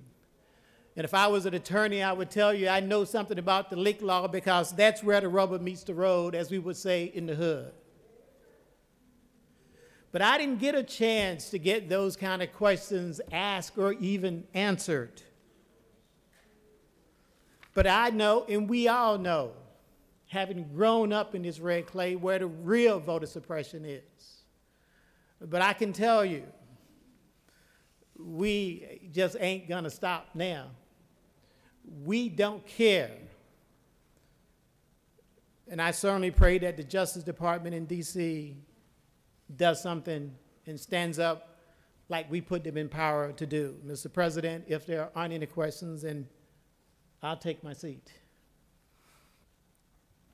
You have no questions, Senator. Thank you. I yield the well. Call upon the senator from the 31st to speak to the bill.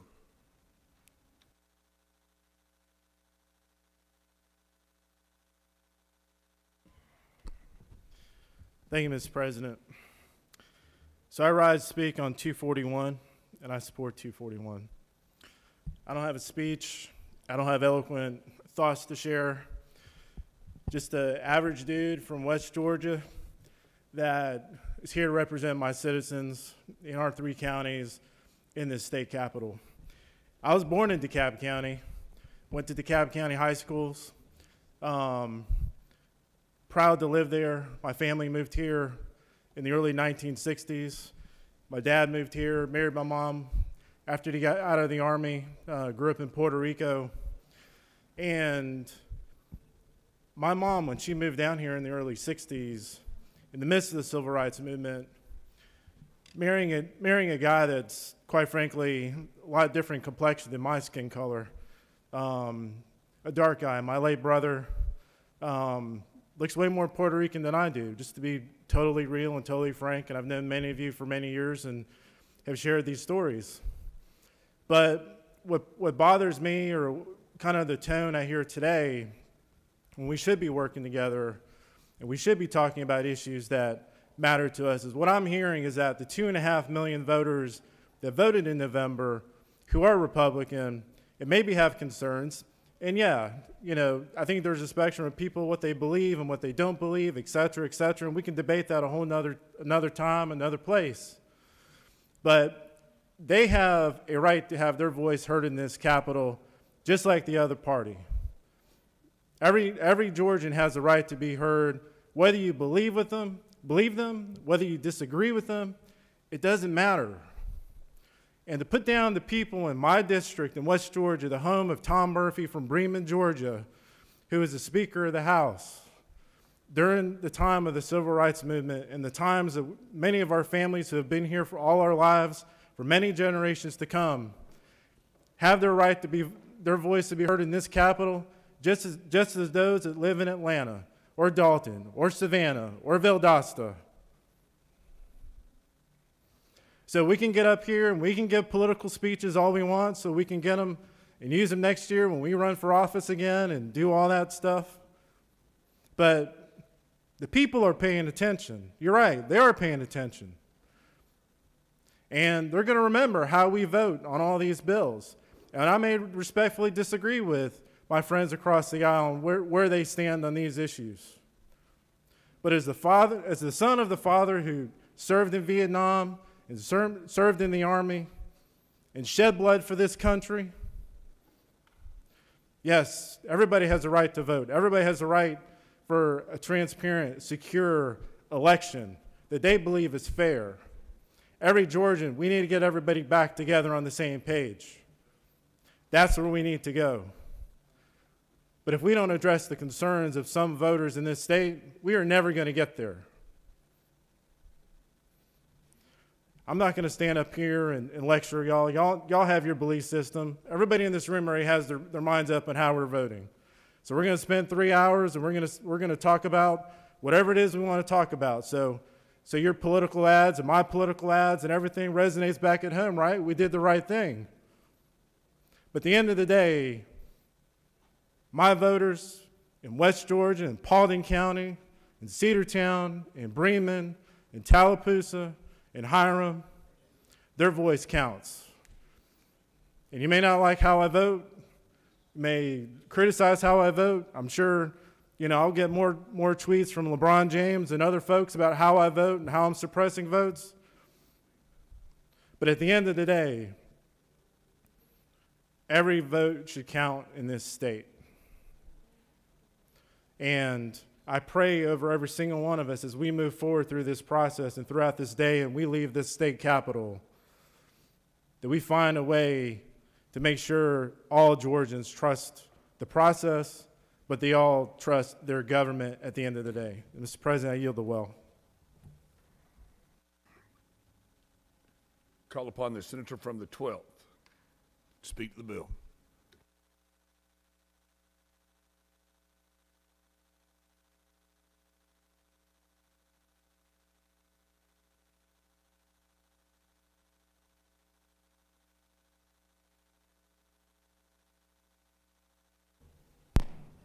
Thank you, Mr. President.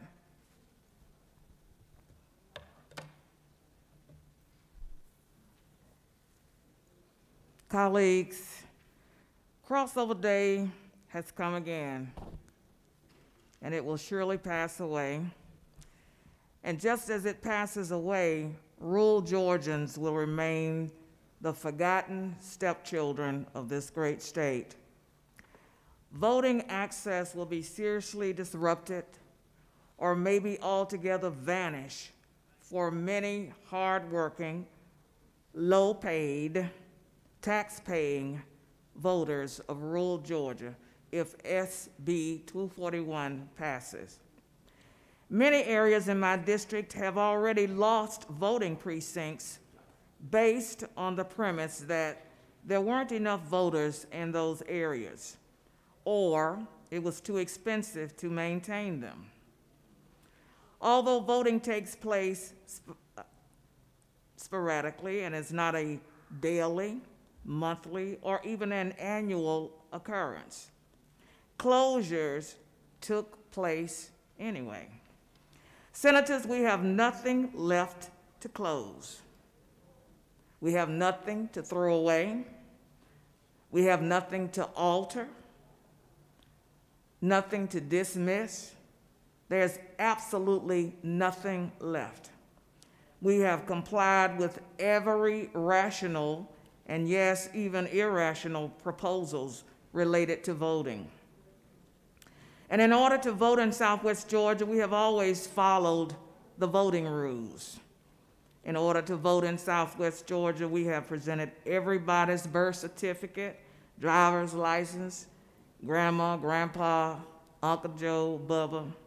So there is nothing left to present at the polling precincts to prove that we are legitimate voters. For decades, this country has sent us, U.S. citizens to other countries to assure fair and free elections. And now my rural Georgia constituents, right here at home, whether Republicans or Democrats or independents, worry about future access to voting. Taking away absentee voting for rural Georgians means longer drives to the polling places. Many of those rural citizens lack transportation to get anywhere. Taking away absentee voting for rural areas means seriously impacting people with disabilities who struggle to get from one room to the other in their homes. Taking away absentee voting for rural Georgia means impeding voters who possess debilitating health conditions. Colleagues, please remember, rural voters helped to elect our present governor and many Republican legislators in this Capitol. And now these same voters worry about how they will access the voting booth. These are not just Democratic voters, as some may think. They belong to all of us. And if you think otherwise, continue to roll the dice and see how that works out for you in 2022.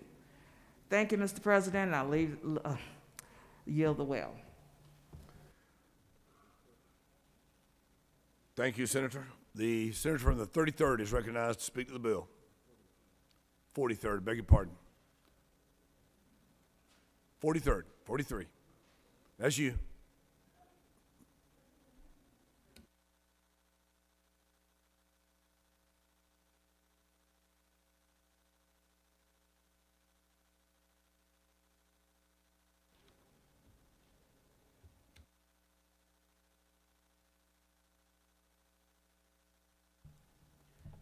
Thank you, Mr. President.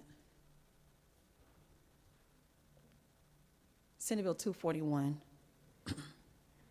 And I want to thank the senator from the 31st for reminding us how veterans have fought for this country to have those freedoms. My father is a Korean War veteran, and I, too, am an Air Force veteran.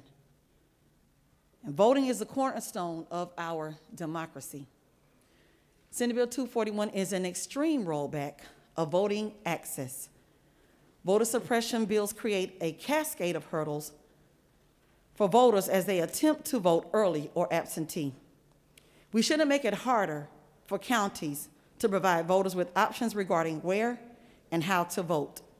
We've heard the numbers. Over 1.3 million Georgians voted by absentee ballot for general election, and nearly 1.1 million voted in the runoff. That's 1 out of every 4 Georgia voter who decided in the middle of a global pandemic that has killed almost 500,000 in our country and over 16,000 in Georgia to vote safely and securely by absentee ballot. If our goal is to reduce the administrative burden on elections offices, the best solution would be pass a bill like Senate Bill 38, which allows people to automatically renew their absentee ballot request without submitting any paperwork to the elections office. Or Senate Bill 64, which would make Election Day a state holiday. I've submitted this bill for 2 years in a row and will continue to do so until it is passed. We should not be debating whether we want to reduce administrative burdens on elections offices while simultaneously passing a bill that dramatically increases the burden by eliminating no excuse absentee voting. Nor should we try to punish organizations that are merely trying to help people vote. Certainly, we shouldn't be punishing citizens who choose to use their power to access the ballot box and vote. We shouldn't make it harder to register, cast a ballot, or have their ballot counted. My colleague, senator from the 15th, spoke in the morning order this morning and mentioned that yesterday, just yesterday, exactly yesterday, was 56 years since the Voting Rights Act of 1965 was birthed. The Voting Rights Act of 1965 demands equal access to the ballot box. And here we are in 2021, when Democrats and many black people and other people of color voted, and the election results proved to be favorable. We're here fighting the same fight.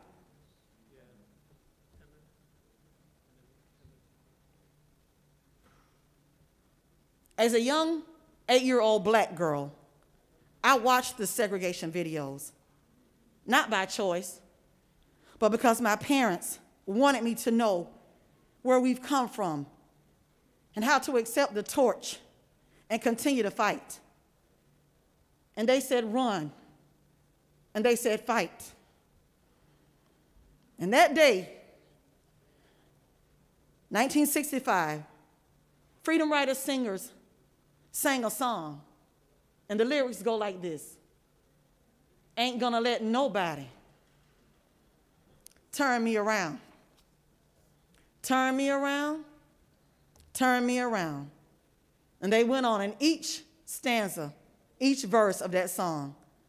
They said, ain't gonna let nobody, not segregation or Jim Crow or racism or hatred or injustice, nobody, and nothing turn me around. I'm reminded of the Apostle Paul. Yeah, y'all know I'm a minister, and I got to throw it in here. When he said in Romans 8:31, what then shall we say to these things? See, Paul was oppressed and afflicted. He was beaten and imprisoned. And the senator from the 25th calls my road Jesus Junction, so I may as well just go there. What then shall we say to these things? What things? Voter suppression, inequality, inequity, injustice, and hatred. What then shall we say to these things? We shall say that if God be for us, no one can be against us. So I ain't gonna let nobody turn me around. I'm gonna keep on walking, keep on talking, keep on fighting, and marching up to Freedom Land. Thank you, Mr. President.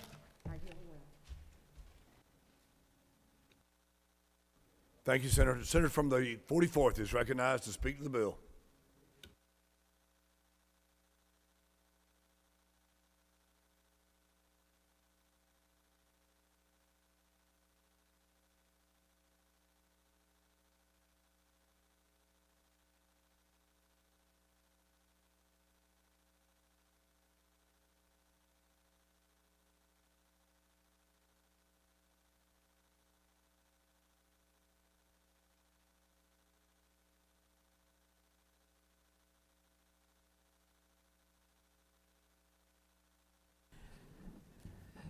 Thank you very much, Mr. President.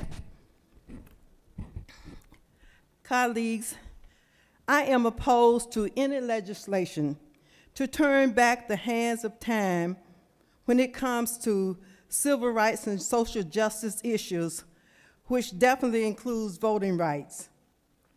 I really want to make a couple of points about the Senate Bill 241, which restricts voting access for many Georgians, especially black people.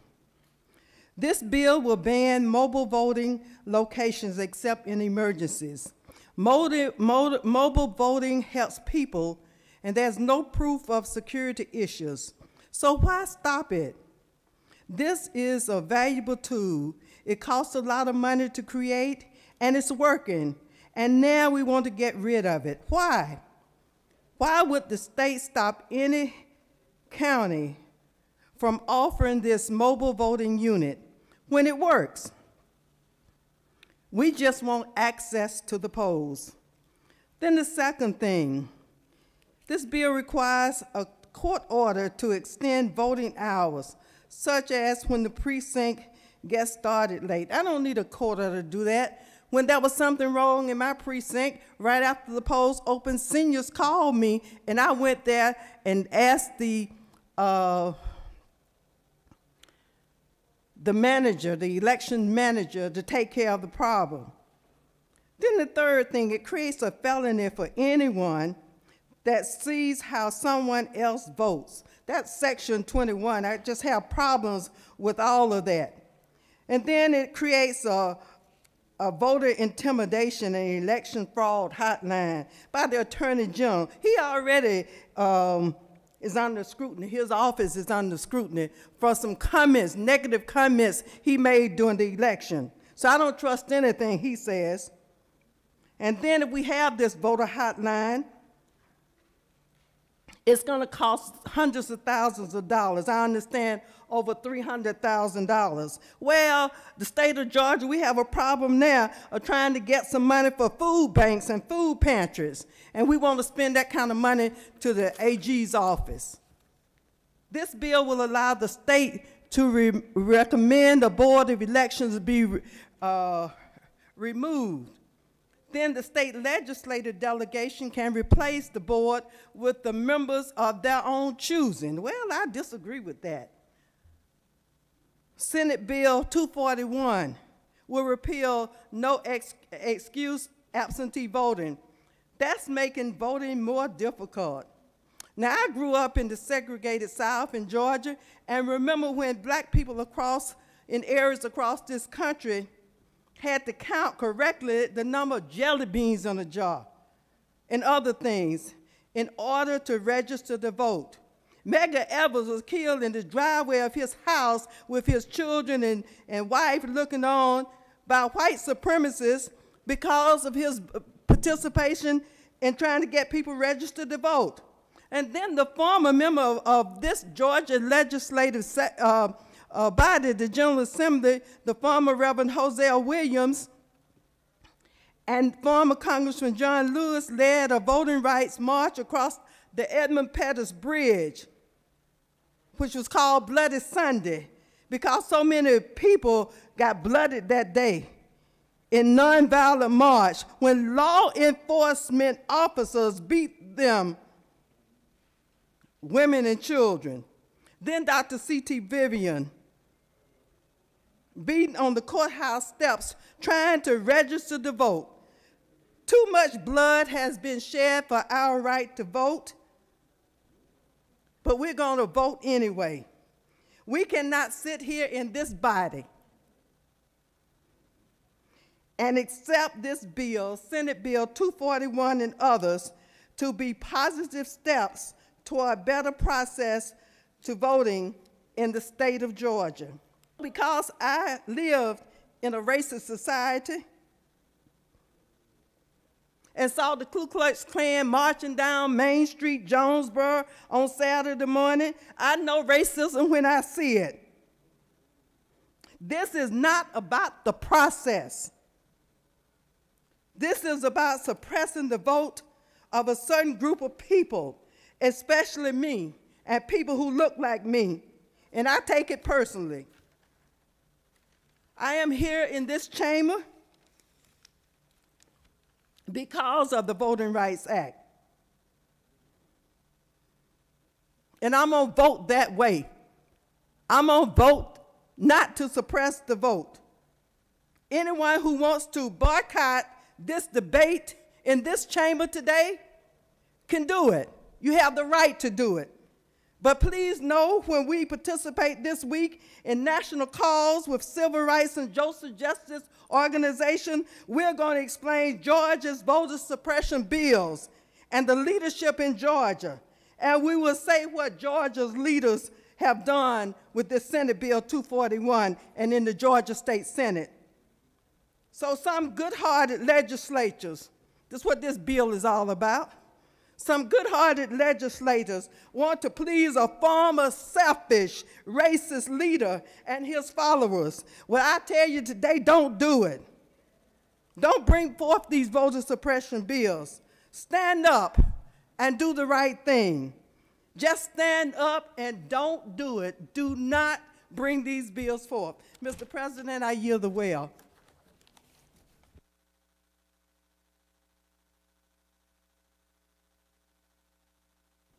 Thank you, Senator. You caught me by surprise. I was having a snack. I call upon the gentleman from the second to speak to the bill.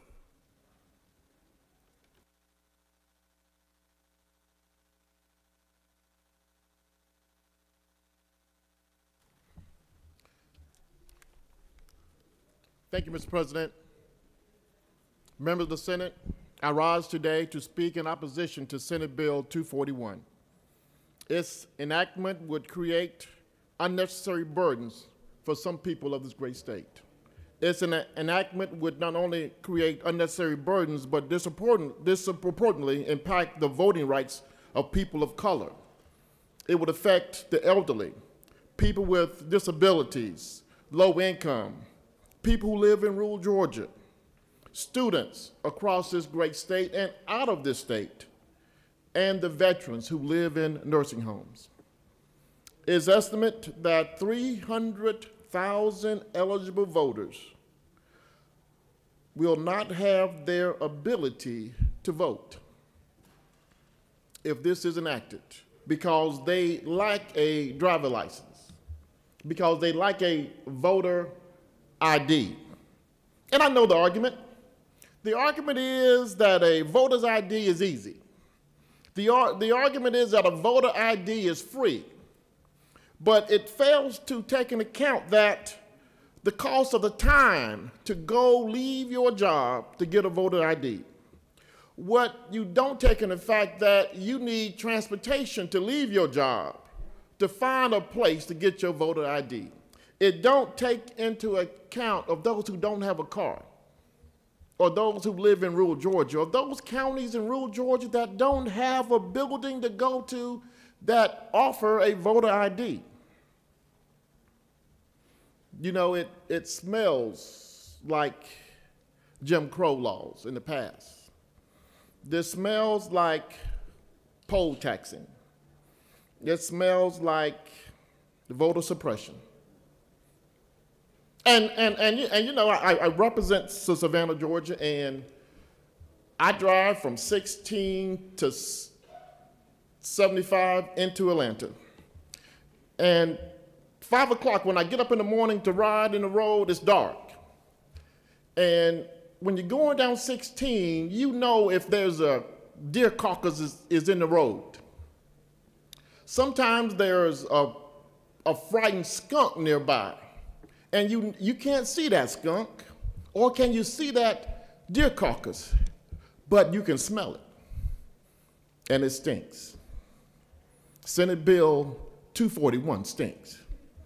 You know, you don't have to read it, but you know it stinks. Just like I ride down 16, I know there's a deer carcass nearby because I can smell the stench. Nearly 17% of Georgians lack access to a vehicle. Nearly 17% of Georgians live 10 miles away from a state ID issuing facility. But absentee is common in many parts of Georgia. Absentee is common in many parts of the United States. In Oregon, they vote almost entirely by absentee. In Washington State, in Colorado, many of the residents vote by absentee with no issues. To restrict access to absentee by mail would create longer lines on election day. It would create an extra cost for the people in this great state because we need more voting machines. We need more poll watchers. It will cause more logistical issues. Silencing minority votes is being heard around this country. Silencing minority votes in Georgia is being heard around the world. You could cut on CNN. It's talked about. You could read the New York Times. They're talking about voter suppression in Georgia. NBC, CBS, ABC.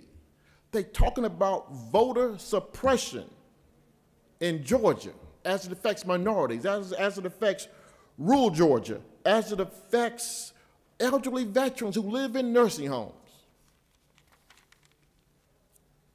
300,000 people this will affect. And I know you say, you know, we have more than 11 million people in Georgia. What is 300,000? But what if it was your 300,000? What if you was a part of that 300,000? Would it make a difference? Would it make a difference? And I'm telling you, yes, it would. If you couldn't vote, if you couldn't get access to the voting polls, if you was disabled and couldn't drive. Thomas Jefferson once said, "The greatest danger to American freedom is a government that ignores its people." 300,000 Georgians we're ignoring.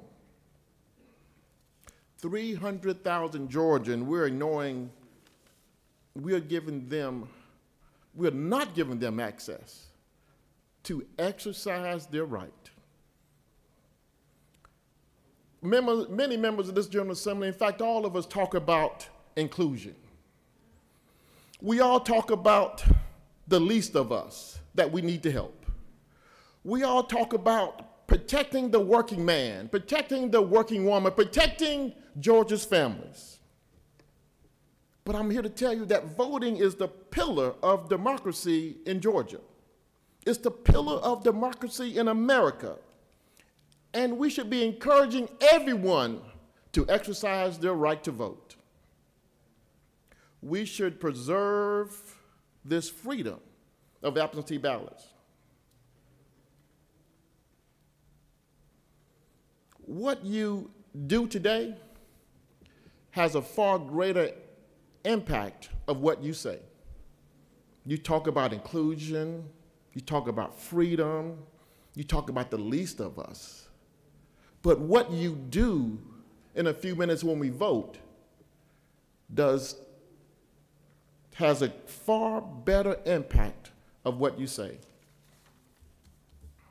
My friends, Senate Bill 241 will create barriers, gradually restricting voters from their free ability to vote. And eventually, this legislation will essentially eradicate the freedom for some citizens of this great state. It was not so long ago that we had laws on this book that restricted Georgians from voting.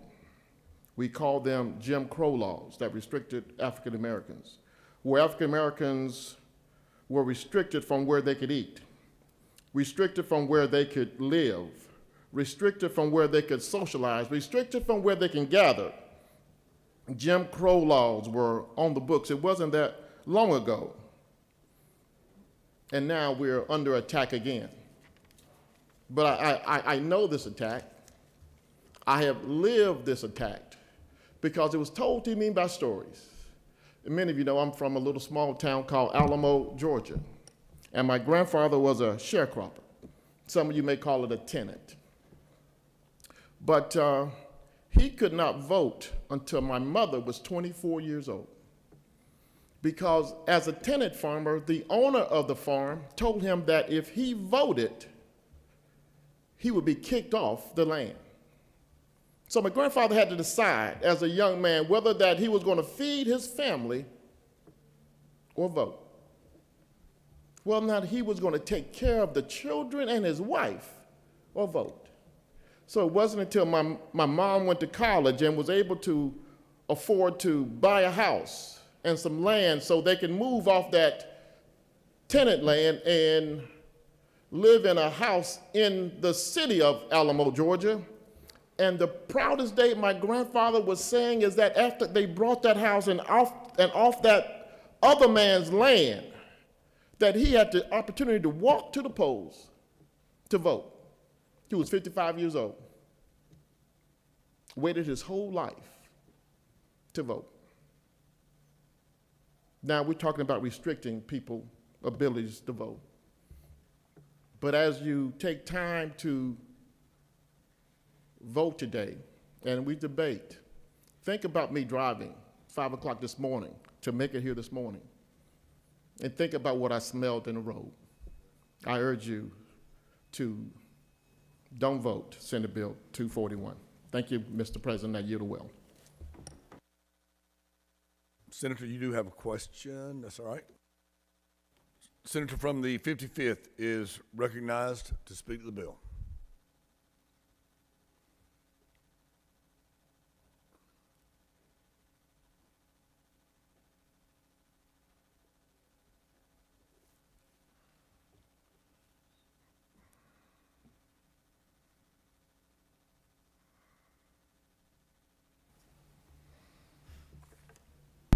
Thank you, Mr. President, members of the Senate.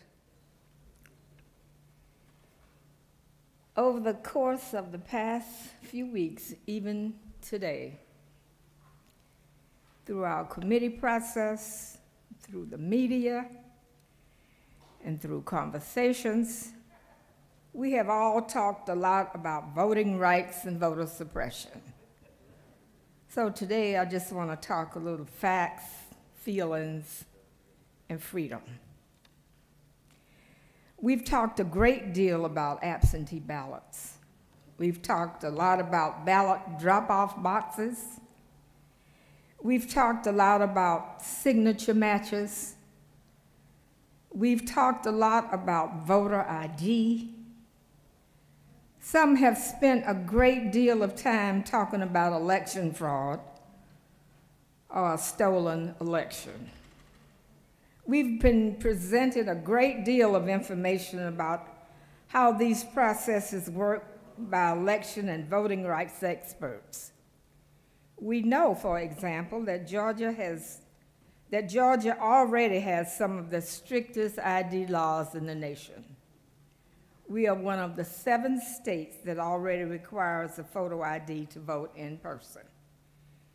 We know, too, that our state paid for 3 independent audits to demonstrate the soundness of our election results, and there was 0 evidence of forged signatures. We have heard about the difficulties of obtaining photo identification when you do not have an internet connection or a car or access to a photocopier. In fact, we heard enough about this to convince the Speaker of the House to announce free photo identification across the state. We have talked a lot about facts, but we have spent far less time talking about feelings. And when feelings run deep, many times facts can fall flat. When the mind is closed, so too can be the ears.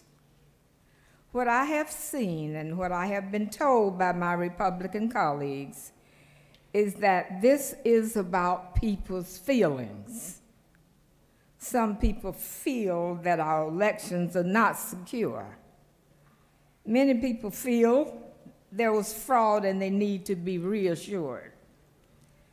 But I bet none of you can get up here today and argue that there was widespread fraud in the last election. I too listened to the testimony of people who feel the election wasn't secure. And I have read the emails, because I have plenty of them, claiming there was fraud. But if you listen to what these people are saying, none of them are saying changes in this law will make them feel better. Most of them are still looking for a do-over for the 2020 general election. Many of them are saying things like, we need to go back to just making everyone vote in person on election day. I can't deny there is a problem with how some people feel about the election, but these people believe a lie. And there is no tweak to our election laws that is going to satisfy them. People who are encouraged not to accept election results when they don't like the outcomes are not going to be placated by this bill or any other. So I need to know if there is no factual basis to prove the need for the provisions of this bill, and it's clear that those who feel there was widespread fraud in the last election won't feel any better, then where does that leave us? So if we are going to ignore facts and talk about feelings, then I'm going to talk about my own F word, freedom. As the first Black woman to serve as a party leader in this body, I appreciate the freedoms that are granted in my life. I am aware of how many freedoms I enjoyed that my ancestors did not. A lot of people have shed a lot of blood so that we could all be in this room together, working on behalf of Georgians today. I don't take that freedom for granted. There is a reason that the activists who fought in many cases died to ensure the rights of Black people to vote were called freedom riders.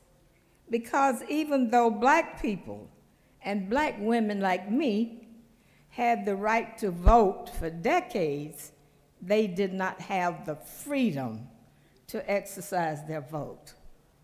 Rights and freedoms go hand in hand.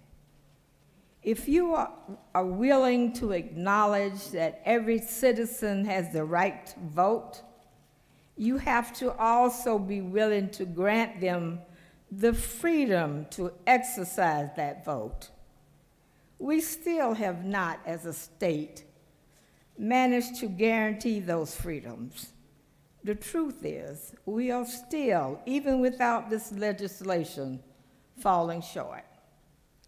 There are still many thousands of people in this state who face challenges when voting. Transportation challenges, accessibility challenges, technology challenges, and ID requirement challenges. Even with all we have done to improve conditions, we still saw hours-long waits in our bigger counties during early voting. We had thousands of voters who requested absentee ballots that they never received. These are the problems we should be trying to solve. I know that many of you like to tout our high numbers of registered voters. You will try to wave in my face the high black turnout we have seen in recent years. But those accomplishments are largely not a result, but in spite of Georgia's laws. These strides are the results of relentless organizing and determined voters. As the laws of this nation have evolved to allow more than just the white land-owning male citizens to vote, our election laws have to evolve with them. Absentee voting, early voting, these are provisions that ensure all those who have the right to vote actually have the freedom to exercise that vote. I know some of you think I'm exaggerating. Some of you are asking, what's the big deal? So you have to have an ID. So maybe you have to vote in person.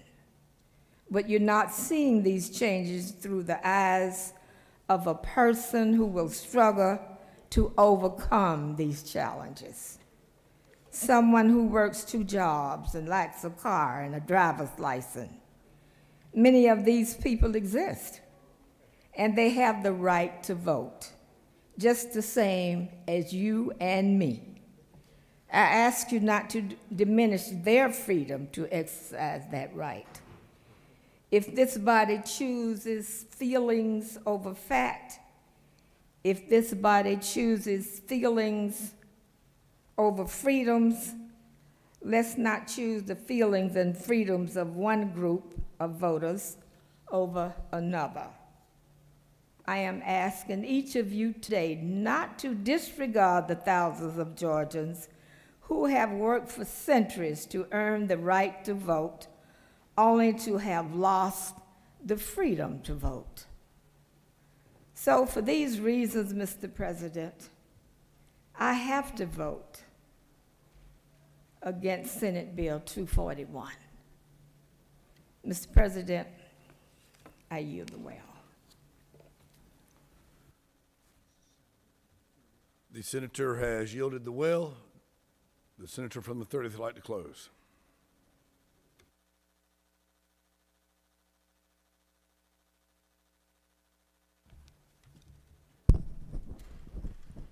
Thank you, Mr. President. I'm going to be brief.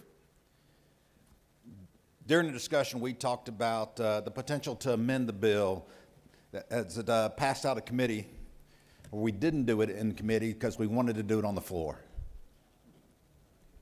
Everybody in this chamber by now understands that ethics bills and finance bills are engrossed on the floor. So to say that we didn't want to do it in committee, we were going to try to do it on the floor is somewhat suspect. We talked about standing in line for hours on end when the reality was the average wait across the state of Georgia was 3 minutes. 3 minutes is the average wait time at polling stations across the state of Georgia. I didn't mention fraud at all during my remarks, and neither did the senator from the 28th when he got up. So when we start talking about there's a lot of conversation about fraud and abuse in the election system that was in the commentary in the presentations from members of the Senate, we didn't mention that. That was y'all. I think the senator from the 22nd said that over a span of a decade, I'm trying to remember back, it's been 3.5 hours ago now, there was like 20 cases or allegations of fraud and abuse in the Georgia elections. In the last 3 meetings, the State Election Board has addressed 203 cases. 93 were referred to the Attorney General and 6 were referred to the Attorney General and the appropriate DAs. That's not widespread. I got that. That's not widespread fraud, but to say that no adjustments need to be made, to address some of the issues that we see coming forward in the state is inaccurate.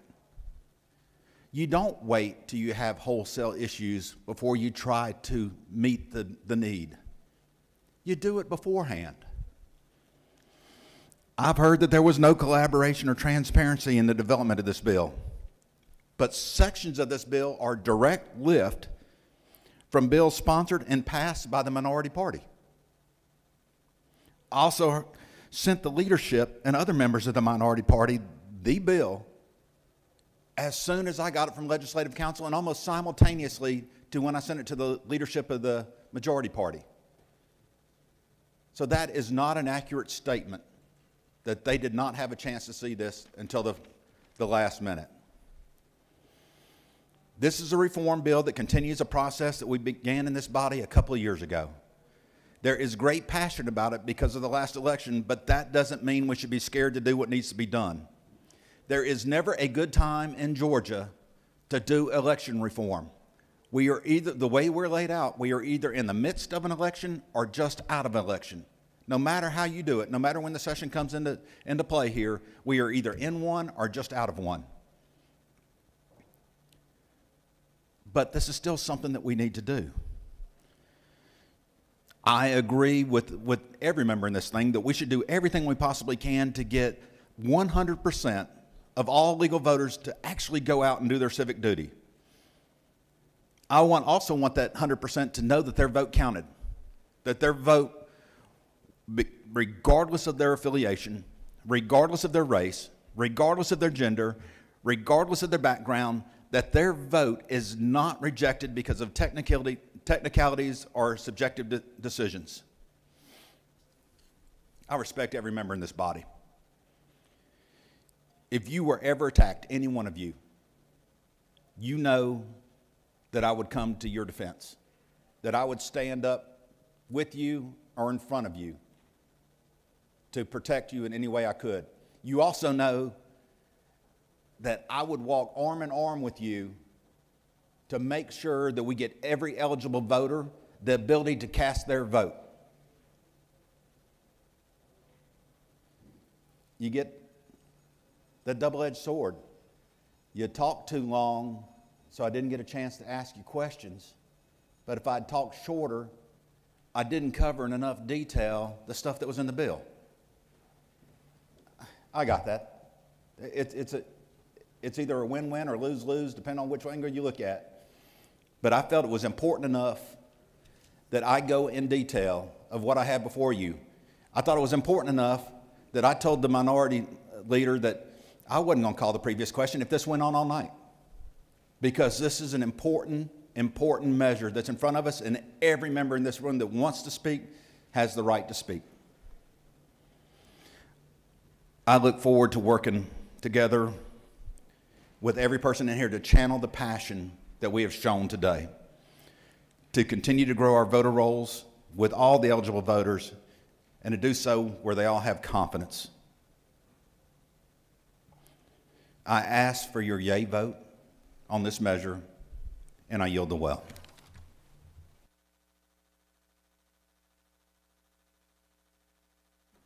The question is on the adoption of the committee substitute. Is there objection to the adoption of the committee substitute? Hearing none, the committee substitute is therefore adopted. Is there objection to agreeing to the report of the committee, which is favorable to the passage of the bill? The chair hears none. The report of the committee is agreed to. Is there objection to the main question being ordered? The chair hears none. The main question is now ordered. The question is on the passage of the bill by substitute. All those in favor vote yea. All those opposed vote nay. Mr. Secretary, if you unlock the machines.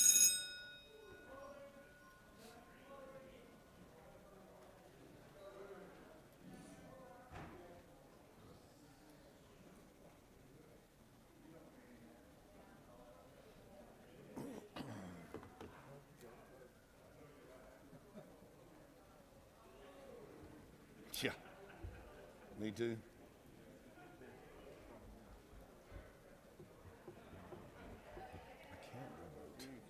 I can't vote unless it's a tie. That's right. That's the rule.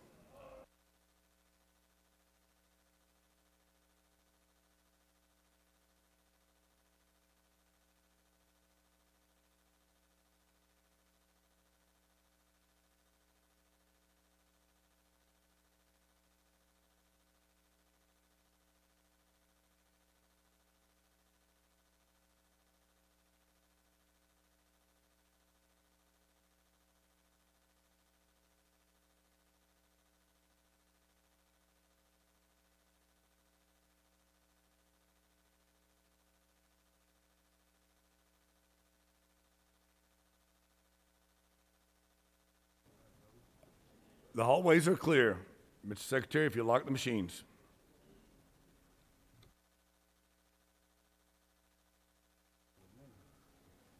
On the passage of the bill, the yeas are 29 and the nays are 20.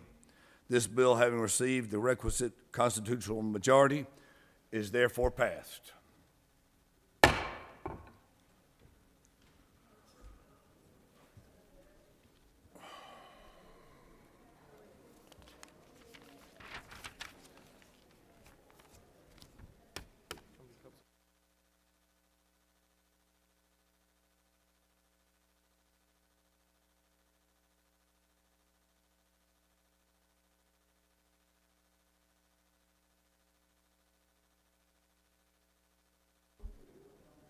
Senator from the 20th, why do you rise? Mr. President, if it's the appropriate time, I ask for unanimous consent to remove SR 134 from the table. Stand by.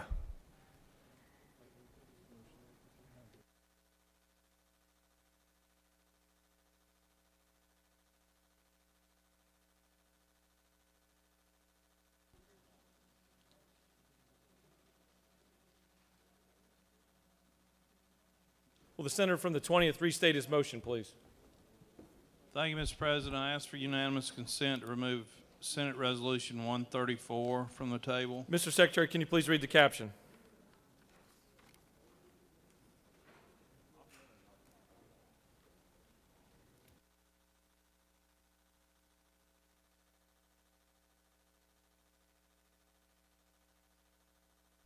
Senate Resolution 134 by Senator Walker of the 20th and others, a resolution proposing an amendment to the Constitution of the State of Georgia so as to provide for the suspension of compensation for certain public officers who are suspended because of indictment for a felony, to provide for related matters, to provide for submission of this amendment for ratification or rejection, and for other purposes. The Senate Committee on Government Oversight recommends that this bill do pass. Respectfully submitted, Senator Harbin of the 16th. This completes the order, Mr. President. Senator from the 20th has moved that Senate Resolution 134 be taken from the table. Is there objection? The chair hears none and it's removed from the table. The chair recognizes the senator from the 20th to speak to the measure.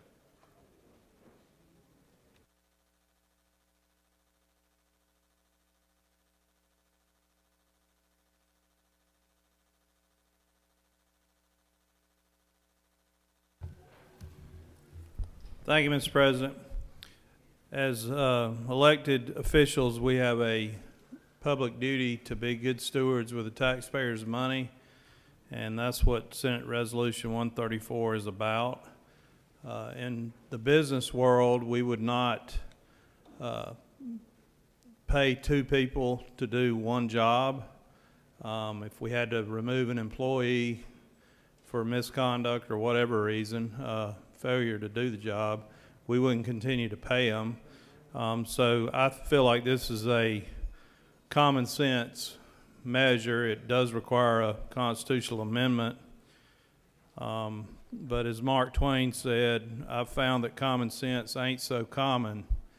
And I'm afraid that holds true a lot of times with government. But this is an attempt to address that. We already have provisions in the Georgia Code to remove a state constitutional officer or members of the General Assembly if they're indicted for a felony. That's already in the code. But we do not have a provision to suspend their pay. And so if you look on lines 45 through 47, this bill would change that to where the officer shall not be entitled to receive the compensation from his or her office if they are suspended from office. Now, if they are exonerated, they would be entitled to the compensation that has been withheld. This is very straightforward. This applies to the governor, the lieutenant governor, the secretary of state, the attorney general, the state school superintendent, the commissioner of insurance, the commissioner of agriculture, the commissioner of labor, and any member of the General Assembly. Again, it has to be an indictment for a felony by a grand jury, and then a commission would recommend to the governor, unless it is the governor, that the felony indictment has prevented them to be able to continue to perform their duties, and the governor would remove them. And then if this goes on the ballot and is passed on the ballot, then their pay would be suspended. I'd be happy to answer any questions if there are any. I've got a bipartisan support from this. The minority leader is a signer on this bill, and I'd ask for your yes vote, please. Thank you. Senator has yielded the well. Does any other senator wish to speak for or against Senate Resolution 134? The chair sees none. Is there objection to agreeing to the report of the committee which is favorable to the adoption of the resolution? The chair hears none. The report of the committee is agreed to. Is there objection to the main question being ordered? Chair hears none, and the main question is ordered. Questions on the adoption of the resolution? All those in favor vote yea. Opposed, nay. The secretary will unlock the machine.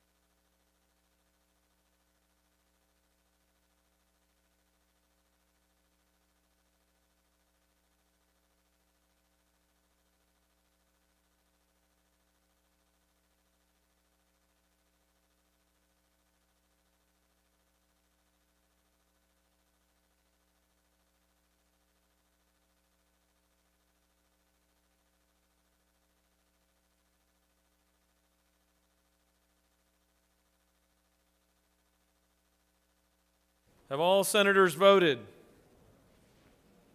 Have all senators voted? Hallways clear? Mr. Secretary, please close the machine. On the adoption of the resolution, the yeas are 51, the nays are 1. The resolution, having received the requisite two-thirds majority, is therefore adopted.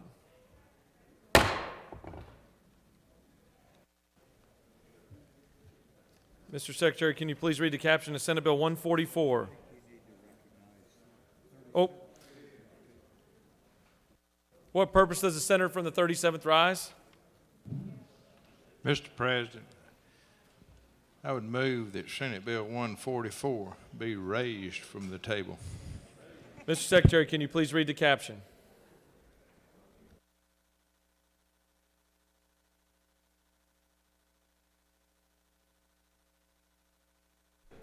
Senate Bill 144 by Senator Tippins of the 37th and others, a bill to be entitled an act to amend Part 1 of Article 1 of Chapter 3 of Title 8 of the OCGA relating to general provisions for housing authorities so as to limit the ability of city housing authorities to operate outside municipal boundaries without authorization, to revise the definition, to provide for related matters, to repeal conflicting laws, and for other purposes.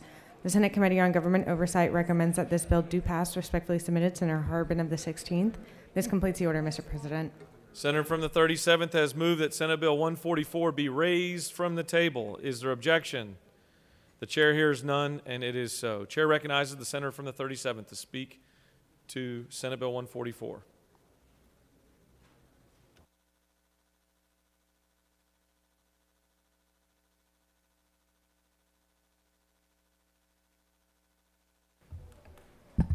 Thank you, Mr. President. Members of the Senate, 144 addresses a provision in existing state law that enables a housing authority to go 10 miles outside of the jurisdictional boundaries of the city in which it was created. They do not have to get permission from another jurisdiction that they may be going into. They could go into another city, they could go into another county, even cross county lines. What this bill does is allow it takes away the 10-mile limitation, but it requires that the other jurisdiction in which they're going to be going would pass a resolution agreeing to the need for this facility that would be proposed. That's all this bill does. I think this good local control bill for the adjoining cities and counties that may have been precluded from exercising their zoning and also their building ordinances in the past. I'd urge your passage of this bill. If there's no other questions, Mr. President, I yield the will. You have no questions. Does any other senator wish to speak for or against Senate Bill 144? The chair sees none. Is there objection to agreeing to the report of the committee which is favorable to the passage of the bill? The chair hears none. The report of the committee is agreed to. Is there objection to the main question being ordered? The chair hears none and the main question is ordered. Questions on the passage of the bill? All those in favor vote yea. Opposed, nay. The secretary will unlock the machine.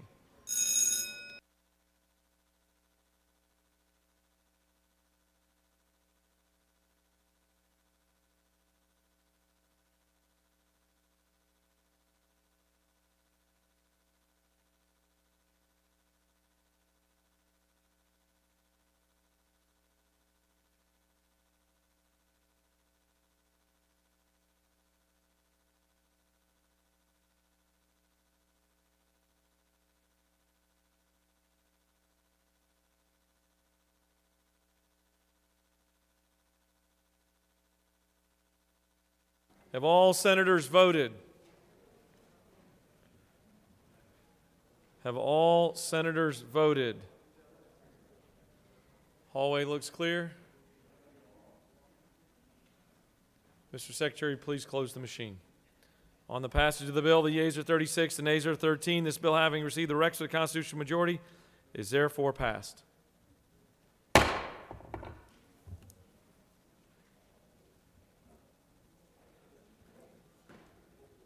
Chair recognizes the senator from the 21st. Mr. President, I move to remove SB 162 from the table. Mr. Secretary, please read the caption.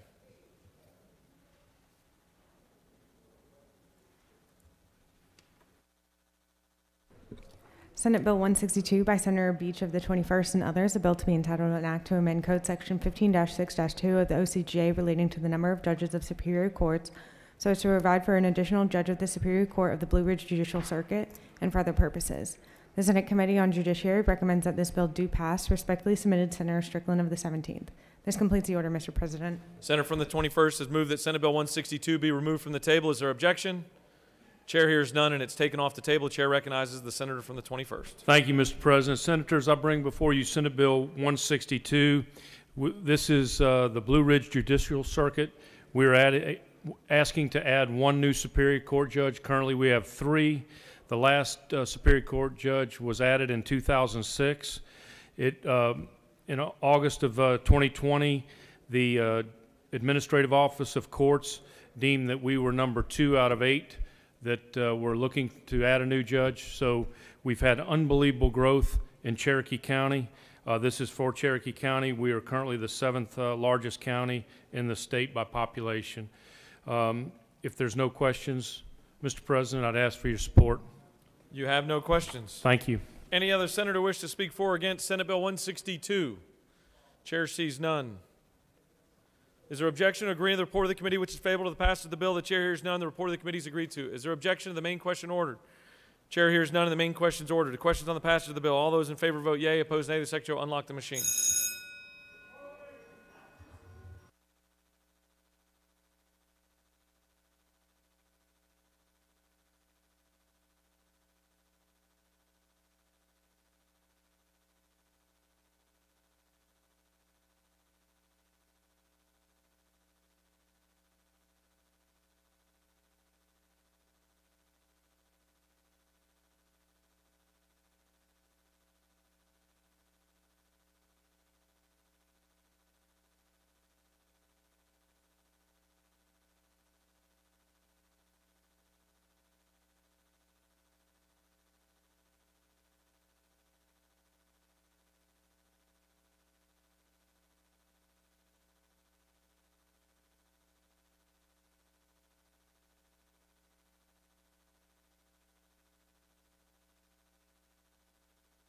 Have all senators voted?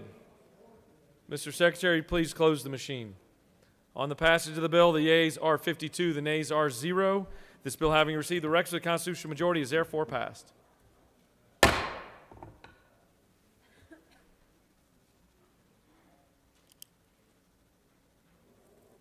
Chair recognizes the senator from the 44th.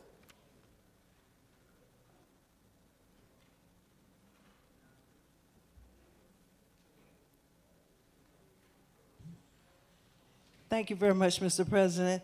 I ask for unanimous consent to remove Senate Bill 106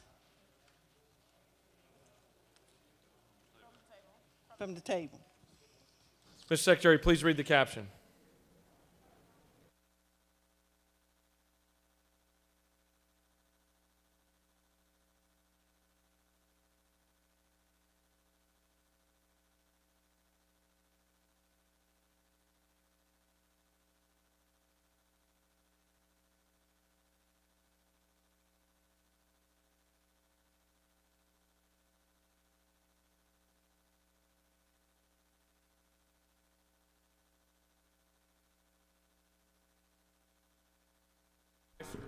Senate Bill 106 by Senator Davenport of the 44th and others, a bill to be entitled an act to amend Code Section 20-2-742 of the OCGA leading to multi-tiered system of supports prior to suspension or expulsion for certain students so as to include wraparound services in the multi-tiered system of supports to be provided prior to expelling or assigning a student in preschool through third grade to out-of-school suspension for more than 5 consecutive or cumulative days during a school year and for other purposes.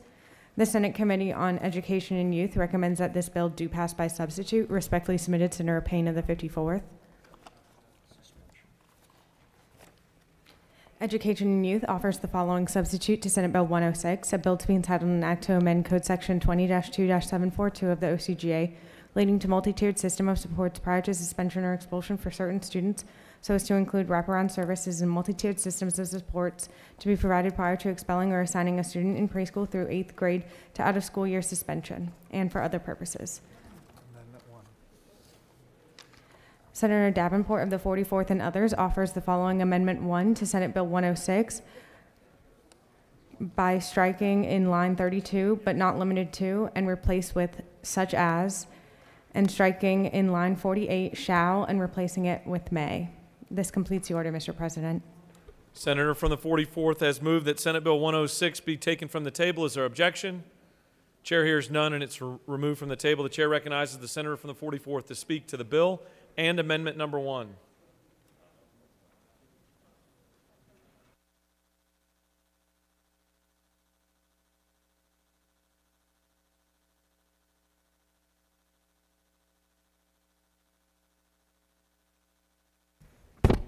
Thank you very much, Mr. President. Colleagues, I bring to you today Senate Bill 106, which deals with the multi-tiered system of support prior to suspension or expulsion for certain students from preschool through 8th grade to out-of-school suspensions for more than 5 consecutive or cumulative days. And these multi-tiered system supports and the wraparound services which will provide academic, social, or behavioral support for students. And the amendment, we were striking in line number 32, but not limited to, replace with such as, and on line 48, where we have shall, we're replacing that with may. If there are no questions, Mr. President, I yield the will. You have no questions. Okay. Thank you.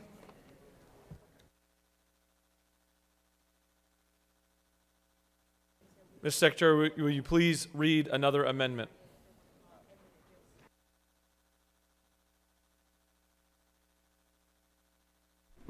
Senator Tippins of the 37th offers the following Amendment number 2 to Senate Bill 106 by striking the word 8th on line 18 and replacing it with the word 3rd. This completes the order, Mr. President.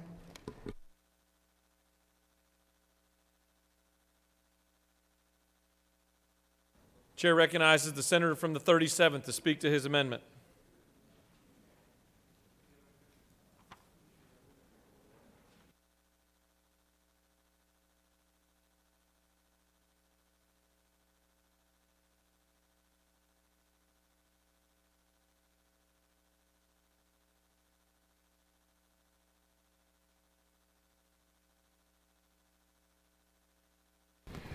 Thank you, Mr. President.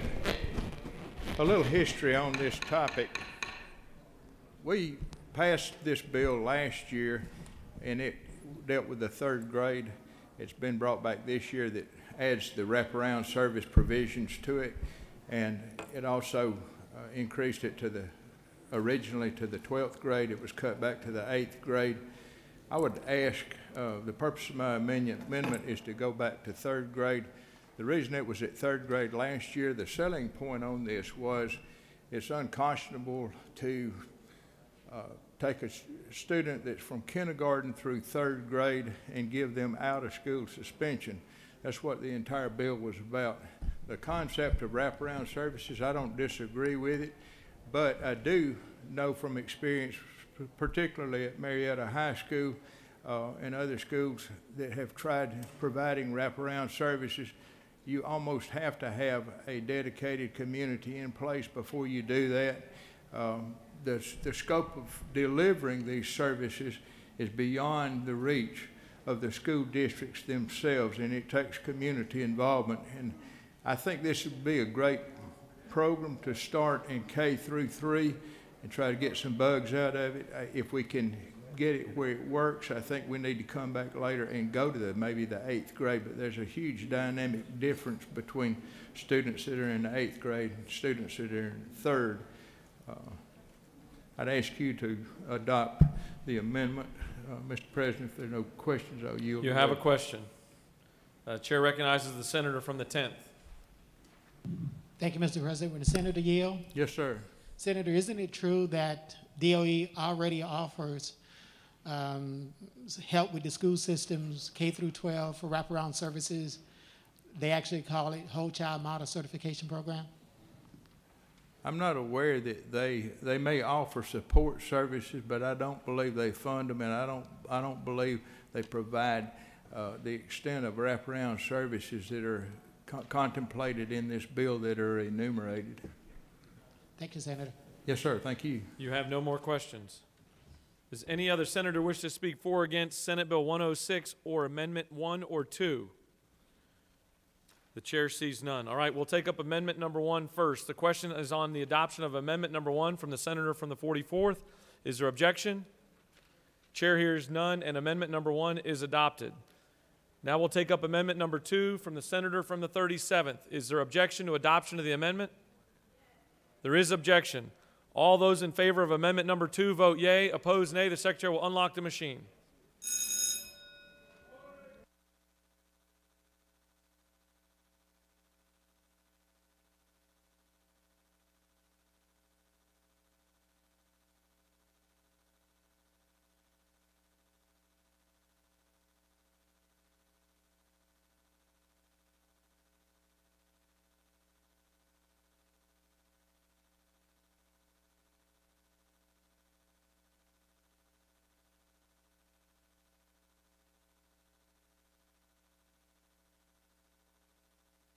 Have all senators voted?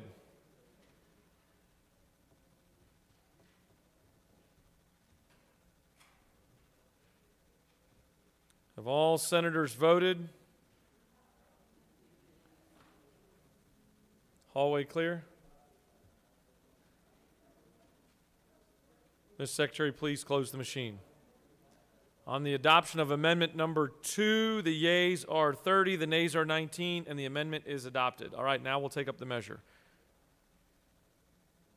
The question is on the adoption of the committee substitute as amended. Is there objection to adoption of the committee substitute as amended? Chair hears none, and the committee substitute as amended is adopted. Is there objection to agreeing to the report of the committee which is favorable to the passage of the bill? The chair hears none, the report of the committee is agreed to. Is there objection to the main question being ordered? The chair hears none, and the main question is ordered. Questions on the passage of the bill by substitute. All those in favor vote yea. Opposed, nay. The secretary will unlock the machine.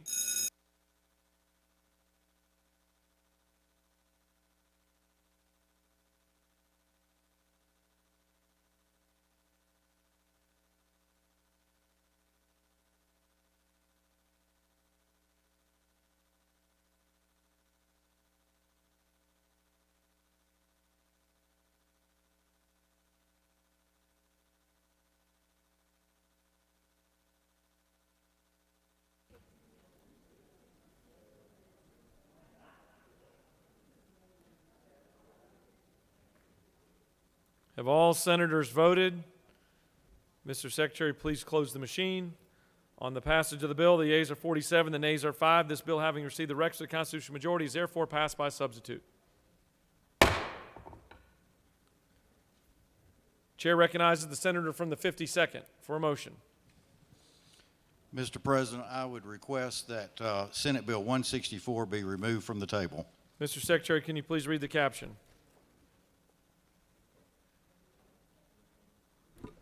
Senate Bill 164 by Senator Huffstetler of the 52nd and others, a bill to be entitled an act to amend Code Section 15-11-471, Title 16, and Code Section 31-22-9.1 of the OCGA relating to definitions relative to juvenile delinquency, crimes and offenses, and who may perform HIV tests, respectively, so as to provide for the modernization of HIV-related laws to align with science to ensure that laws and policies support current understanding of best public health practices, and for other purposes.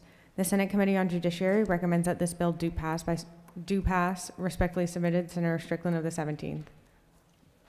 This completes the order, Mr. President. Senator from the 52nd has moved that Senate Bill 164 be taken off the table. Is there objection? Chair hears none, and it's taken off the table. Chair recognizes the senator from the 52nd to present the measure.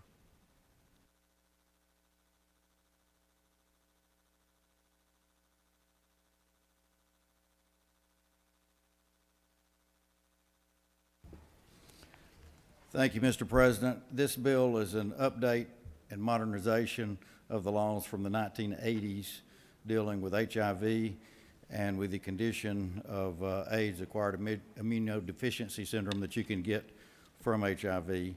This has been some work with the prosecuting attorneys, with the AIDS Coalition, with the Department of Community Health, and I'll try to quickly go through some of the changes. It changes from prosecuting negligence and to intent, which is what criminal laws typically do according to the prosecuting attorneys. It also recognizes the Back to Blue bill that passed, and it was going to be in conflict with it in some ways, so it acknowledges that. It acknowledges the HOPE Act, which says that someone with HIV can donate a kidney to another person with HIV, and over 100 of these have happened, and so that means there's actually more kidneys available for everybody when this happens. It decriminalizes syringes, sections 3, 4, and 5. That's pretty much all that's in there, is taking the syringes out, because we don't do that anymore. We have needle exchange programs that this legislature has set up. And then the last thing is the Department of Community Health in section 2 and 6. It talks about them approving HIV tests. They do not approve them, and they wanted that section to be removed because it's not what the law is. So in working with all those groups, this legislation is brought forward. If there's no questions, I'll yield the well. You have no questions. Does any other senator wish to speak for or against Senate Bill 164? Chair sees none. Is there objection or agreeing to the report of the committee which is favorable to the passage of the bill? The chair hears none. The report of the committee is agreed to. Is there objection to the main question being ordered? The chair hears none and the main question is ordered. Questions on the passage of the bill? All those in favor vote yea. Opposed nay. The secretary will unlock the machine.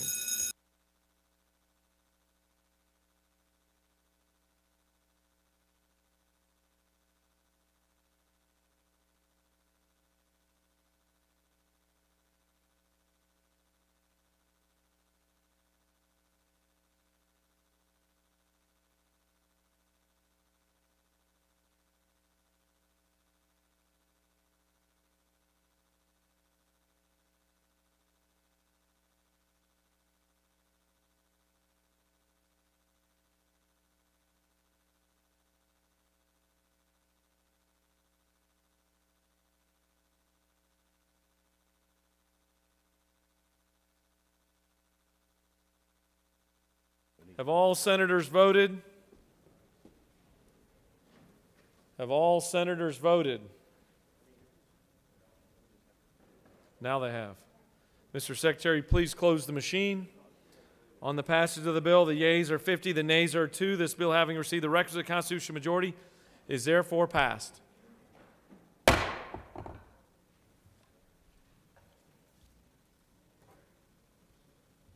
Mr. Secretary, can you please read the caption of Senate Bill 218? Actually, my fault. Chair recognizes the senator from the 20th.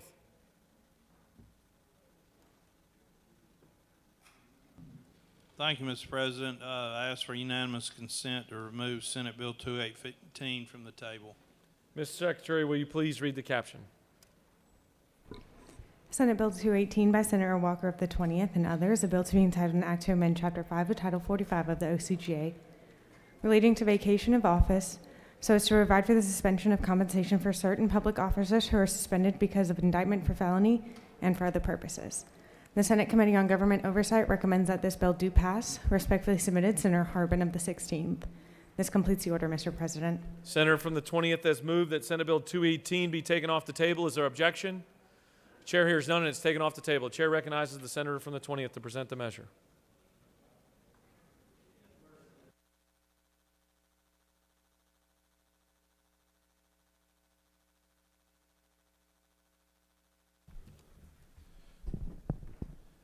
All right, Senate Bill 218 may sound like deja vu.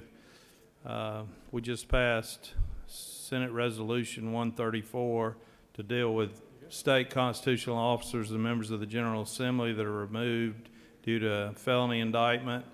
This Senate Bill 218 deals with local public officials, does not require a constitutional amendment, but it basically is the same concept that if they're removed from office, their pay would be suspended. I ask for your favorable consideration. I'll be happy to answer any questions if there are any. You have no questions, Senator. All right, thank you. Please vote yes. It was so heartfelt. Any other senator wish to speak for or against Senate Bill 218? It'd be hard after you were so nice leaving the well. Chair sees none. Is there objection to agreeing to the report of the committee which is favorable to the passage of the bill? The chair hears none. The report of the committee is agreed to. Is there objection to the main question being ordered? The chair hears none and the main question is ordered. Questions on the passage of the bill. All those in favor vote yea. Opposed nay. The secretary will unlock the machine.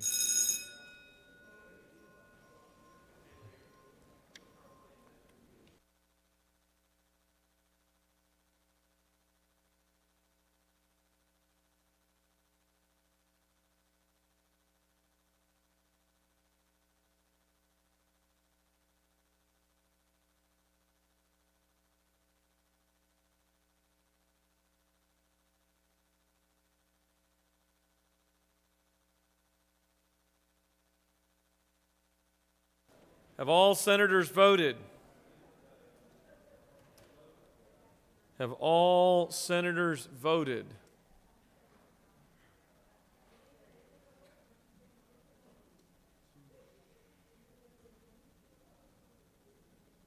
All senators voted. The hallway looks clear.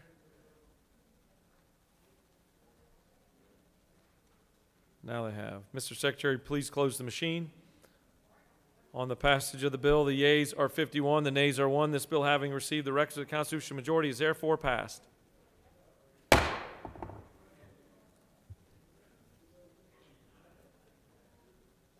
Chair recognizes the senator from the 31st. Mr. President, I ask for unanimous consent to lift off the table Senate Bill 226. Mr. Secretary, please read the caption.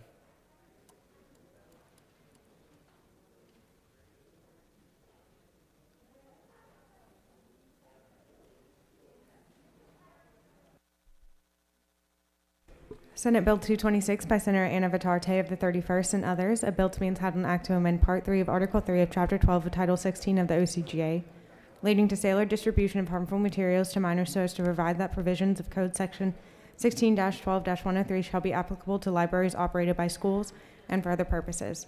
The Senate Committee on Judiciary recommends that this bill do pass by substitute. Respectfully submitted, Senator Strickland of the 17th. Senate Judiciary offers the following substitute to Senate Bill 226, a bill to be entitled an act to amend Part 15 of Article 6 of Chapter 2 of Title 20 of the OCGA, relating to miscellaneous provisions of the Quality Basic Education Act, so as to require each local Board of Education to adopt a policy providing for a complaint resolution process to be used by its local school system to address complaints submitted by parents or guardians and for other purposes. This completes the order, Mr. President. Senator from the 31st has moved that Senate Bill 226 be taken off the table. Is there objection? Chair hears none, and it is taken off the table. Chair recognizes the senator from the 31st to present the measure.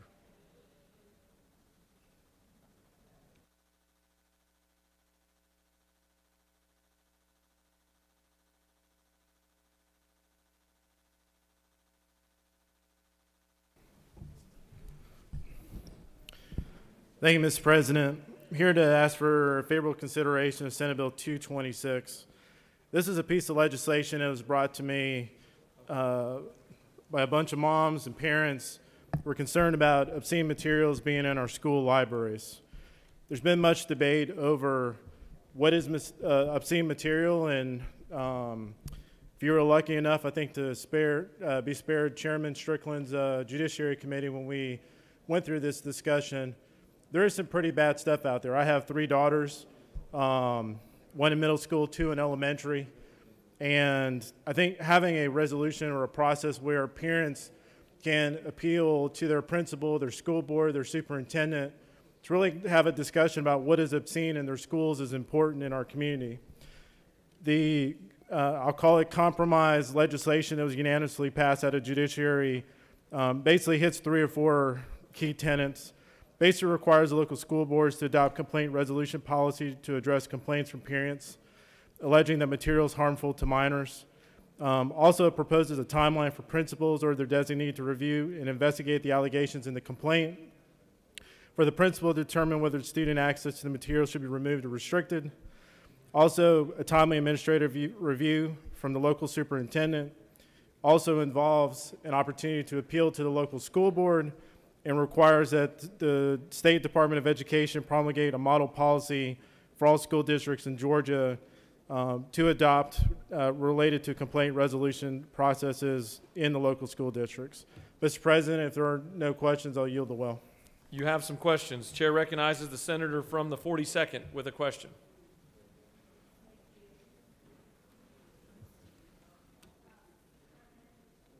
Turn microphone. Use your neighbor's microphone. And your neighbor's not even really your neighbor. I know. I You've got a visitor. To apologize, say thanks, Chuck, and oh, it's her. Will the senator yield? Of course. Thank you, Senator. I'm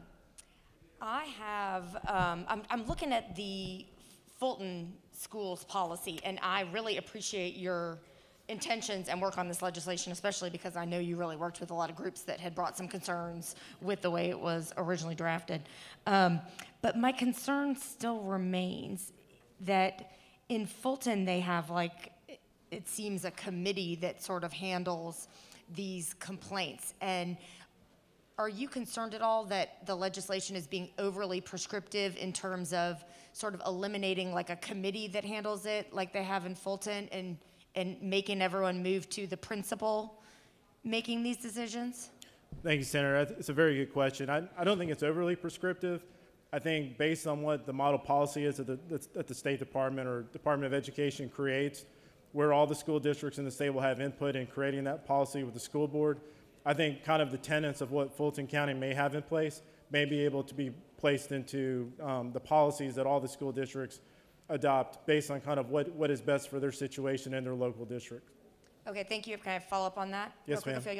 So you're not concerned then that the section that sort of says the principal should do it and then have kind of the appeal process up to the board would preclude the school board, the state education board from going a different direction and allowing a different approach? You're not concerned to sort of preclude that in the bill? No, thank you for the question, Senator. So based on my experience of being on a school board, the state will come up with policies for local school districts to adopt, and then I, as a school board member, or whether I'm a principal or superintendent, will have input into that policy.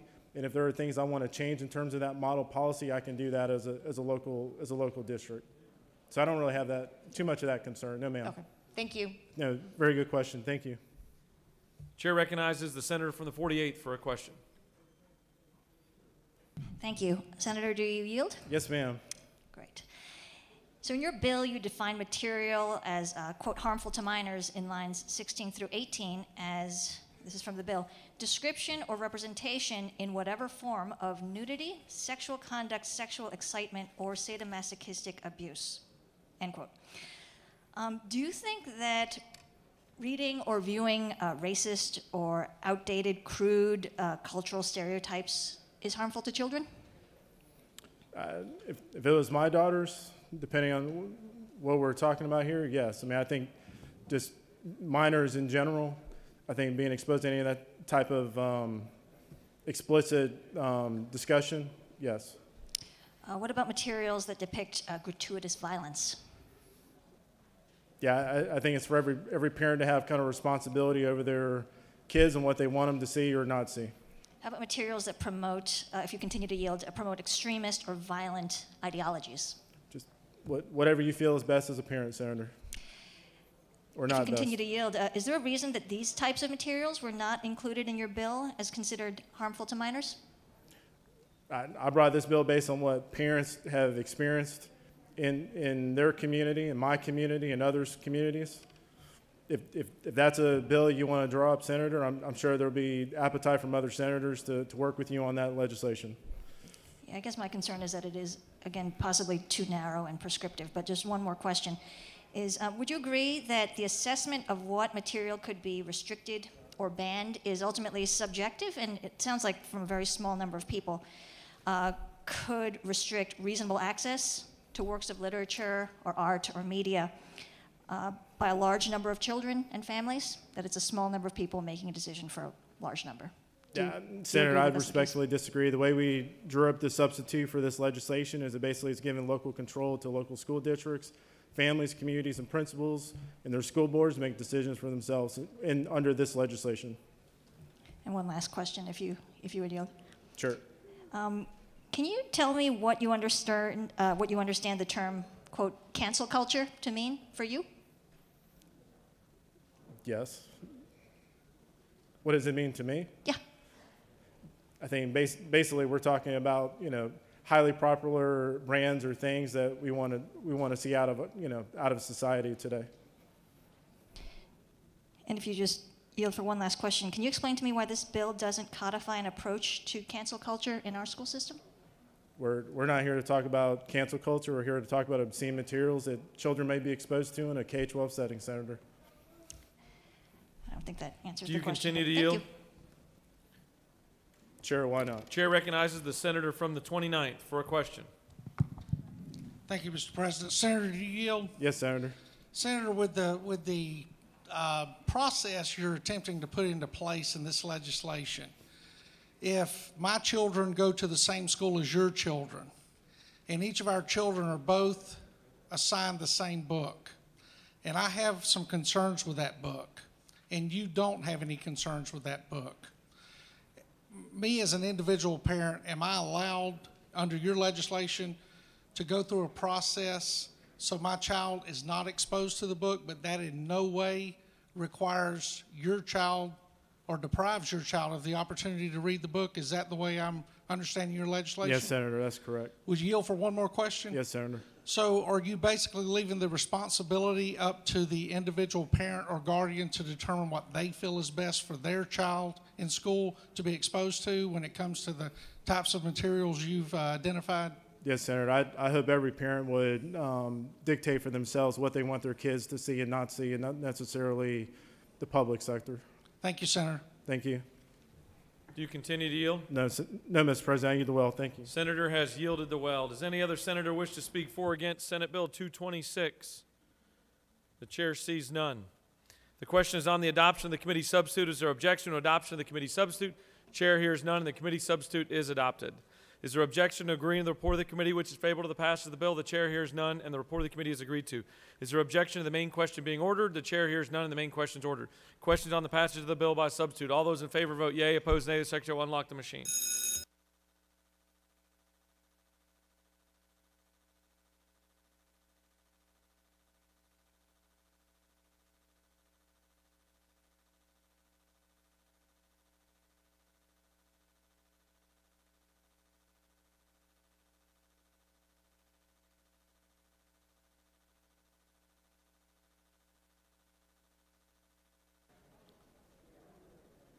Have all senators voted?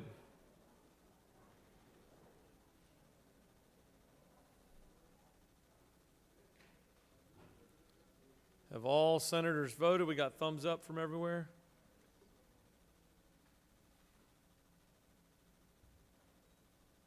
Mr. Secretary, please close the machine. On the passage of the bill, the yeas are 35, the nays are 16. This bill, having received the requisite constitutional majority, is therefore passed by substitute.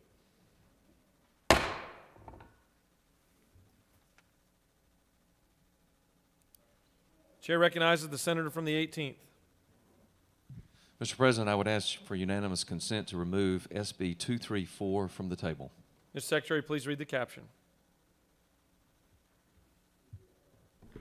Senate Bill 234 by Senator Kennedy of the 18th and others.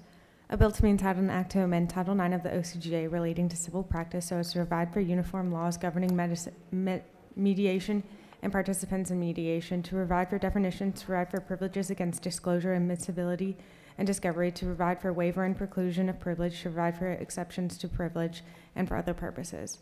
The Senate Committee on Judiciary recommends that this bill do pass by substitute. Respectfully submitted, Senator Strickland of the 17th. Senate Judiciary offers the following substitute to Senate Bill 234, a bill to be entitled an act to amend Title IX of the OCGA relating to civil practice so as to provide for uniform laws governing mediation and participants in mediation, to provide for definitions, to provide for privileges against disclosure, admissibility, and discovery, to provide for waiver and preclusion of privilege, to provide for exceptions to privilege, and for other purposes. This completes the order, Mr. President. Senator from the 18th has moved that Senate Bill 234 be taken off the table. Is there objection? The chair hears none, and it is removed from the table. The chair recognizes the senator from the 18th to speak to the measure.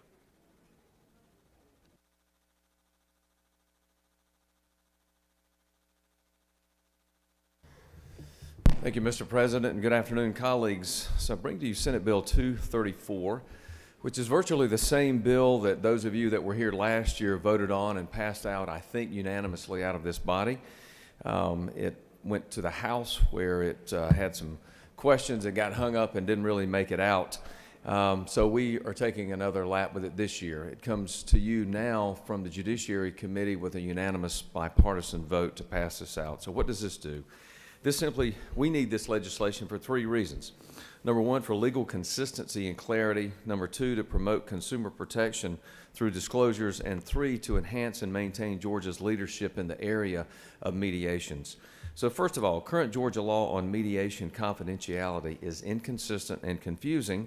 The laws protecting confidentiality in court-connected mediation are different from those applicable in private mediation. The problem is we don't really have a good legal construct here in Georgia for a statutory scheme recognizing the framework for mediations. And the problem that we're finding is that this is causing the loss of business in certain legal communities for international arbitrations and international mediations in particular to be conducted here in Georgia. Atlanta, for travel purposes and other reasons, is a great site to host such international mediations. But because we don't have laws on the books that provide for certain protections in the mediation process, we're losing some of that business. Secondly, Georgia mediation law is inconsistent or weak on requiring mediators to make disclosures as to possible or perceived conflicts of interest. This bill largely follows the UMA's privileges and protections on confidentiality to attach to mediators based on the adequacy of the disclosures and the parties of possible conflicts of interest that arise and can arise during mediations. Lastly, adopting this would enhance Georgia's stature as a regional, national, and international center for alternative dispute resolution. This very same format has been followed and adopted by multiple other states. The expected benefits from this are, again, the highlights would be certainty, privacy, and certain exceptions to privilege. The substitute that you have before you incorporated some concerns from one constituency about whether or not the communications in the mediation process would maintain the confidentiality and privileges that normally attach. So there's, I think it's lines 154 through 159 are the only changes that are made from the Model Act. Mr. President, I'll be happy to answer any questions or I'll yield the well. Chair recognizes the Rules Chairman for a question. Thank you, Mr. President. Senator Uriel. Yes, Senator, this is a lawyer bill. Is this a lawyer bill? Yes, Senator, this is a lawyer bill.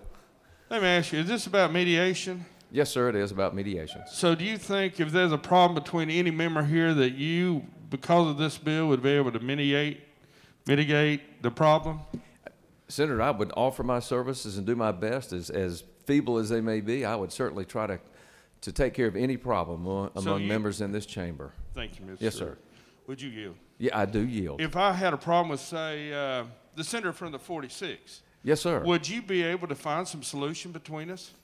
Is that possible? I think it's possible, Senator. We might need some libations to help find a solution, but I think we could do it. That's good. One more. And prayer. Yes, sir. I yield. Amen. Amen. So you're saying that you would be able to solve the problem, but what if you are colluding with the senator from the 46? What should I do then? Then you should just admit your faults and let's roll on. I thought you'd say that. You have no more questions. All right. Thank you, Mr. President. I urge you and ask for your support on this bill. Thank you. Does any other senator wish to speak for or against Senate Bill 234? The chair sees none. The question is on the adoption of the committee substitute. Is there objection to adoption of the committee substitute? The chair hears none. The committee substitute is adopted. Is there objection to agreeing to the report of the committee which is favorable to the passage of the bill? The chair hears none. The report of the committee is agreed to. Is there objection to the main question being ordered? The chair hears none, and the main question is ordered. Questions on the passage of the bill by substitute. All those in favor vote yea. Opposed nay. The secretary will unlock the machine.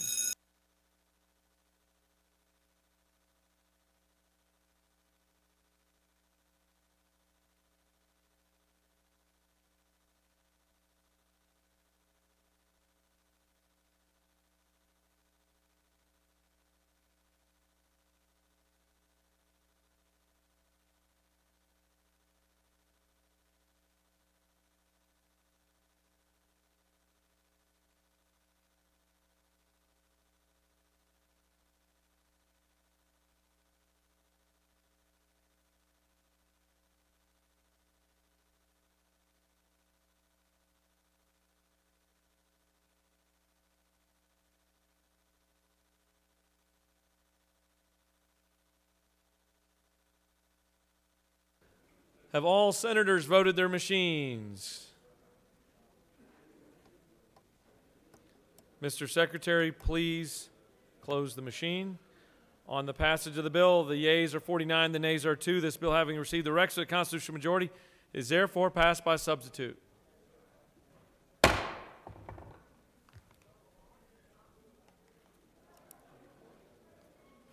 Chair recognizes the senator from the 24th for a motion.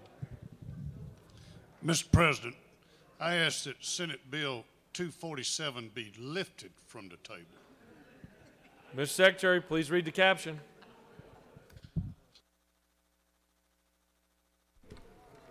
Senate Bill 247 by Senator Anderson of the 24th and others, a bill to be entitled an act to amend Article 2 of Chapter 8 of Title 2 of the OCGA relating to agricultural commodity commissions generally so as to replace certain public hearings with online public comment opportunities and for other purposes. The Senate Committee on Agriculture and Consumer Affairs recommends that this bill do pass by substitute. Respectfully submitted, Senator Walker of the 20th. Agriculture and Consumer Affairs offers the following substitute to Senate Bill 247, a bill to be entitled an act to amend Article 2 of Chapter 8 of Title 2 of the OCGA relating to agricultural commodity commissions generally so as to provide for full or partial remote communication with regard to public hearings, to provide for notice of hearings, and for other purposes. Amendment 1. Just read down the board. Okay. Senator Anderson of the 24th offers the following Amendment 1 to amend substitute to Senate Bill 247 by replacing Article 2 of Chapter 8 of Title 2 of the OCGA relating to agricultural commodity commissions generally so as to, on lines 1 and 2, with Title 2 of the OCGA relating to agriculture so as to repeal and reserve Code Section 2-4-8 relating to terms of office of appointed members of Commission and Board 2. And for other purposes, this completes the order, Mr. President. Senator from the 24th has moved that Senate Bill 247 be lifted off the table. Is there objection? The chair hears none, and 247 is lifted off the table. Chair recognizes the senator from Augusta to present the bill and the amendment.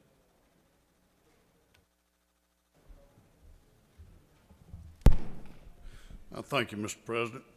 I bring today Senate Bill 247, which is a bill coming from the Department of Ag that where we can advertise on our commission fees that like the Blueberry Commission and the Apple Commission can be advertised in the Market Bulletin instead of in the Atlanta paper so it'll really get to the people that it really affects, and it's also be much cheaper.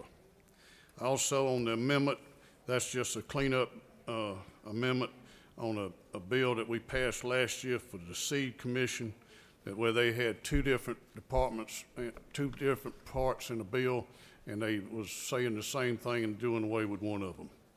I ask you for your favorite, consider your vote for this bill. It's a great bill for the great people, the great state of Georgia, and a great deal more. I yield well if there's no question. You have no questions. Thank you. Does any of the senator wish to speak for or against Senate Bill 247 or Amendment Number 1? The chair sees none. All right, we'll take up Amendment Number 1. The question's on the adoption of Amendment Number 1 from the senator from the 24th. Is there objection? Chair hears none, and Amendment Number 1 is adopted. The question now is on the adoption of the committee substitute as amended. Is there objection to adoption of the committee substitute as amended? Chair hears none, and the committee substitute as amended is adopted. Is there objection to agreeing to the report of the committee which is favorable to the passage of the bill? The chair hears none. The report of the committee is agreed to. Is there objection to the main question being ordered? The chair hears none. The main question is ordered. Questions on the passage of the bill by substitute. All those in favor vote yea. Opposed nay. The secretary will unlock the machine.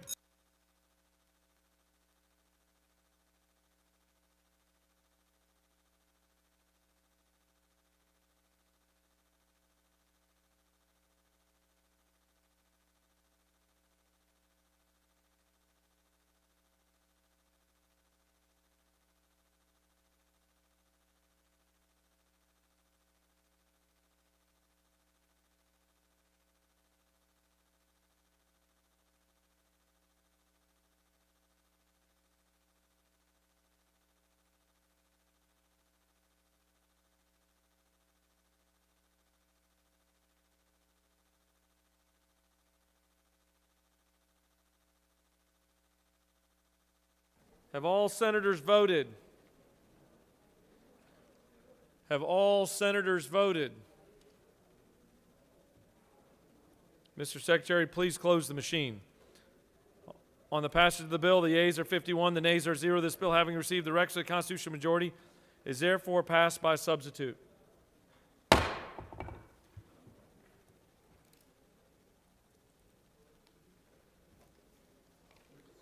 Chair recognizes the senator from the 36th.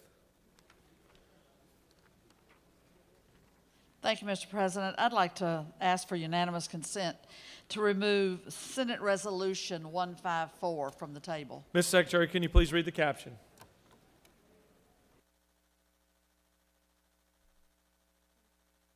Senate Resolution 154 by Senator Orrock of the 36th and others, a resolution creating the Joint Study Committee for Strengthening Georgia's Future Workforce and for other purposes. The Senate Committee on Higher Education recommends that this bill do pass by substitute. Respectfully submitted, Senator Tippins of the 37th. The Senate Committee on Higher Education offers the following substitute to Senate Resolution 154, a resolution creating the Joint Study Committee for Strengthening Georgia's Future Workforce and for other purposes. This completes the order, Mr. President. Senator from the 36th has moved that Senate Resolution 154 be taken off the table. Is there objection? Chair hears none, and it's removed from the table. The chair recognizes the senator from the 36th to speak to the measure.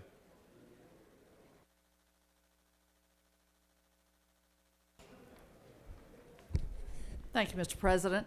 I bring to you the Senate Resolution 154, which would create the Joint Study Committee for Strengthening Georgia's Future Workforce. We are moving forward as a state. We're rebuilding our economy, and we're attracting national and global attention and investment. We need an educated workforce.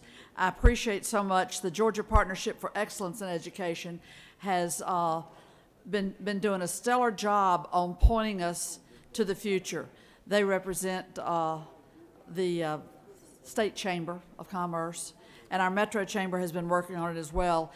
We all know the financial roadblocks that there are to getting your post-secondary degree or certificate.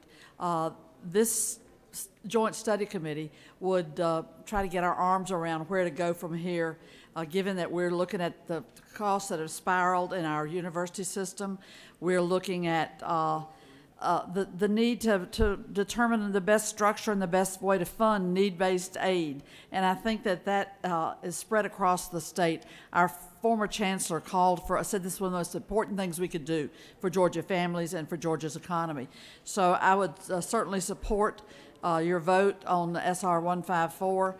Many of you signed this study committee resolution, and I appreciate the help and input I've had from many quarters. If there are no questions, Mr. President, I'll You yield have the well. question. Chair recognizes the senator from the 8th with a question to your right.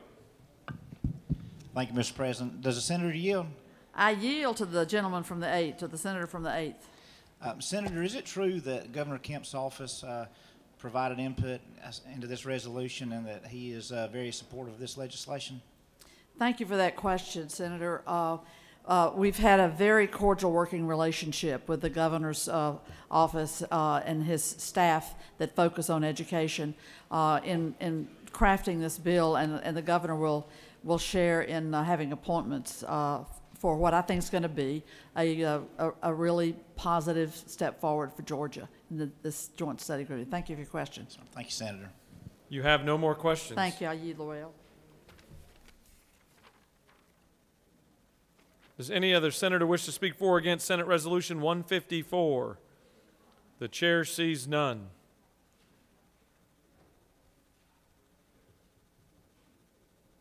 The question now is on the adoption of the committee substitute. Is there objection to adoption of the committee substitute? Chair hears none. The committee substitute is adopted. Is there objection to agreeing to the report of the committee, which is favorable to the passage, the adoption of the resolution? The chair hears none. The report of the committee is agreed to. Is there objection to the main question being ordered? Chair hears none, and the main question is ordered. Questions on the adoption of the resolution by substitute. All those in favor vote yea. Opposed, nay. The secretary will unlock the machine.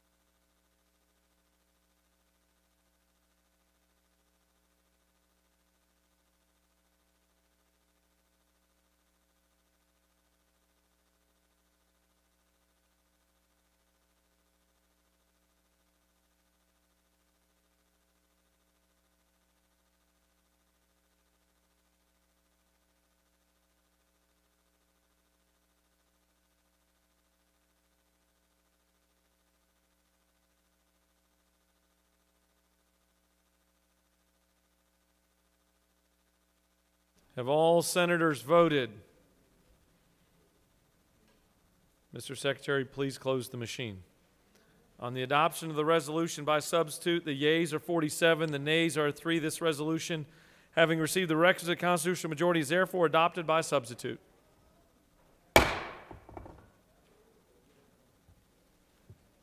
Chair recognizes the senator from the 16th for a motion. Mr. President, I'd ask that we remove SB 156 from the table. Mr. Secretary, can you please read the caption?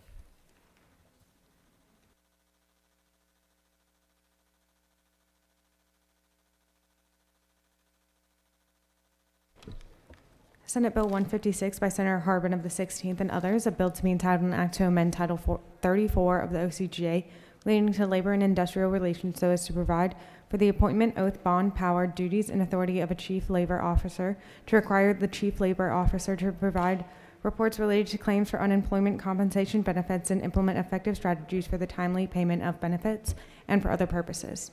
The Senate Committee on Insurance and Labor recommends that this bill do pass by substitute. Respectfully submitted, Senator Burke of the 11th.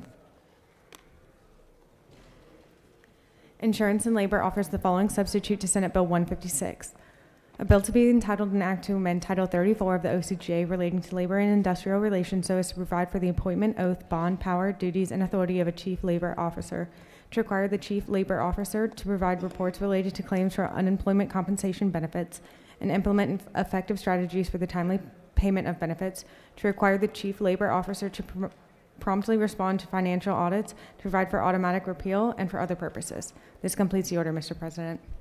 Senator from the 16th has moved that Senate Bill 156 be taken off the table. Is there objection? Chair hears none, and it is removed from the table. The chair recognizes the senator from the 16th to present the measure.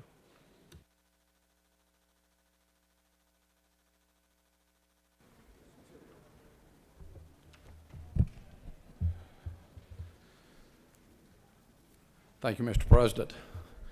This bill is to provide for the oversight assistance to the Commissioner of the Department of Labor to help get payments out for the unemployment benefits and to get certain reports created to answer financial matters. It's a very simple bill in that respect, but it's also one I believe that's needed. You have no, actually you do. Chair recognizes the senator from the 26th for a question. Would the senator yield? I would yield, sir. Senator, isn't it true that with the difficulty we've had with answering the claims and the correspondence we have received from our constituents, but isn't there also another problem in that the audit that has to be done has not been fully done, which will affect our bond rating? The senator knows from which he speaks. Chair recognizes the senator from the 31st for a question. Senator, will you yield? I will yield. Thank you. Is it not true we would not be bringing this legislation forward if the Labor Commissioner was doing his job? I believe you have good observation, sir. All right, thank you, Senator. Do you continue to yield? Chair recognizes the senator from the 9th for a question. Senator, do you yield? I yield. Is it true that on your side of the aisle, you have reached out many times to ask the Labor Commissioner how you can help with the backlog of benefits for unemployment? You have heard correctly. Thank you. Do you continue to yield? I'm yield. Senator has yielded the well. Does any other senator wish to speak for or against Senate Bill 156? The chair sees none. The question is on the adoption of the committee substitute. Is there objection to adoption of the committee substitute? The chair hears none. The committee substitute is adopted. Is there objection to agreeing to the report of the committee which is favorable to the passage of the bill? The chair hears none. The report of the committee is agreed to. Is there objection to the main question being ordered? The chair hears none. The main question is ordered. Questions on the passage of the bill by substitute. All those in favor vote yea. Opposed nay. The secretary will unlock the machine.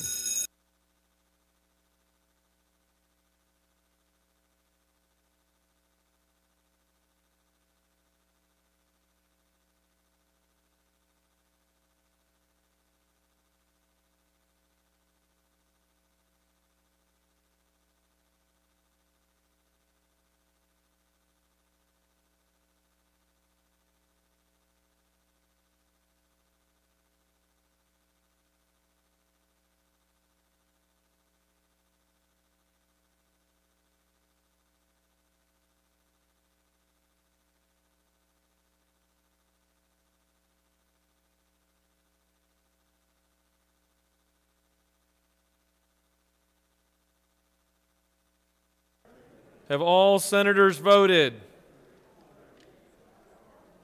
Have all senators voted? Mr. Secretary, please close the machine. On the passage of the bill, the yeas are 32, the nays are 18. This bill, having received the requisite constitutional majority, is therefore passed by substitute.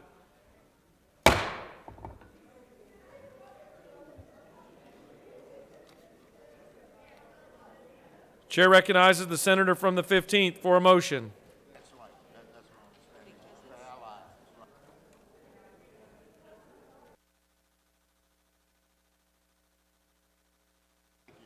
Oh, okay. Oh, I'm sorry.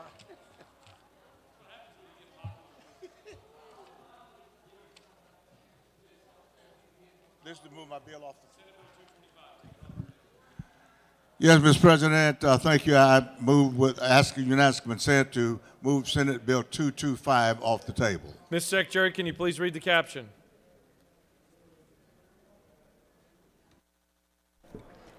Senate Bill 225 by Senator Harbison of the 15th and others, a bill to be entitled an act to amend Article 3 of Chapter 2 of Title 40 of the OCJ relating to prestige license plates and special plates for certain persons and vehicles so as to provide for a veteran's license plate to individuals who served in the armed forces for an ally of the United States during active military combat and for other purposes. The Senate Committee on Veterans, Military, and Homeland Security recommends that this bill do pass. Respectfully submitted, Senator Kirkpatrick of the 32nd. Amendment 1.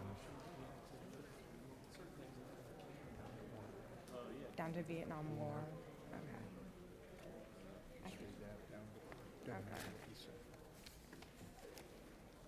Senator Harbison of the 15th and others offers the following Amendment 1 to Senate Bill 225. On line 43 through 45, substitute with the following: an individual who served in the armed forces of an ally of the United States during active military combat in the Korean War, the Vietnam War, Operation Desert Storm, or the global war on terrorism, and for other purposes.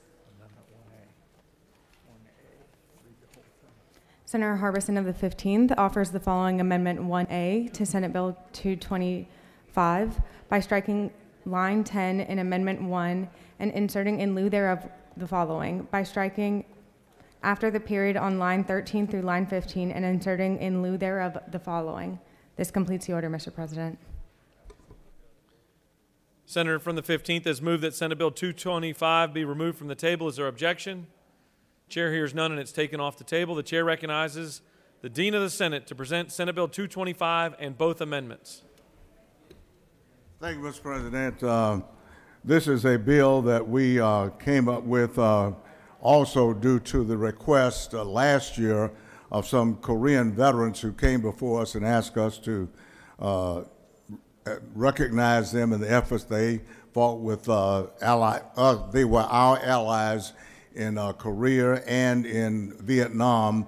Myself and some other veterans worked with them. Representative Hitchens also represented a bill that I carried last year in the Senate. This expands that and makes sure that the veterans who fought in Korea get recognized. Along with this, also we recognize the veterans of the Desert Storm, Global War on Terrorism, and other veterans. This language you see on the First Amendment is a request from the Department of Revenue to clarify this bill and to make it inclusive. And the second amendment is just an amendment to that amendment to clarify an error that was made in context. If there are no questions, Mr. President, I encourage your approval and I yield the well. If not, Your wisdom and experience has squelched any questions. Wisdom. Thank you, sir. I yield the well. Does any other senator wish to speak for or against Senate Bill 225 or the amendments? The chair sees none. All right, first we're going to take up adoption of Amendment 1A by the senator from the 15th. Is there objection to adoption of Amendment 1A? The chair hears none, and 1A is adopted. Now we'll take up Amendment number 1. The question is on the adoption of Amendment number 1 by the senator of the 15th. Is there objection? The chair hears none, and Amendment number 1 is adopted. Is there objection or agreeing with the report of the committee which is favorable to the passage of the bill? The chair hears none. The report of the committee is agreed to. Is there objection to the main question being ordered? Chair hears none, and the main question is ordered. The question is on the passage of the bill as amended. All those in favor vote yea. Opposed, nay. The secretary will unlock the machine.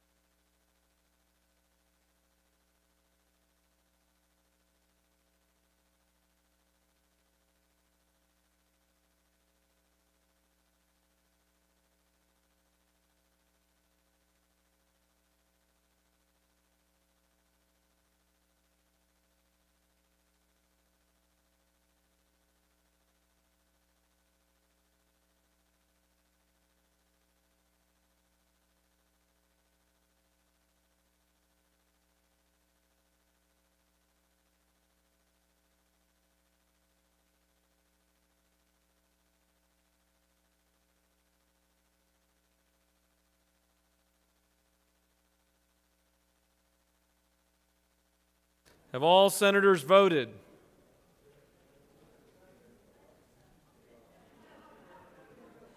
Mr. Secretary, please close the machine. On the passage of the bill, the yeas are 50, the nays are 0. This bill, having received the requisite constitutional majority, is therefore passed as amended.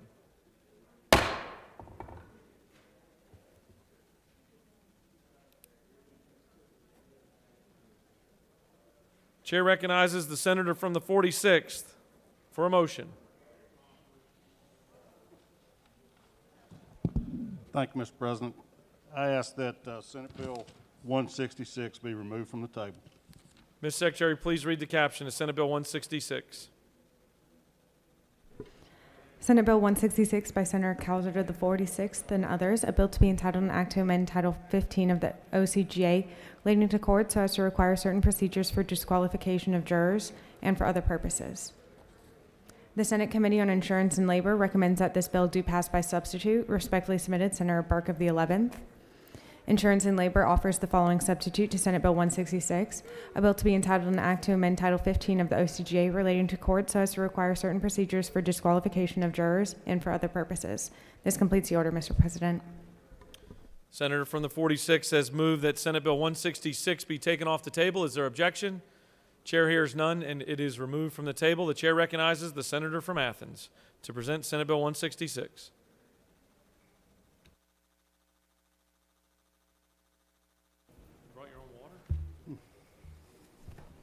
Thank you, Mr. President.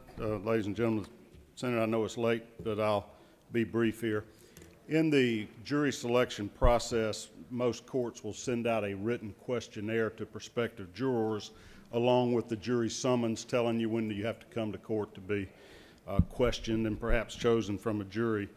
A lot of them have different background information. They confirm that you live within the district, et cetera, or in the jurisdiction. Georgia law will disqualify certain people from serving on juries if they have a conflict of interest. One of those type of conflicts where you're disqualified is if you work for or are insured by an insurance company that has a stake in the outcome of the case, if they insure one of the parties. This bill would streamline the jury selection process by allowing potential jurors to provide that information, who their employer is and who their insurance company is, in these questionnaires, and to do it under oath, so perhaps you wouldn't have to be called into court on a case if the court knew your insurance company was involved, and especially with COVID, it'd keep you from having to have so many people come to courthouses. A lot of courts have already been doing this. I know I practice in both Fulton County and Gwinnett, and they use this, ask that question on the questionnaire so they don't call juries into the courtroom to be questioned on cases where they obviously are disqualified. I think this will work and be more efficient, and also limit the number of people that are having to go to courthouses for certain cases. For one example I come up with all the time is, for example, Georgia Farm Bureau Insurance Company. In some rural areas, a great percentage of the population is insured by them. So you drag 60 people down there to court, and then 30 of them are insured by that company, and they're excused from jury duty. County has to pay each one of them $25 for their day of service. They've been inconvenienced to come, and it's an obvious disqualification. Also avoids you from injecting bias in a case, from asking these people questions about their insurance in open court that lets everybody on the jury panel know that jury's involved. So I think this is a fairer and more efficient way to streamline the jury selection process, and I would encourage your favorable consideration of the bill. I'll yield any questions, and if none, I'll yield the well. Chair recognizes the senator from the 6th for a question. Will the senator yield? I yield. With respect to this, this seems to work a pretty significant change in the law that currently prospective jurors are not disqualified. For example, let's say State Farm. I have State Farm insurance. Maybe State Farm employs one of the litigants in the case. That is not grounds currently for disqualification.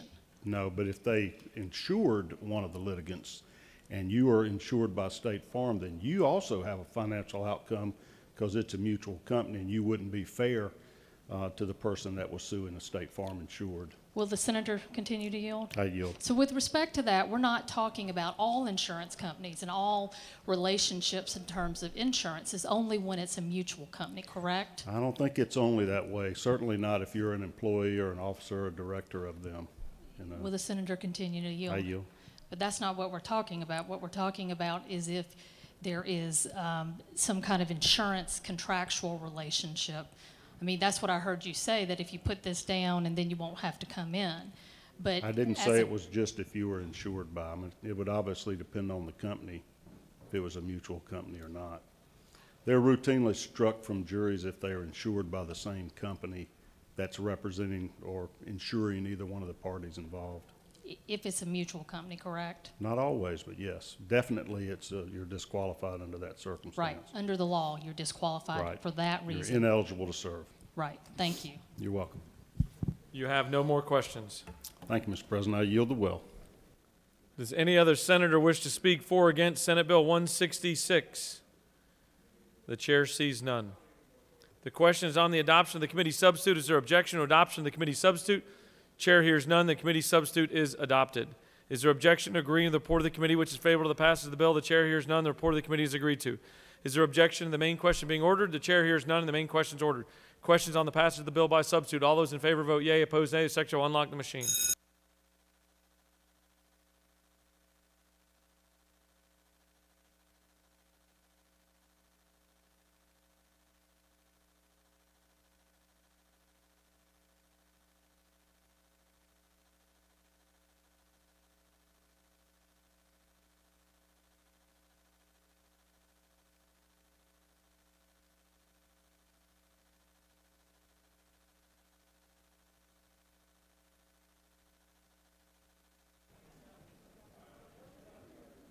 Have all senators voted?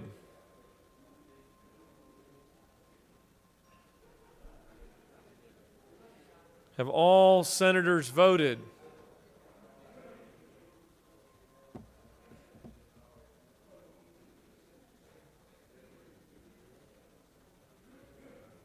Hallway clear?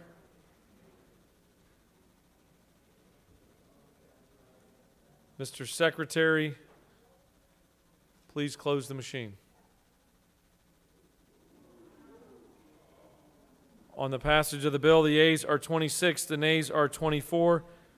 This bill has failed to receive the requisite constitutional majority.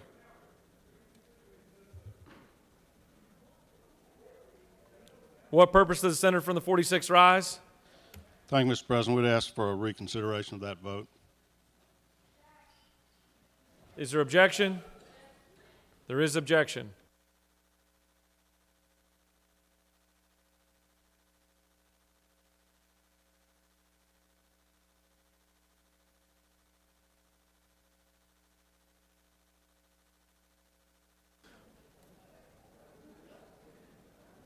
Does the senator from the 46th wish to explain his motion to reconsider?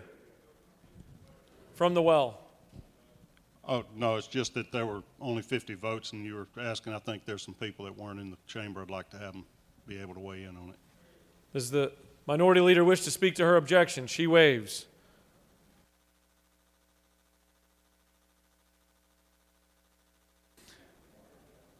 All right, those in favor of reconsidering the passage of Senate Bill 166 will vote yea. Opposed, nay. The secretary will unlock the machine. This is a vote in favor of reconsideration.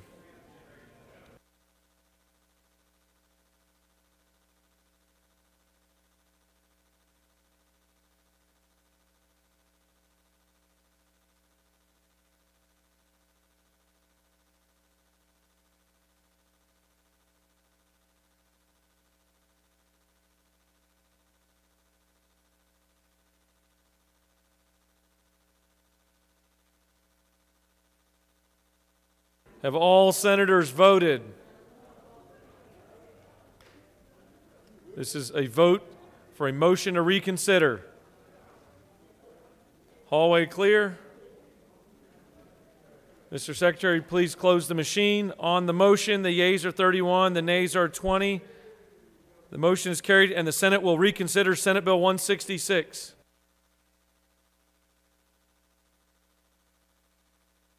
Any other senator wish to speak for or against Senate Bill 166?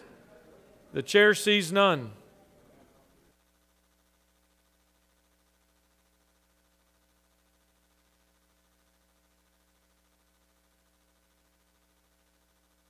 All right, is there objection to agreeing to the report of the committee which is favorable to the passage of the bill? The chair hears none. The report of the committee is agreed to.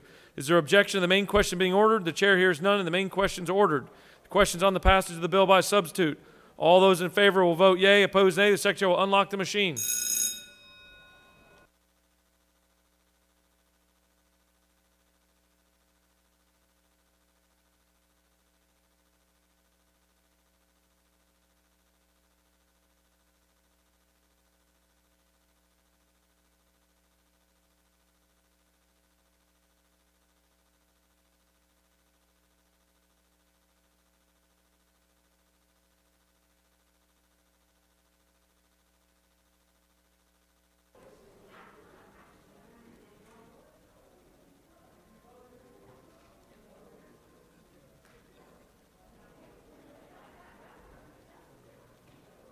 Have all senators voted?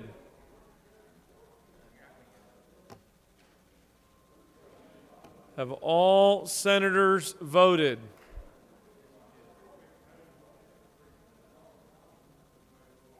Is the hallway clear? Yes. Doors clear? Mr. Secretary, please close the machine. On the passage of the bill, the yeas are 27, the nays are 24, and this bill has failed to receive the requisite constitutional majority.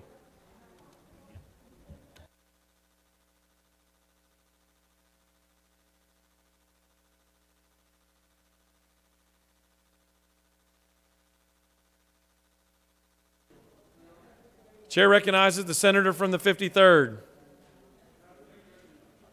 Thank you, Mr. President.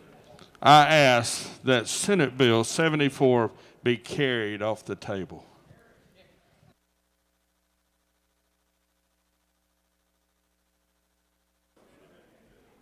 Chair, will you clarify for the chair which bill you want to remove, Senator? 72. That's what you meant to say.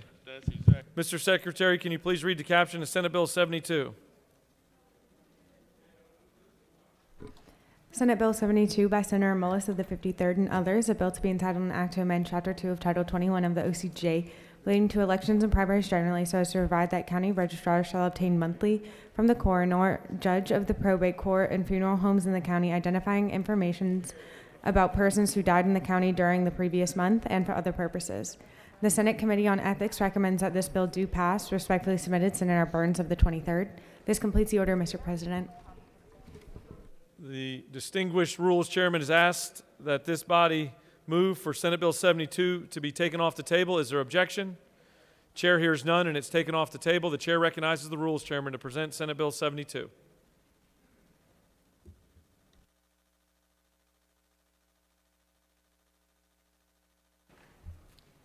Thank you, Mr. President.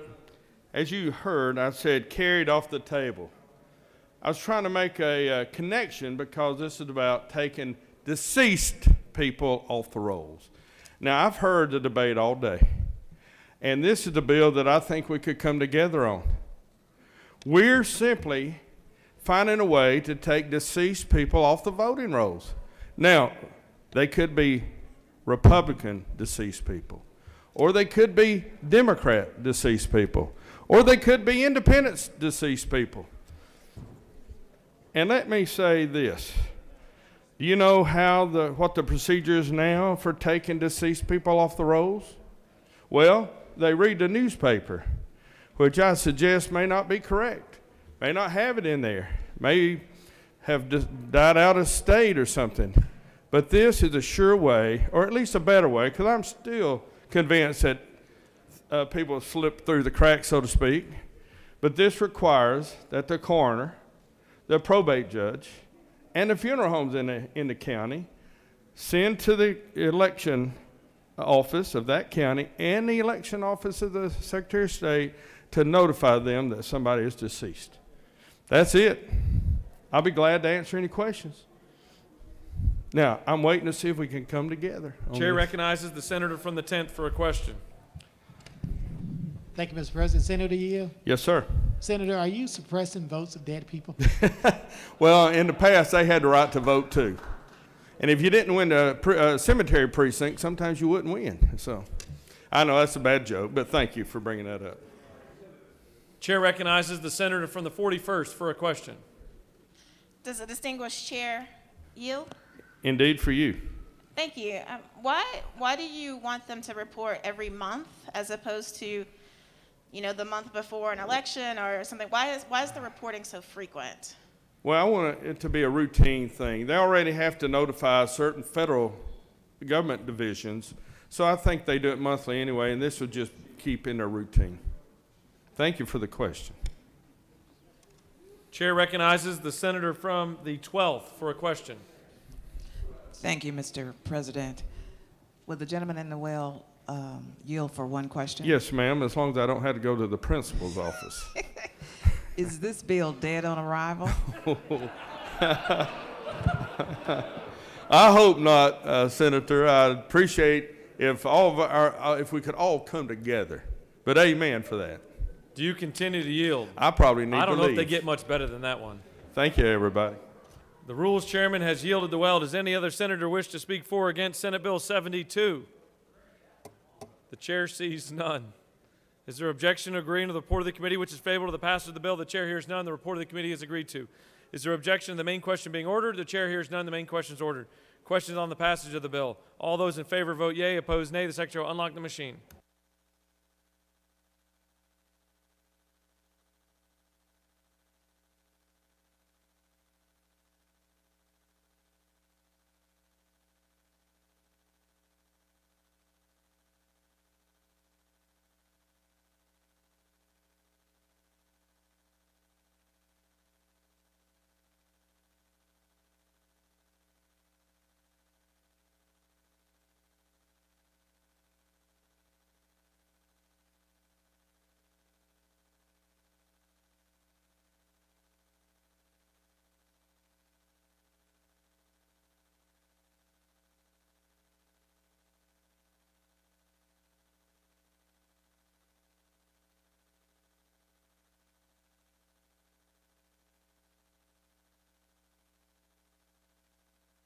Have all senators voted?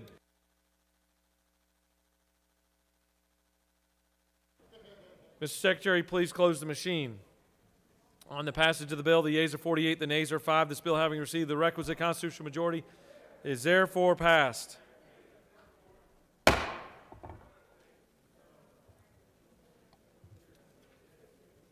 Chair recognizes the senator from the 53rd. Thank you, Mr. President. I ask that Senate Bill 74 soar off the table. That motion's out of order. Taken off the table. That's better. My goodness. Mr. Secretary, please read the caption. Senate Bill 74 by Senator Mullis of the 53rd and others, a bill to be entitled an act to amend Chapter 2 of Title 21 of the OCGA, leading to elections and primaries generally, so as to revise the ability of poll watchers at tabulating centers to observe the vote counting process and for other purposes. The Senate Committee on Ethics recommends that this bill do pass. Respectfully submitted, Senator Burns of the 23rd. This completes the order, Mr. President.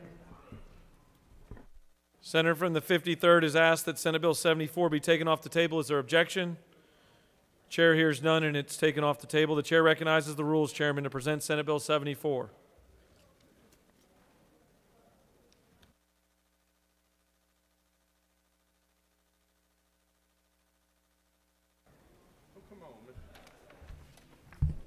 Thank you, Mr. President.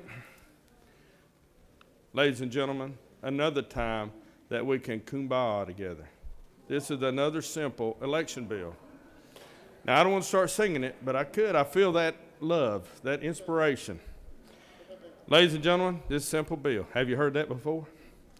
This expands the poll watchers' access to the election tabulation centers. All right.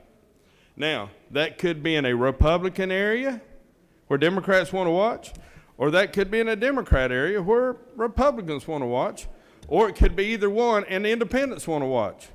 But currently, poll watchers have all sorts of access to an election precinct, but not the tabulation areas. This is something that should be what all of us want, that our poll watchers, from our party standpoint, can view the tabulation where there's no question. And Mr. President, I would be honored to take questions right now. Chair recognizes the senator from the 48th for a question. Thank you. Senator, do you yield? Absolutely. Couple questions. First is, the bill states that poll workers should be given access to all areas, including tabulation areas, and that restrictions on their movement and activity should be, quote, as minimal as possible. Is that correct? Sure. Okay, so if you yield, is there a minimum distance that these observers must keep from the poll workers? Well, I don't think so, but I think it would be logical, or let me answer your question by telling you my experience.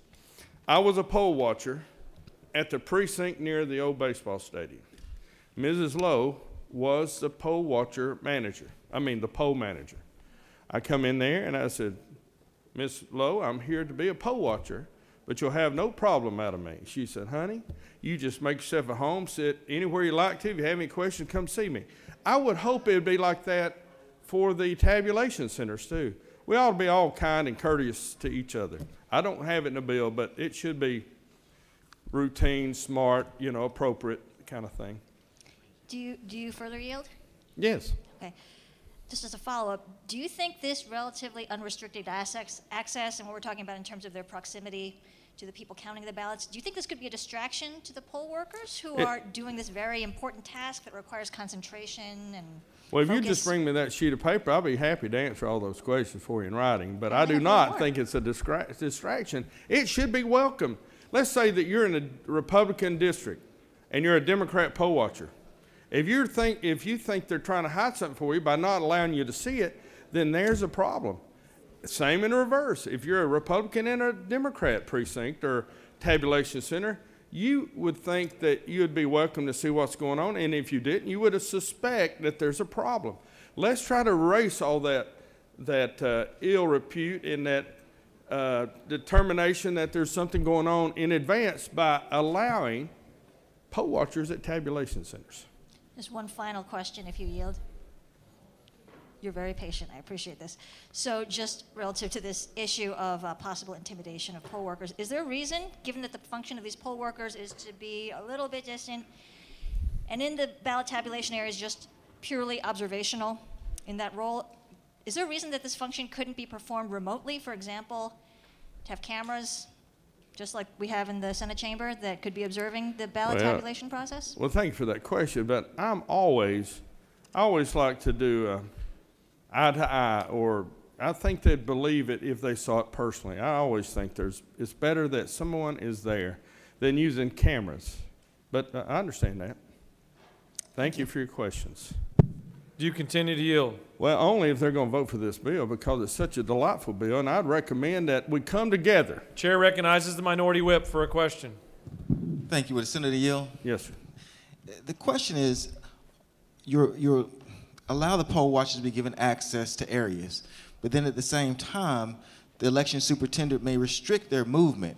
Can you tell us what type of restrictions would be allowed, is my question. Well, to be able to see the tabulation process where they can see it. They can't see it from 50 feet away. They need to be within 6 feet or 4 feet or something, but they don't need to be a hindrance to the process. I agree. Okay, thank you, Thank you. You have no more questions. Thank you. I appreciate your support. Let's kumbaya together right here. Does any other senator wish to speak for or against Senate Bill 74? The chair sees none. Is there objection to agreeing to the report of the committee which is favorable to the passage of the bill? The chair hears none. The report of the committee is agreed to. Is there objection to the main question being ordered? The chair hears none. The main question is ordered. Questions on the passage of the bill. All those in favor vote yea. Opposed nay. The secretary will unlock the machine.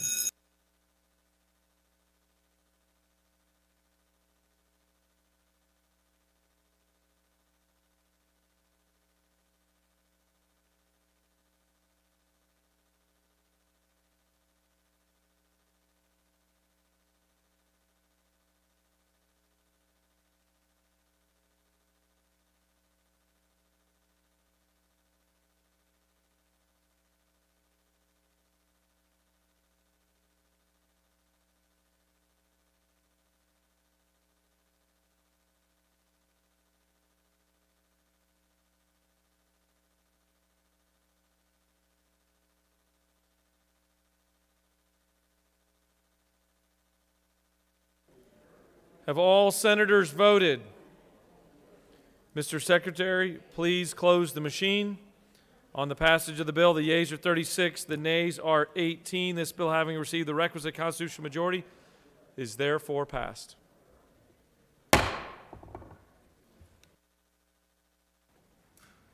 Chair recognizes the senator from the 37th for a motion. Mr. President, I would move that Senate Bill 62 be raised from the table. Mr. Secretary, please read the caption of Senate Bill 62.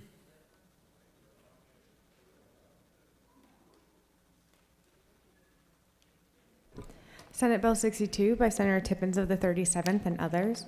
A bill to be entitled an act to amend Chapter 2 of Title 21 of the OCJ relating to elections and primaries generally so as to provide that the name and designation of the precinct appears on every ballot, to provide for the use of holographic security devices on ballots, to provide for the storage and retention of absentee ballots by precinct with chain of custody, to provide for the manner of handling and processing ballots requiring duplication for processing and for other purposes. The Senate Committee on Ethics recommends that this bill do pass by committee substitute. Respectfully submitted, Senator Burns of the 23rd.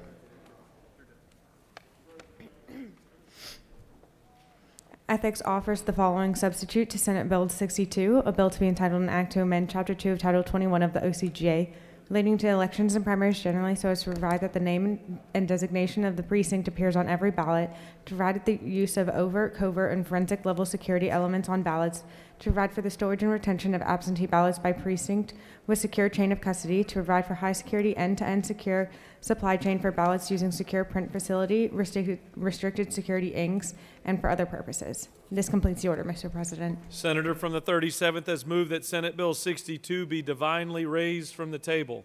Is there objection? No objection. And it's taken off the table. Chair recognizes the senator from the 37th. Thank you, Mr. President. Ladies and gentlemen of the Senate, it's my pleasure to bring Senate Bill 62. This bill deals specifically with the validity, the authenticity, and the security of the ballots that are cast in the state of Georgia. This bill does not preclude any legal voter from casting their vote. This bill does have 5 major parts of it that have to do with the ballot itself. The first part that it does, it specifies that on each ballot will be printed the precinct and precinct designation for which the ballot was issued. The second part of it has to do with the authenticity of the ballot itself. This bill, if you'll turn to page 5, look on line 106. This has to do with elements that are embedded in the construction of the ballot itself. They're security elements that can be identified as a valid ballot issued by the state of Georgia. The third part of it deals with a recording of the ballot's status, the numbers that are issued, and the status, whether the ballot's been returned, voted, or still outstanding. The fourth part of it has to do with the security storage of the ballots. The fifth part deals specifically with those ballots that have to be corrected. If a new ballot has to be issued, has to be prepared because of a ballot that's damaged that cannot be processed, this bill provides that the original ballot and the corrected ballot will remain together except for the time that the ballot's tabulated. These are the primary features of the bill. This is to assure that each ballot cast in the state of Georgia is a valid ballot. It's the same reason we don't make money out of printing paper. Mr. President, if there's no questions, I'll yield the wheel. Chair recognizes the senator from the 26th for a question. Senator Yale. Absolutely, Senator. Senator, what happens if a person goes to the wrong precinct? And by law, they've always been able to ask for a provisional ballot. And then once they vote, it goes to the Board of Election. They have so many days to verify who they are, and they were at the wrong precinct. Yes, sir. That will be provided by the issuance of the ballot. There will be sufficient number of ballots for provisional ballots. Each precinct will have a valid ballot issued by the state of Georgia that's identifiable. Chair recognizes the senator from the 42nd for a question. Thank you, Mr. President. Senator Yield? Yes, ma'am.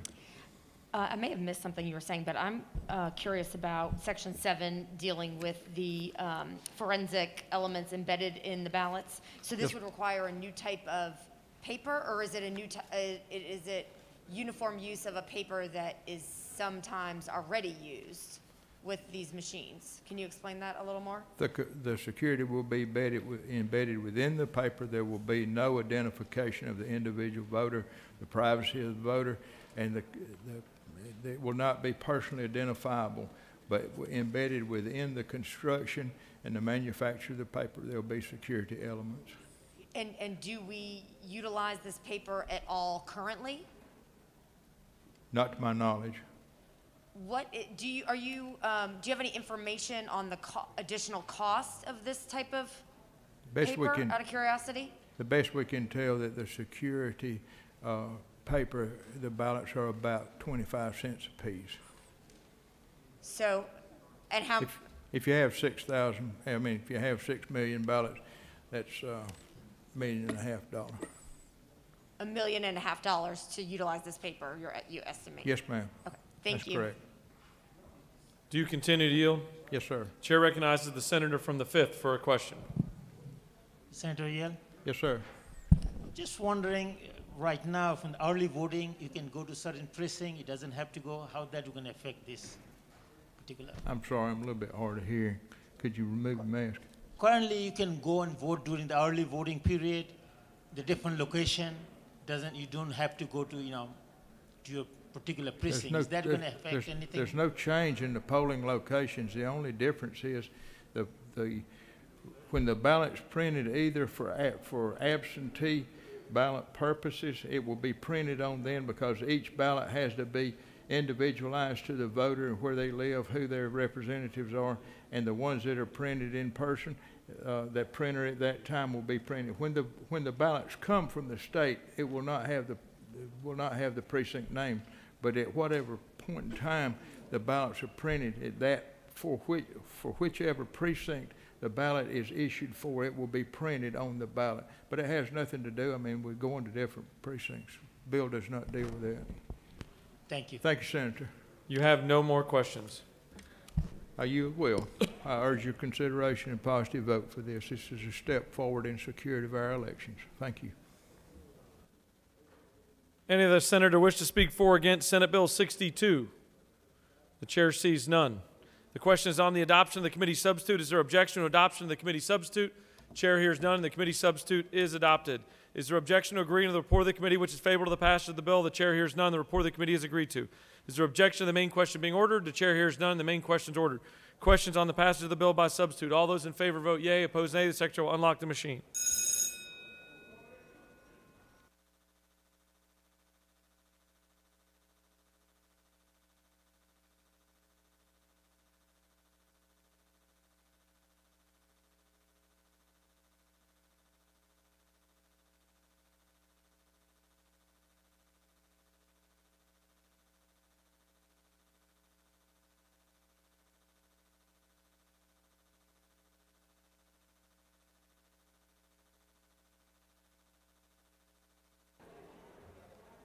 Have all senators voted?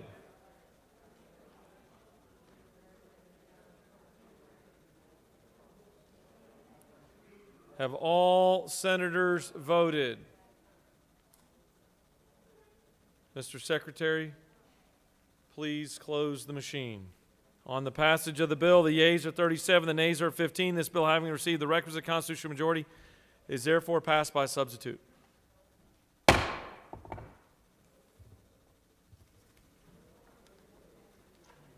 Chair recognizes the senator from the 23rd. Mr. President, I ask unanimous consent that Senate Bill 202 be taken from the table. Mr. Secretary, can you please read the caption?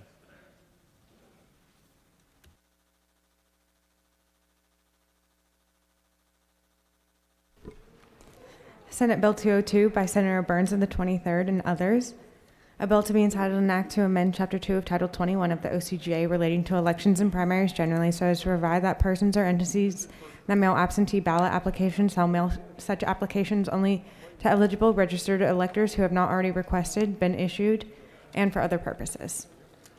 The Senate Committee on Ethics recommends that this bill do pass by committee substitute. Respectfully submitted, Senator Burns of the 23rd. Ethics offers the following substitute to Senate Bill 202, a bill to be entitled an act to amend Chapter 2 of Title 21 of the OCGA relating to elections and primaries generally so as to provide that persons or entities that mail absentee ballot applications shall mail such applications only to eligible registered electors who have not already been requested, been issued, or voted an absentee ballot, and for other purposes. This completes the order, Mr. President. The freshman senator from the 23rd has asked that this body take Senate Bill 202 off the table. Is there objection? The chair hears none, and it is removed from the table. Chair recognizes the freshman senator from the 23rd to present his first bill to this august body.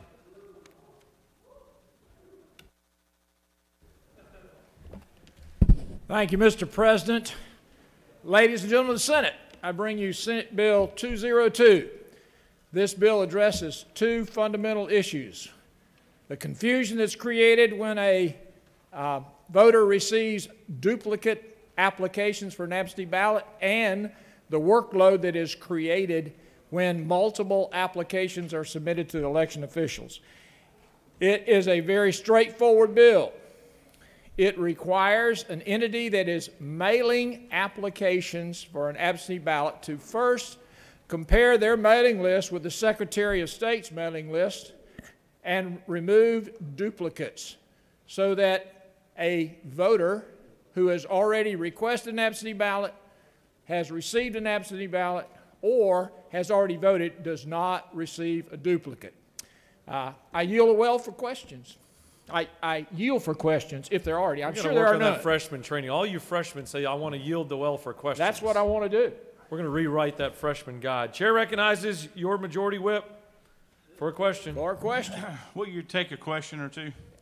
For you, absolutely. Apparently no one else signed up to ask you a question. That's good, so you're it. Isn't it true that you have been in office for many, many years? It's not just today. This isn't your first year in the state Senate. I have been on a bull for more than 4 seconds, but I couldn't make 8.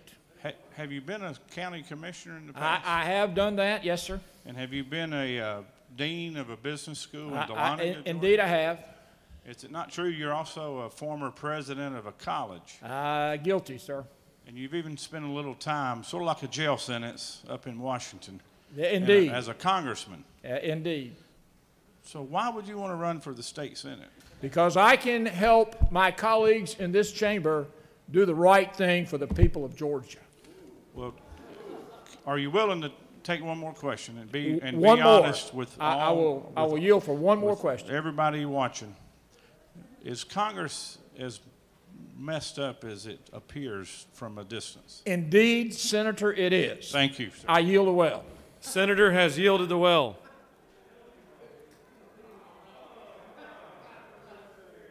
That's a veteran move right there. Any other senator wish to speak for or against Senate Bill 202? The chair sees none. The question is on the adoption of the committee substitute. Is there objection to adoption of the committee substitute? Chair hears none, and the committee substitute is adopted. Is there objection to agreeing to the report of the committee which is favorable to the passage of the bill? The chair hears none. The report of the committee is agreed to. Is there objection to the main question being ordered? The chair hears none. The main question is ordered. Questions on the passage of the bill by substitute. All those in favor vote yea. Opposed nay. The secretary will unlock the machine.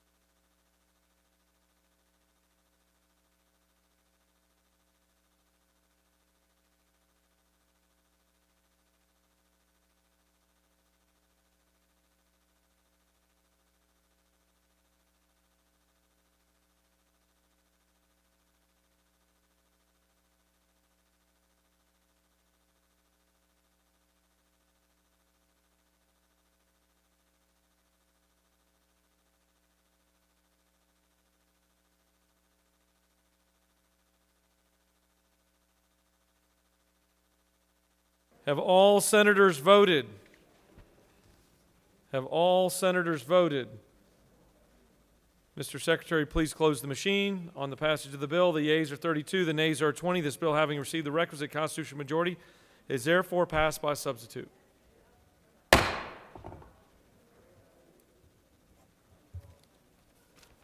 Chair recognizes the senator from the 9th. Mr. President, I ask for unanimous consent to remove Senate Bill 253 from the table. Mr. Secretary, please read the caption. Senate Bill 253 by Senator Merritt of the 9th and others, a bill to be entitled an act to amend Chapter 2 of Title 21 of the OCGA, leading to elections and primaries generally, so as to provide for when notice when polling places are relocated, to provide for related matters and for other purposes. The Senate Committee on Ethics recommends that this bill do pass by committee substitute. Respectfully submitted, Senator Burns of the 23rd. The Committee on Ethics offers the following substitute to Senate Bill 253, a bill to be entitled an act to amend Chapter 2 of Title 21 of the OCGA, leading to elections and primaries generally, so as to provide for notice when polling places are relocated and for other purposes. This completes the order, Mr. President. The freshman senator from the 9th has asked for this body to take Senate Bill 253 off the table. Is there objection? The chair hears none, and it's removed from the table. The chair recognizes the senator from the 9th to present Senate Bill 253, her first bill.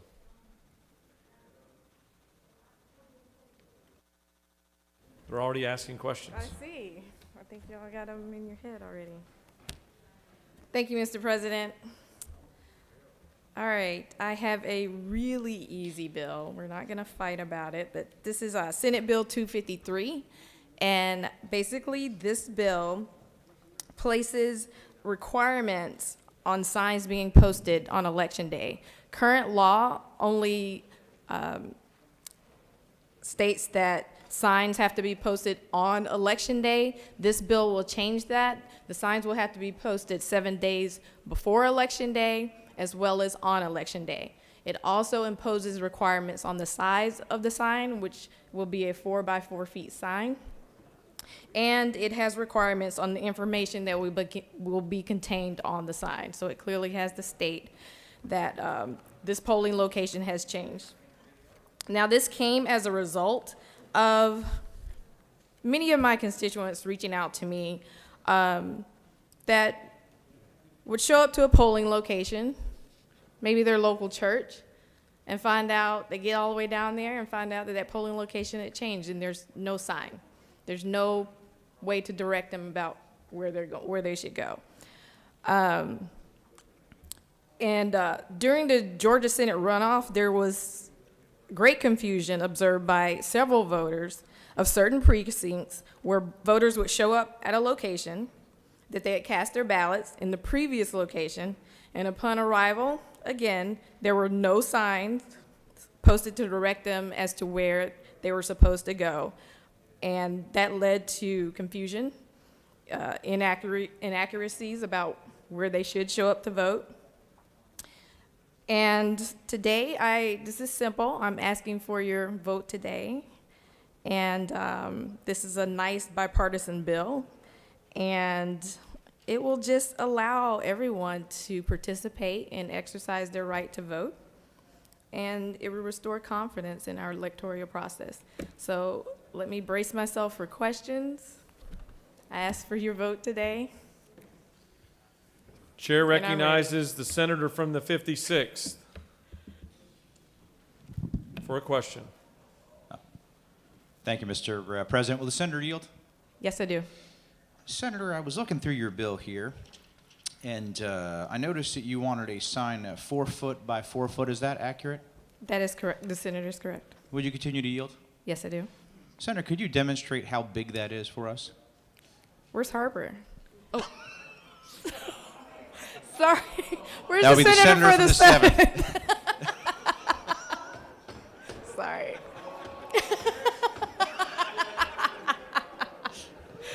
It's probably around about here. He said 4 foot by 4 foot. Where is he? Do you have an example for the width? Would you repeat the question? I'm sorry. Senator, you gave us an example of the height. Do you have an example of the Oh, width? the width. Disregard, Senator. No, I would do you yield not. for another question? Yes, I do. So, Senator, this sign's going to be 4 foot by 4 foot, but you don't specify the font. So if they have size 11 or 10 font, will that not be sufficient for your bill? I would think that would be a small, you're talking about a small, so there is no specification on the font, but I do have confidence in our governing authorities to figure out the correct font for that sign. Thank you, Build Senator. the sign. Good answers. Do you continue to yield? Yes, I do. Chair recognizes the senator from the 52nd for a question. Thank you, Mr. President. Does the senator yield? Yes, I do. You know, you said this is a nice bipartisan bill. A couple of weeks ago, I had what I thought was a nice bipartisan bill to make the Department of Revenue more efficient. And I think I used the term, instead of a shotgun, we would use a rifle. It passed 49-1. I immediately looked to the 31st, who has a history of a red button, but no, it was the 9th. So my question is, did you think that was a gun bill? I did not. Against? No, Senator, I did not. All right, Do no you further continue to yield? Yes, I do. Chair recognizes the majority whip. Do you yield? Yes, Senator. Well, how did you come up with a size 4 foot by 4 foot?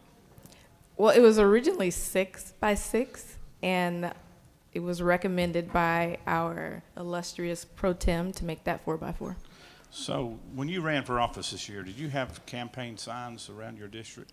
Yes, I did. What size were those signs? What was the standard sign? 3 by 5 or something? I forget what that was. What's the size of those 3 signs? by 5. It was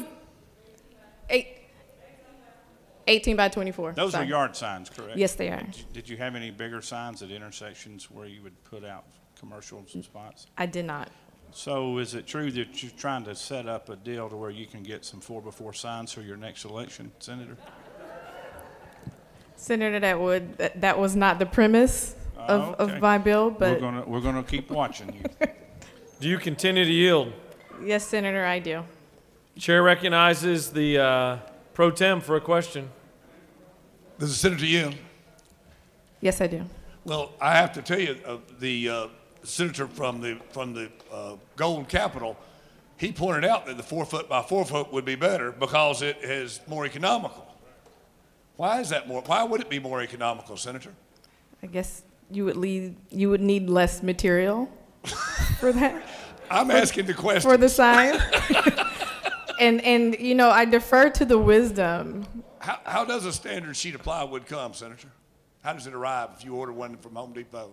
Would that be a 4 by 4? That would be a 4 by 4 by 8? Thank you for helping me. 4 by 8. Sounds like. A 4 by 8. Thank you, Senator. Chair recognizes the senator from the 33rd for a question. Thank you, Mr. President. Would the senator yield? Yes, I do. I think you might want to think about yielding because the more you move your lips, you sound like a seasoned politician. Was that a compliment? I yield well. Senator has yielded the well.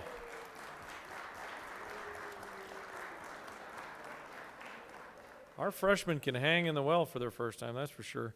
All right, does anybody else wish to speak for or against Senate Bill 253? The chair sees none. The question is on the adoption of the committee substitute. Is there objection to adoption of the committee substitute? Chair hears none. The committee substitute is adopted. Is there objection to agreeing to the report of the committee which is favorable to the passage of the bill? The chair hears none. The report of the committee is agreed to. Is there objection to the main question being ordered? The chair hears none. The main question is ordered. Questions on the passage of the bill by substitute. All those in favor vote yea. Opposed, nay. The secretary will unlock the machine.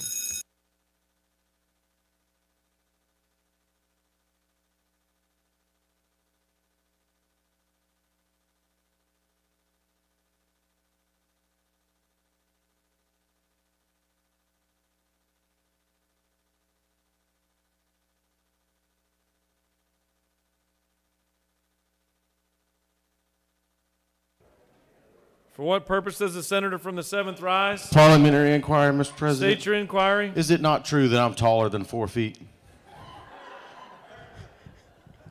It doesn't appear that way.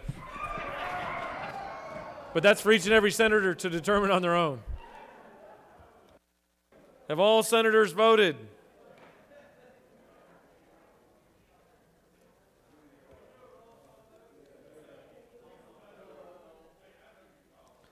Mr. Secretary, please close the machine.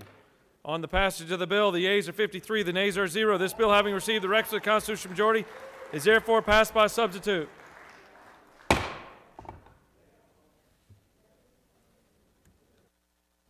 Chair recognizes the senator from the 2nd. For what purpose does the senator from the 28th rise? Parliamentary inquiry. State your inquiry.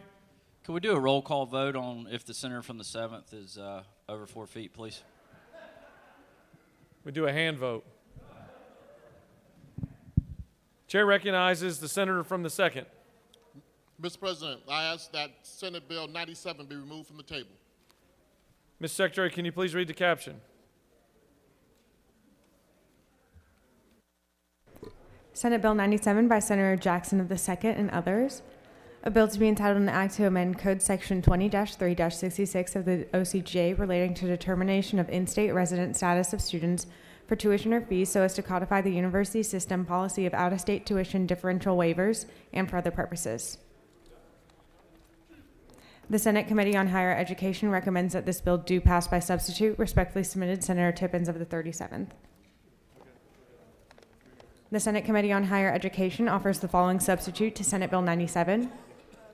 A bill to be entitled an act to amend Code Section 20-3-66 of the OCGA relating to determination of in-state resident status of students for tuition or fees so as to codify the university system policy of out-of-state tuition differential waivers and for other purposes.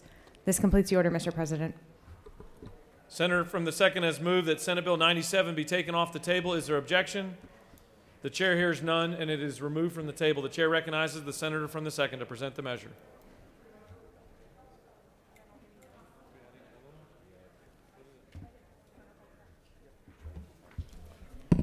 Thank you, Mr. President. Members of this esteemed body, I bring to you Senate Bill 97. It's a very simple bill. It permits the historical black colleges and universities, there's 3 of them, Savannah State University, Fort Valley State University, and Albany State University. It will provide the university system to permit them to award out-of-state tuition waivers from 2% to 4%. This is the same tuition waivers we give the University of Georgia, Georgia State, and Georgia Tech. If there are no questions, Mr. President, I yield the will. You don't appear to have any questions. Thank you. I urge your favorable consideration. Does any other senator wish to speak for or against Senate Bill 97? For what purpose does the senator from the 12th rise? Mr. President, I ask unanimous consent to be excused from voting on SB 97 pursuant to Senate Rule 5-1.8. The senator from the 12th is asked to be excused on this vote. Is there objection? The chair hears none. The senator is excused. Any other senator wish to speak for or against the measure? Chair sees none. The question is on the adoption of the committee substitute. Is there objection to adoption of the committee substitute? Chair hears none. The committee substitute is adopted. Is there objection to agreeing to the report of the committee which is favorable to the passage of the bill? The chair hears none. The report of the committee is agreed to. Is there objection to the main question being ordered? The chair hears none. The main question is ordered. Questions on the passage of the bill by substitute. All those in favor vote yea. Opposed nay. Secretary will unlock the machine.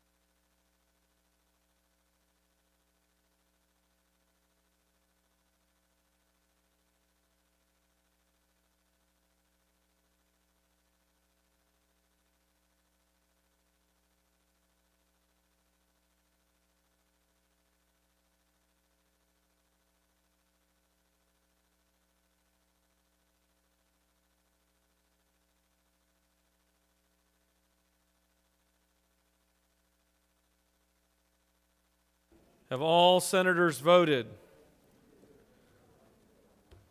Have all senators voted? Mr. Secretary, please close the machine. On the passage of the bill, the yeas are 52, the nays are 1. This bill, having received the requisite constitutional majority, is therefore passed by substitute. For what purpose does the senator from the 19th rise? Parliamentary inquiry, Mr. State President. your inquiry. Mr. President, is it not true that the senator from the 4th has made it back from the 2nd floor to hang out with us now again? Appears to be so. Thank you for that point of reference. Chair recognizes the senator from the 34th.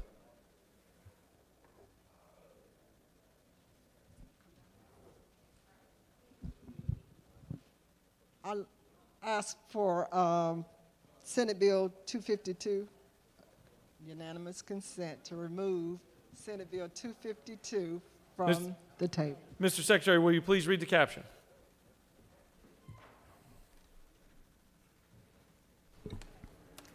Senate Bill 252 by Senator C. of the 34th and others, a bill to be entitled an act to amend Article 1 of Chapter 7 of Title 45 of the OCGA, leading to general provisions regarding salaries and fees for public officers, so as to revise the compensation of certain public officials and for other purposes.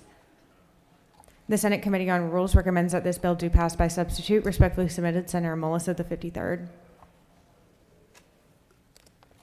The Committee on Rules offers the following substitute to Senate Bill 252, a bill to be entitled an act to amend Code Section 28-1-8 and Article 1 of Chapter 7 of Title 45 of the OCGA, leading to salary and allowances of members and officers of the General Assembly and general provisions regarding salaries and fees for public officers, respectively, so as to revise the compensation of certain public officials and for other purposes. This completes the order, Mr. President. Senator from the 34th has asked that this body move for Senate Bill 252 to be taken off the table. Is there objection? The chair hears none, and it's taken off the table. The chair recognizes the senator from the 34th to present the measure.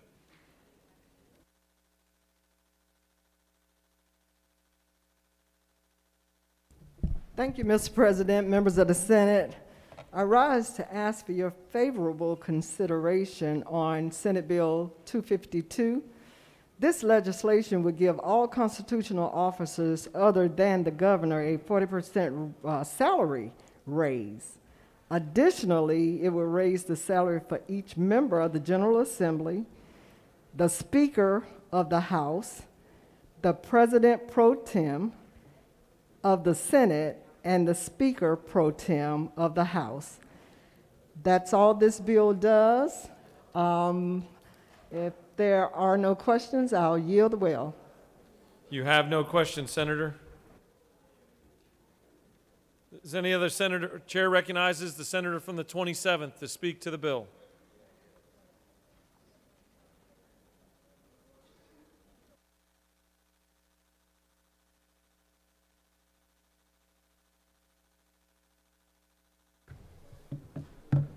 Thank you, Mr. President. I think this is worth attention. This moves our salaries in line with the average salaries of the hardworking Georgians who get up Monday through Friday, go to work 9 to 5, 12 months a year, year-round. We do fantastic work in this building. We do essential work, I believe, in this building. But we are part-time legislators. I don't believe that any of us, no matter how hard we work at this job, wake up and go to work Monday through Friday, 9 to 5, 12 months a year, to do this job. Furthermore, what this bill does, we just got done voting and kind of sidebar conversations regarding the Commissioner of Labor and the disappointment that many of our constituents have shared with us around the job that the Commissioner of Labor has done. And this bill rewards him with a 45% pay raise. I've been in business for most of my life, have employed numerous people across numerous businesses. And I don't know that at any point in time, either for myself, my business partners, or companies that I have owned, have we ever rewarded anybody with a 45% pay raise. I do think that our salaries are too low, But I do think moving us to a salary that is in line with full-time jobs for the average Georgians that send us here is not reflective of the work that we do during the 3 months that we spend here at the Capitol. Thank you, Mr. President. I yield the well. Senator has yielded the well. Does any other senator wish to speak for or against Senate Bill 252? The chair sees none. The question is on the adoption of the committee substitute. Is there objection to adoption of the committee substitute? The chair hears none. The committee substitute is adopted. Is there objection to agreeing to the report of the committee which is favorable to the passage of the bill? The chair hears none. The report of the committee is agreed to. Is there objection to the main question being ordered? The chair hears none and the main question is ordered. Questions on the passage of the bill by substitute. All those in favor vote yea. Opposed nay. Secretary will unlock the machine.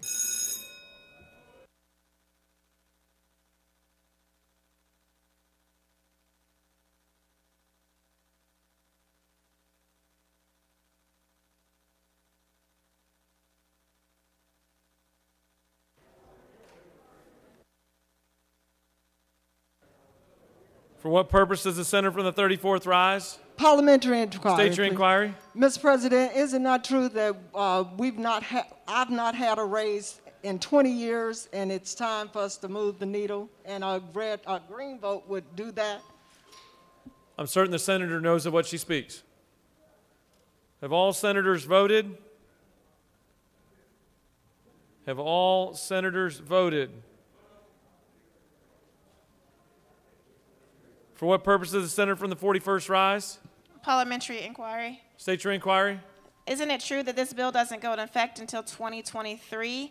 Thus, some of the problematic folks that we've talked about may or may not be in office anymore. That's reaching every member to figure out on their own. Have all senators voted? Mr. Secretary, hallway clear. Please close the machine. On the passage of the bill, the yeas are 20, the nays are 33. This bill, having failed to receive the requisite constitutional majority, is therefore lost by substitute.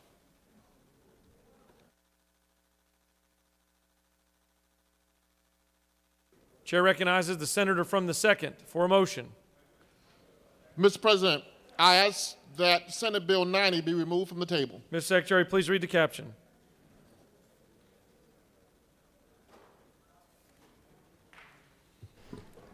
Senate Bill 90 by Senator Jackson of the 2nd and others, a bill to be entitled an act to amend Title 50 of the OCGA relating to state government so as to create the Georgia Commission on African American History and Culture and for other purposes. The Senate Committee on Urban Affairs recommends that this bill do pass. Respectfully submitted, Senator Jackson of the 2nd. This completes the order, Mr. President. Senator from the 2nd has moved that Senate Bill 90 be taken off the table. Is there objection? The chair hears none, and it's removed from the table. The chair recognizes the senator from the 2nd to present the bill.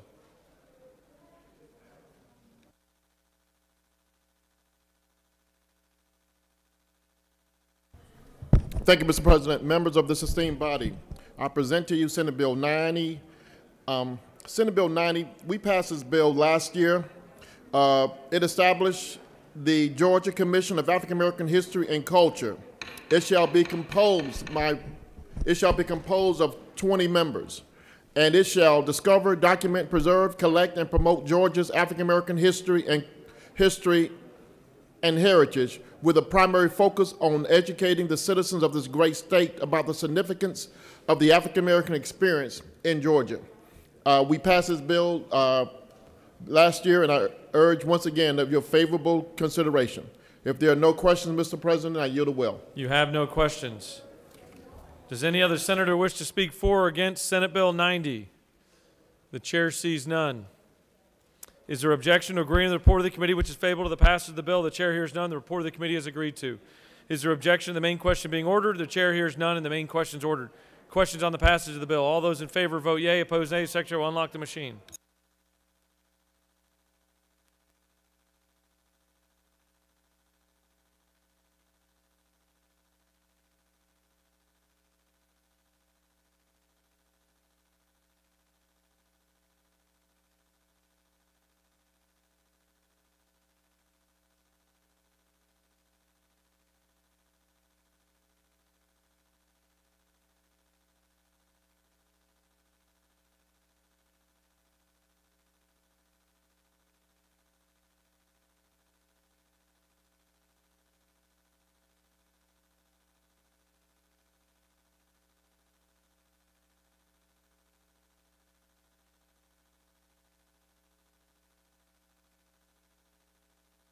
Have all senators voted?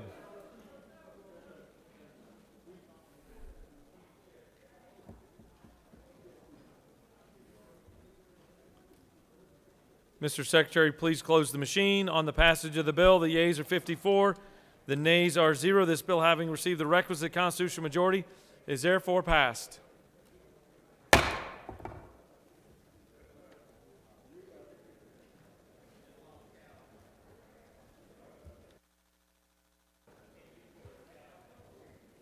Ms. Secretary, can you please read the caption?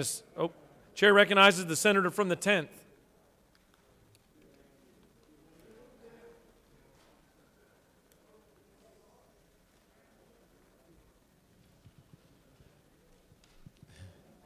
Mr. President, I ask permission to remove Senate Bill 10 from the calendar, from the table.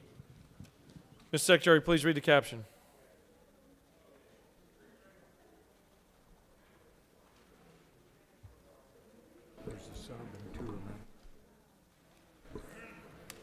Senate Bill 10 by Senator Jones of the 10th and others. A bill to be entitled an act to amend Article 2 of Chapter 11 of Title 16 of the OCGA relating to offenses against public order so as to provide for an offense of promoting illegal drag racing and laying drags, to provide for an offense of knowingly attending an illegal drag race or drag exhibition, to provide for the punishment, to amend Title 40 of the OCGA, and for other purposes. The Senate Committee on Judiciary recommends that this bill do pass by substitute. Respectfully submitted, Senator Strickland of the 17th.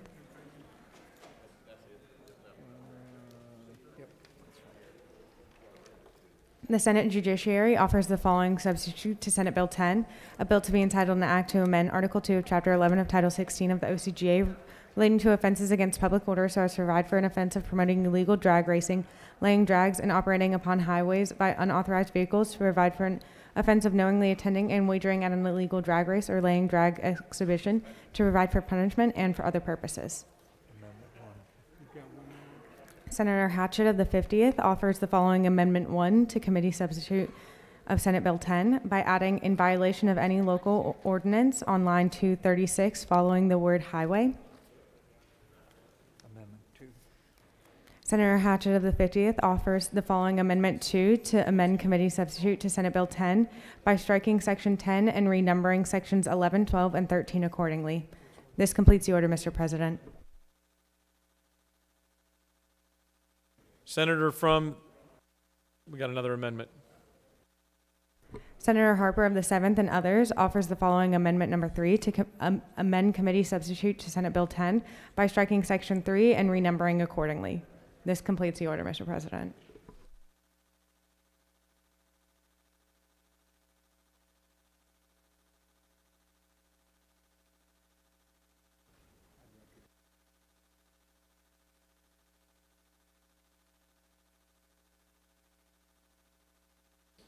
Chair, the senator from the 10th has moved that Senate Bill 10 be taken off the table. Is there objection? Chair hears none and it's removed from the table. The chair recognizes the senator from the 10th to present the bill.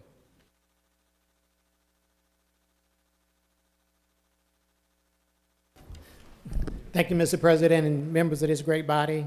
Senate Bill 10 is an attempt to address one of the more pressing concerns that we have in our communities. This bill is named the Mia Sanford Law, and a very prominent family in DeKalb County inspired me to draft this legislation after a horrific incident. Ms. Bobby Sanford's daughter-in-law was killed this past summer. This bill has, over in Section 2, deals with those that are laying drags and laying tracks. It also deals with anyone that organizes these kind of events, as well as someone who's betting or wagering money on it. Further down in Section 3, Section 3 deals with my attempt, if you will, to address the pressing concerns of how these cars are converted. Having been in the car business for some 30-odd years, I know that you can take a car and put nitrous on it, gut the the emission system on it and put nitrous in the tank and change the ECM and PCM modules and boost the horsepower over 150. Basically, there's countless videos out there on YouTube and elsewhere that highlight the problems that cities like Atlanta, areas like DeKalb County, and really all areas of the state has experienced with vehicles that are illegally laying drag and laying tracks. This bill also raises the penalty from a misdemeanor to a high and aggravated misdemeanor, which essentially says that the fines are increasing. The point system is raised as well. The first offense is 4 points off your license, then it goes to 6 and 8. That's listed over on page 6 and 7 of this legislation. This bill does have, upon the third offense, upon conviction, it does have a section where you can, where law enforcement can actually forfeit, or you can forfeit your vehicle. And that's listed over on page 9. I said it was raised from misdemeanor to a higher and aggravated misdemeanor, and the fines went up from the first conviction up to $1,000. It's left at the judge's discretion. The second is $2,000, and the third fine is up to $5,000. Again, all of which is at the judge's discretion. And Mr. President, if there are no questions, then I will yield the well. You don't appear to have any questions. Favorable consent for Senate Bill 10. I've not seen the amendments, so I'm going to go back to my desk and study the amendments and respond accordingly. You do have questions now. Chair recognizes the Majority Whip for a question. Will the senator yield? Yes, absolutely. Thank you for bringing this legislation. I'm just curious, why do you think law enforcement is not already enforcing some of these violations of our laws? Well, there are some statutes on the books that doesn't give law enforcement the authority to enforce some of these laws on the books.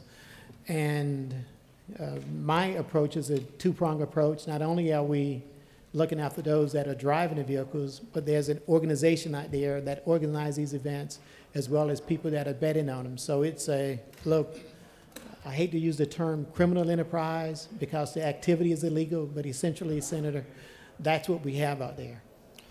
I really appreciate you bringing this legislation because I think it's a real serious issue here in Atlanta primarily. But I'm really concerned that, you know, that we have laws already on the books and we should enforce those laws. And I would hope we would all support our law enforcement officers out there that are trying to do that. But on a lighter note, you know, there's a provision in this bill that makes you qualify a higher horsepower vehicle. And I was thinking back in the days up in North Georgia, that's how NASCAR got its start. So you're not trying to get rid of NASCAR here in Georgia, are you? No, absolutely not, right. Senator. Thank you, Senator. Again, this bill would not apply unless someone is laying tracks or laying drags or engaged in some kind of illegal activity out there. That's been designated by the local ordinance. Sandy Springs passed something very similar to this with a local ordinance recently, and they're attempting to do the same thing.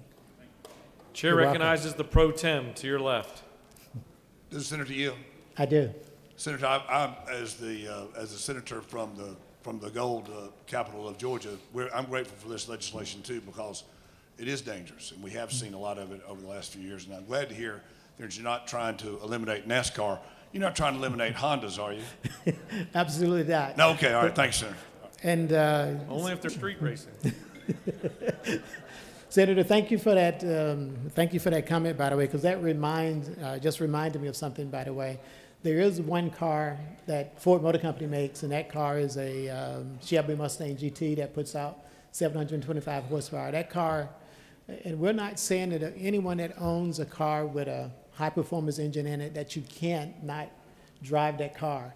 This legislation simply says it directs DOR to come up with a decal, if you will, to identify that it's a high-performance automobile. And that's all. It's not doing anything else to those high-performance cars, just the sticker. Thank you. Do you continue to yield? I do, Mr. President. Chair recognizes the senator from the 47th for a question. Thank you, Mr. President. You know, my friend, and I believe you're an automobile dealer, if I'm not mistaken, but I wanted to ask you, have you ever ridden with the senator from the 51st? You really want to keep him down to about 5 horsepower if you've ever done that. Thank you, Senator. I have not. Do you continue to yield? Thank you, Mr. President. I yield the well. Senator has yielded the well. Thank you. All right, the chair recognizes the senator from the 50th to speak to amendments 1 and 2.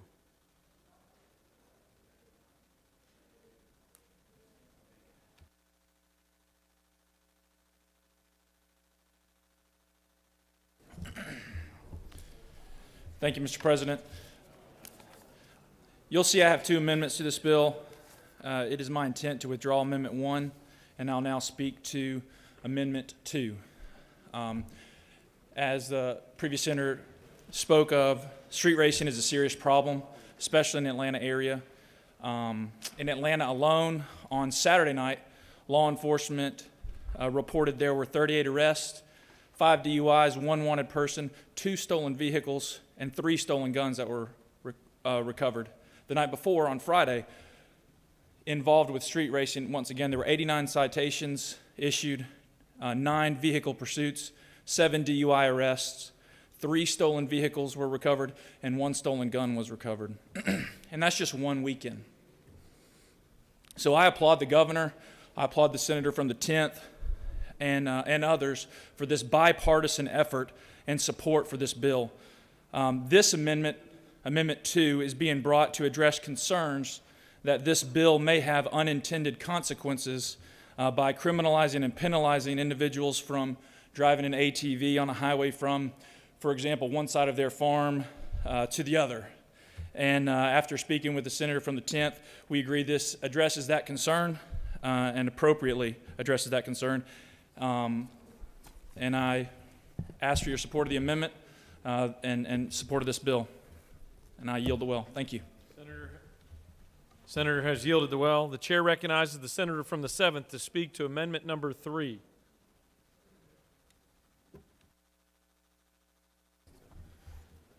Thank you, Mr. President. Ladies and gentlemen of the Senate, I too, like the senator from the 50th, thank the senator from the 10th and the governor and others who have been working on this issue. I do agree that this is a problem that needs to be addressed, and I appreciate the work that's been done on this to address the issues that we have.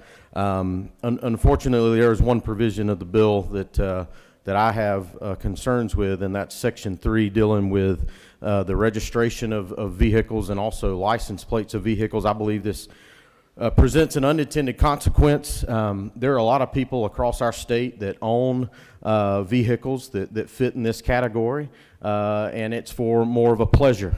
It's not necessarily that they're doing what the things that those that are violating the law currently that are doing it in Atlanta.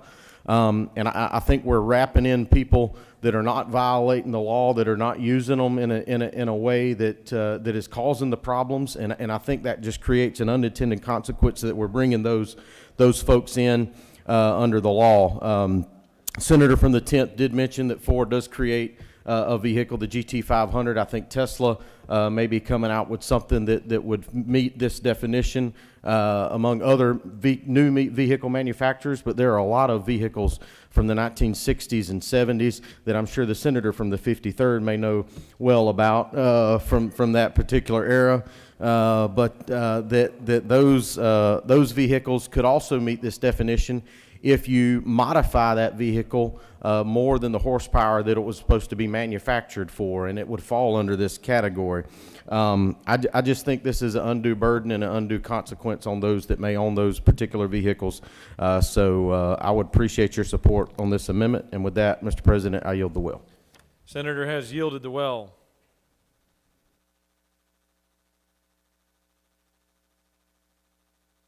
Chair recognizes the senator from the 10th to close debate and speak to the amendments.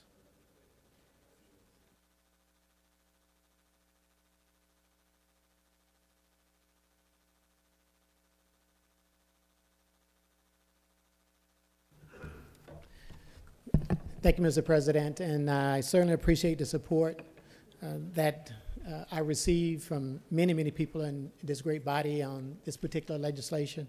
I also like to thank Governor Kemp and his staff for the interest that they've taken in this particular issue and trying to help define what the problem is and coming up with a common sense approach to dealing with this problem that we all recognize is a serious problem, not just in our metropolitan areas, but is also a serious problem across the rest of this great state.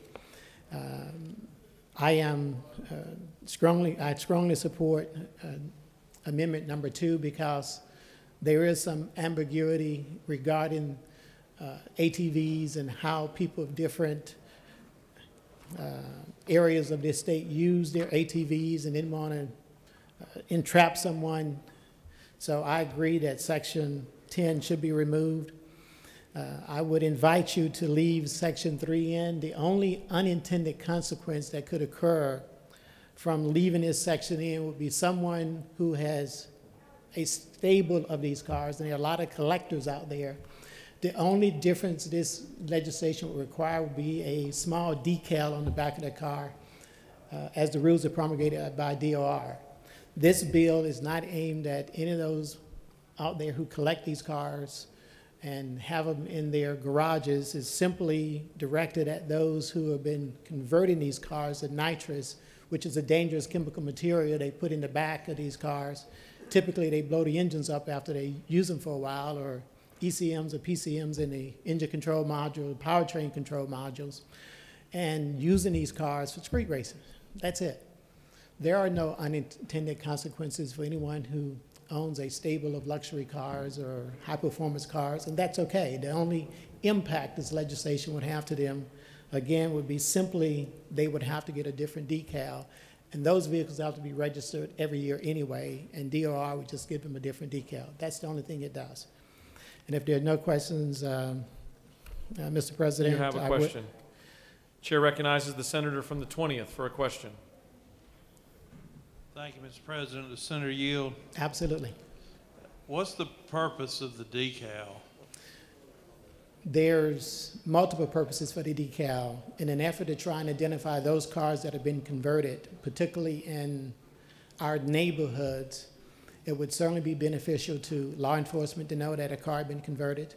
It would, in this language, in that Section 3, it also says that those who convert these cars and put nitrous in there illegally and gut the emission control system would have to sign off on the registration. So again, what we're trying to do, and what I'm trying to do is get as many of those cars off the road that have been converted illegally, because when you gut the emission control system on a car, that car no longer meets the emission standard anyway, and it should not be on the road. Senator, would you further yield? Absolutely. So, I'm just trying to understand this. So people would have to voluntarily report that they converted the vehicle to DOR for then DOR to send them a decal? I mean, does it matter? Anyway, that's my question. Then I have another question. Yeah, once you register the car, registration is annual anyway in the great state of Georgia, and those cars that have been identified as high performance or converted would again, once the vehicle is registered, they would just get a decal every single year. But the owner of the vehicle would have to report. I mean, how would they know it was converted unless the owner told them it was converted? Well, there's a lot of cars out there that have been converted illegally, and I would hope that those that this would act as a strong deterrent to those who's operating these cars illegally, because now they know that we want those cars registered and we want to know where they are and what cars have been converted. And that's for public safety as well. Law enforcement, Sheriff's Association, Police Association, Chiefs Association, all of them have strongly gotten behind this legislation because it does help out law enforcement.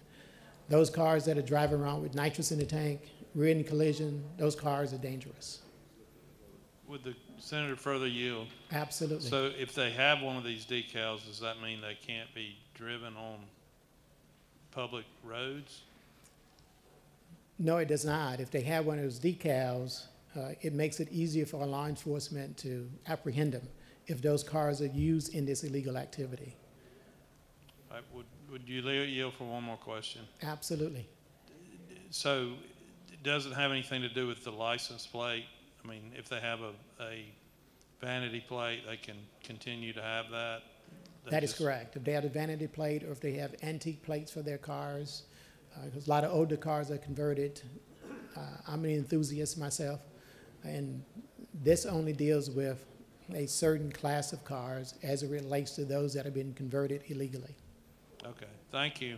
You're welcome, Senator. Thank you for those questions. Mr. President, if there's no further questions. You have more questions. Do you continue to yield? I most certainly will. Chair recognizes the senator from the 26th for a question.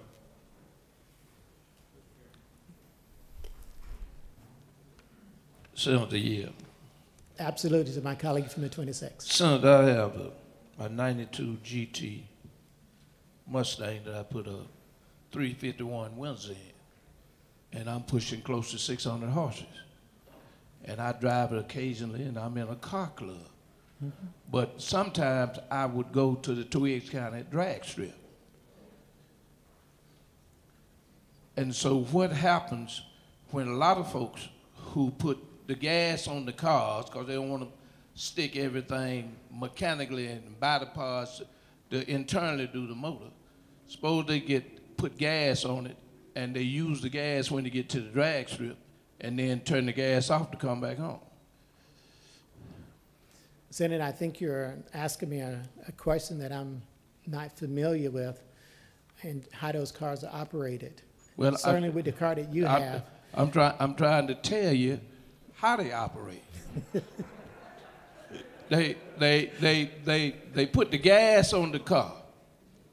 They wait till they get the drag strip. They have a grudge match, and money is put up. They turn the gas on.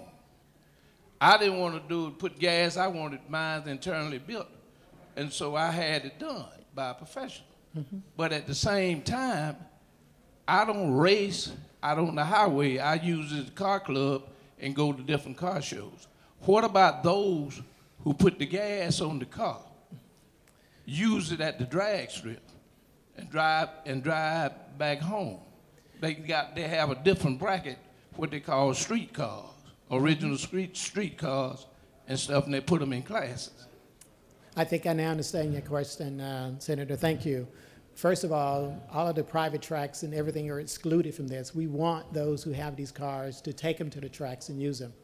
Secondly, this bill would only be applicable if they just happen accidentally to leave the gas on, only if they are racing or laying drags or doing donuts in our public streets and highways and on certain private properties. Well, the only way to do that is, isn't it true, that you would have to catch them racing on the street? That is correct, and that is the whole intent of this legislation, is to make it easier for law enforcement to catch them racing on the street. But do I have to go get a decal for the Mustang that I modified for my enjoyment? No, you do not, Senator. I'm very familiar with that particular car and that engine, and it does not put out enough horsepower. But I can hook you up with a different engine. It puts out enough horsepower. I put enough money in to put out the horsepower. Sounds like this might end up in one of those grudge matches that you were talking about. But we'll have to deal with that after the bill. Do you continue to yield? No, Mr. President, thank you. I yield well. The senator has yielded the well. For what purpose does the senator from the 50th rise? Mr. President, I ask to withdraw my amendment number 1. The senator from the 50th has asked that his amendment number 1 be withdrawn. Is there objection? The chair hears none, and amendment number 1 is withdrawn. Sorry, I drew a blank. For what purpose does the senator from the 29th rise? He doesn't rise anymore.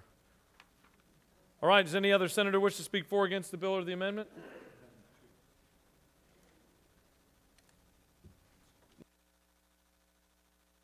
All right, we're going to take up amendment. Chair recognizes the senator from the 27th to speak to the measure. Senator, we've already closed debate. That's my error. Sorry. We'll get back on. All right, we're going to take up amendment number 2. Is there objection to the adoption of amendment number 2 by the senator from the 50th? The chair hears none, and amendment number 2 is adopted. Now we're going to take up amendment number 3. Adoption of amendment number 3 by the senator from the 7th. Is there objection?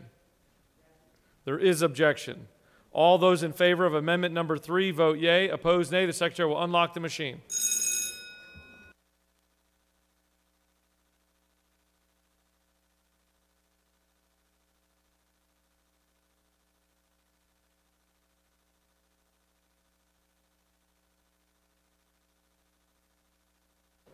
For what purpose does the senator from the 10th rise? Isn't it true that a red vote would, on this amendment, would preserve this legislation so that we can send it over to the House and work with the governor on his legislation and further perfecting his language? The gentleman speaks with great passion. For what purpose does the senator from the 27th rise? Parliamentary inquiry. State your inquiry. Mr. President, isn't it true that the or on line 39 would preclude anyone or would outlaw anyone augmenting a car such as a Toyota Camry or any other low horsepower vehicle and would capture them in Section 3, and therefore we should vote green on this bill, on this amendment? Each and every member is going to have to determine that on their own. Have all senators voted?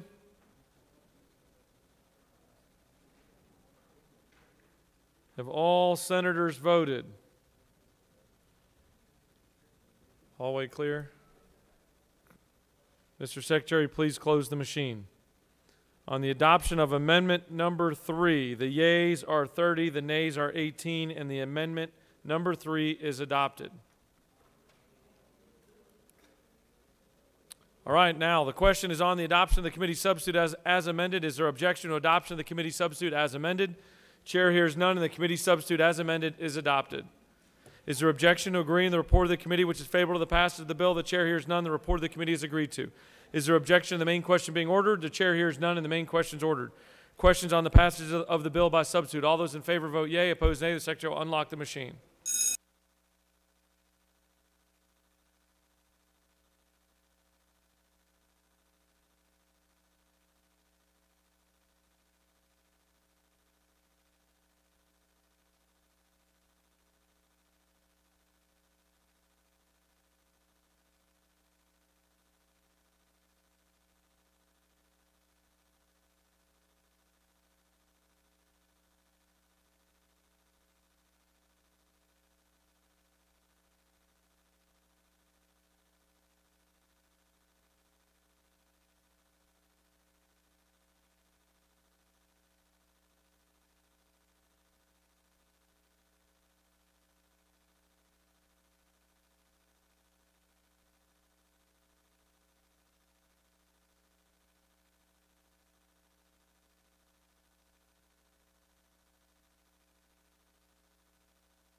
Have all senators voted? Have all senators voted? Hallway clear. Mr. Secretary, please close the machine. On the passage of the bill, the yeas are 49, the nays are 2. This bill, having received the requisite constitutional majority, is therefore passed by substitute. Chair recognizes the majority leader for a motion. Mr. President, I move that the Senate stand in recess until 11:30 p.m. in order to receive messages from the House, and that upon receipt of the last House message of the day, that the Senate stand adjourned until 1 p.m. on Tuesday, 9 March 2021. Mr. Secretary, please read the announcements. The Rules Committee will not meet today. Tomorrow at 8 a.m., Appropriations Human Development Subcommittee will meet at 450 of the Capitol. At 1 a.m., Rules will meet in 450 of the Capitol. Higher Education Committee is canceled. Insurance and Labor is canceled. Health and Human Services Committee will meet at 2:15 and 450 of the Capitol. Public Safety will meet in Mezzanine 1 and 2:15 p.m. Regulated Industries and Utilities will meet at 3:30 p.m. and 450 of the Capitol. The Appropriations Judicial Subcommittee will meet at 4:30 p.m. in Mezzanine 1, and the Transportation Committee will meet at 4:45 p.m. and 450 of the Capitol. That completes the order, Mr. President. Do any senators have an announcement? The chair recognizes the senator from the 37th for an announcement. The Higher Education Committee will not meet tomorrow. Any other senators have an announcement? Chair recognizes the senator from the 48th. This is an announcement that our office, which is in CLOB, room 319, is having a chili cook-off. We have 4 types of chili. It's open to everyone, so if anyone wants to stop by and get some chili, we are open for business. You need to get the senator from the 53rd to bring the refreshments. Chair recognizes the senator from the 53rd for an announcement.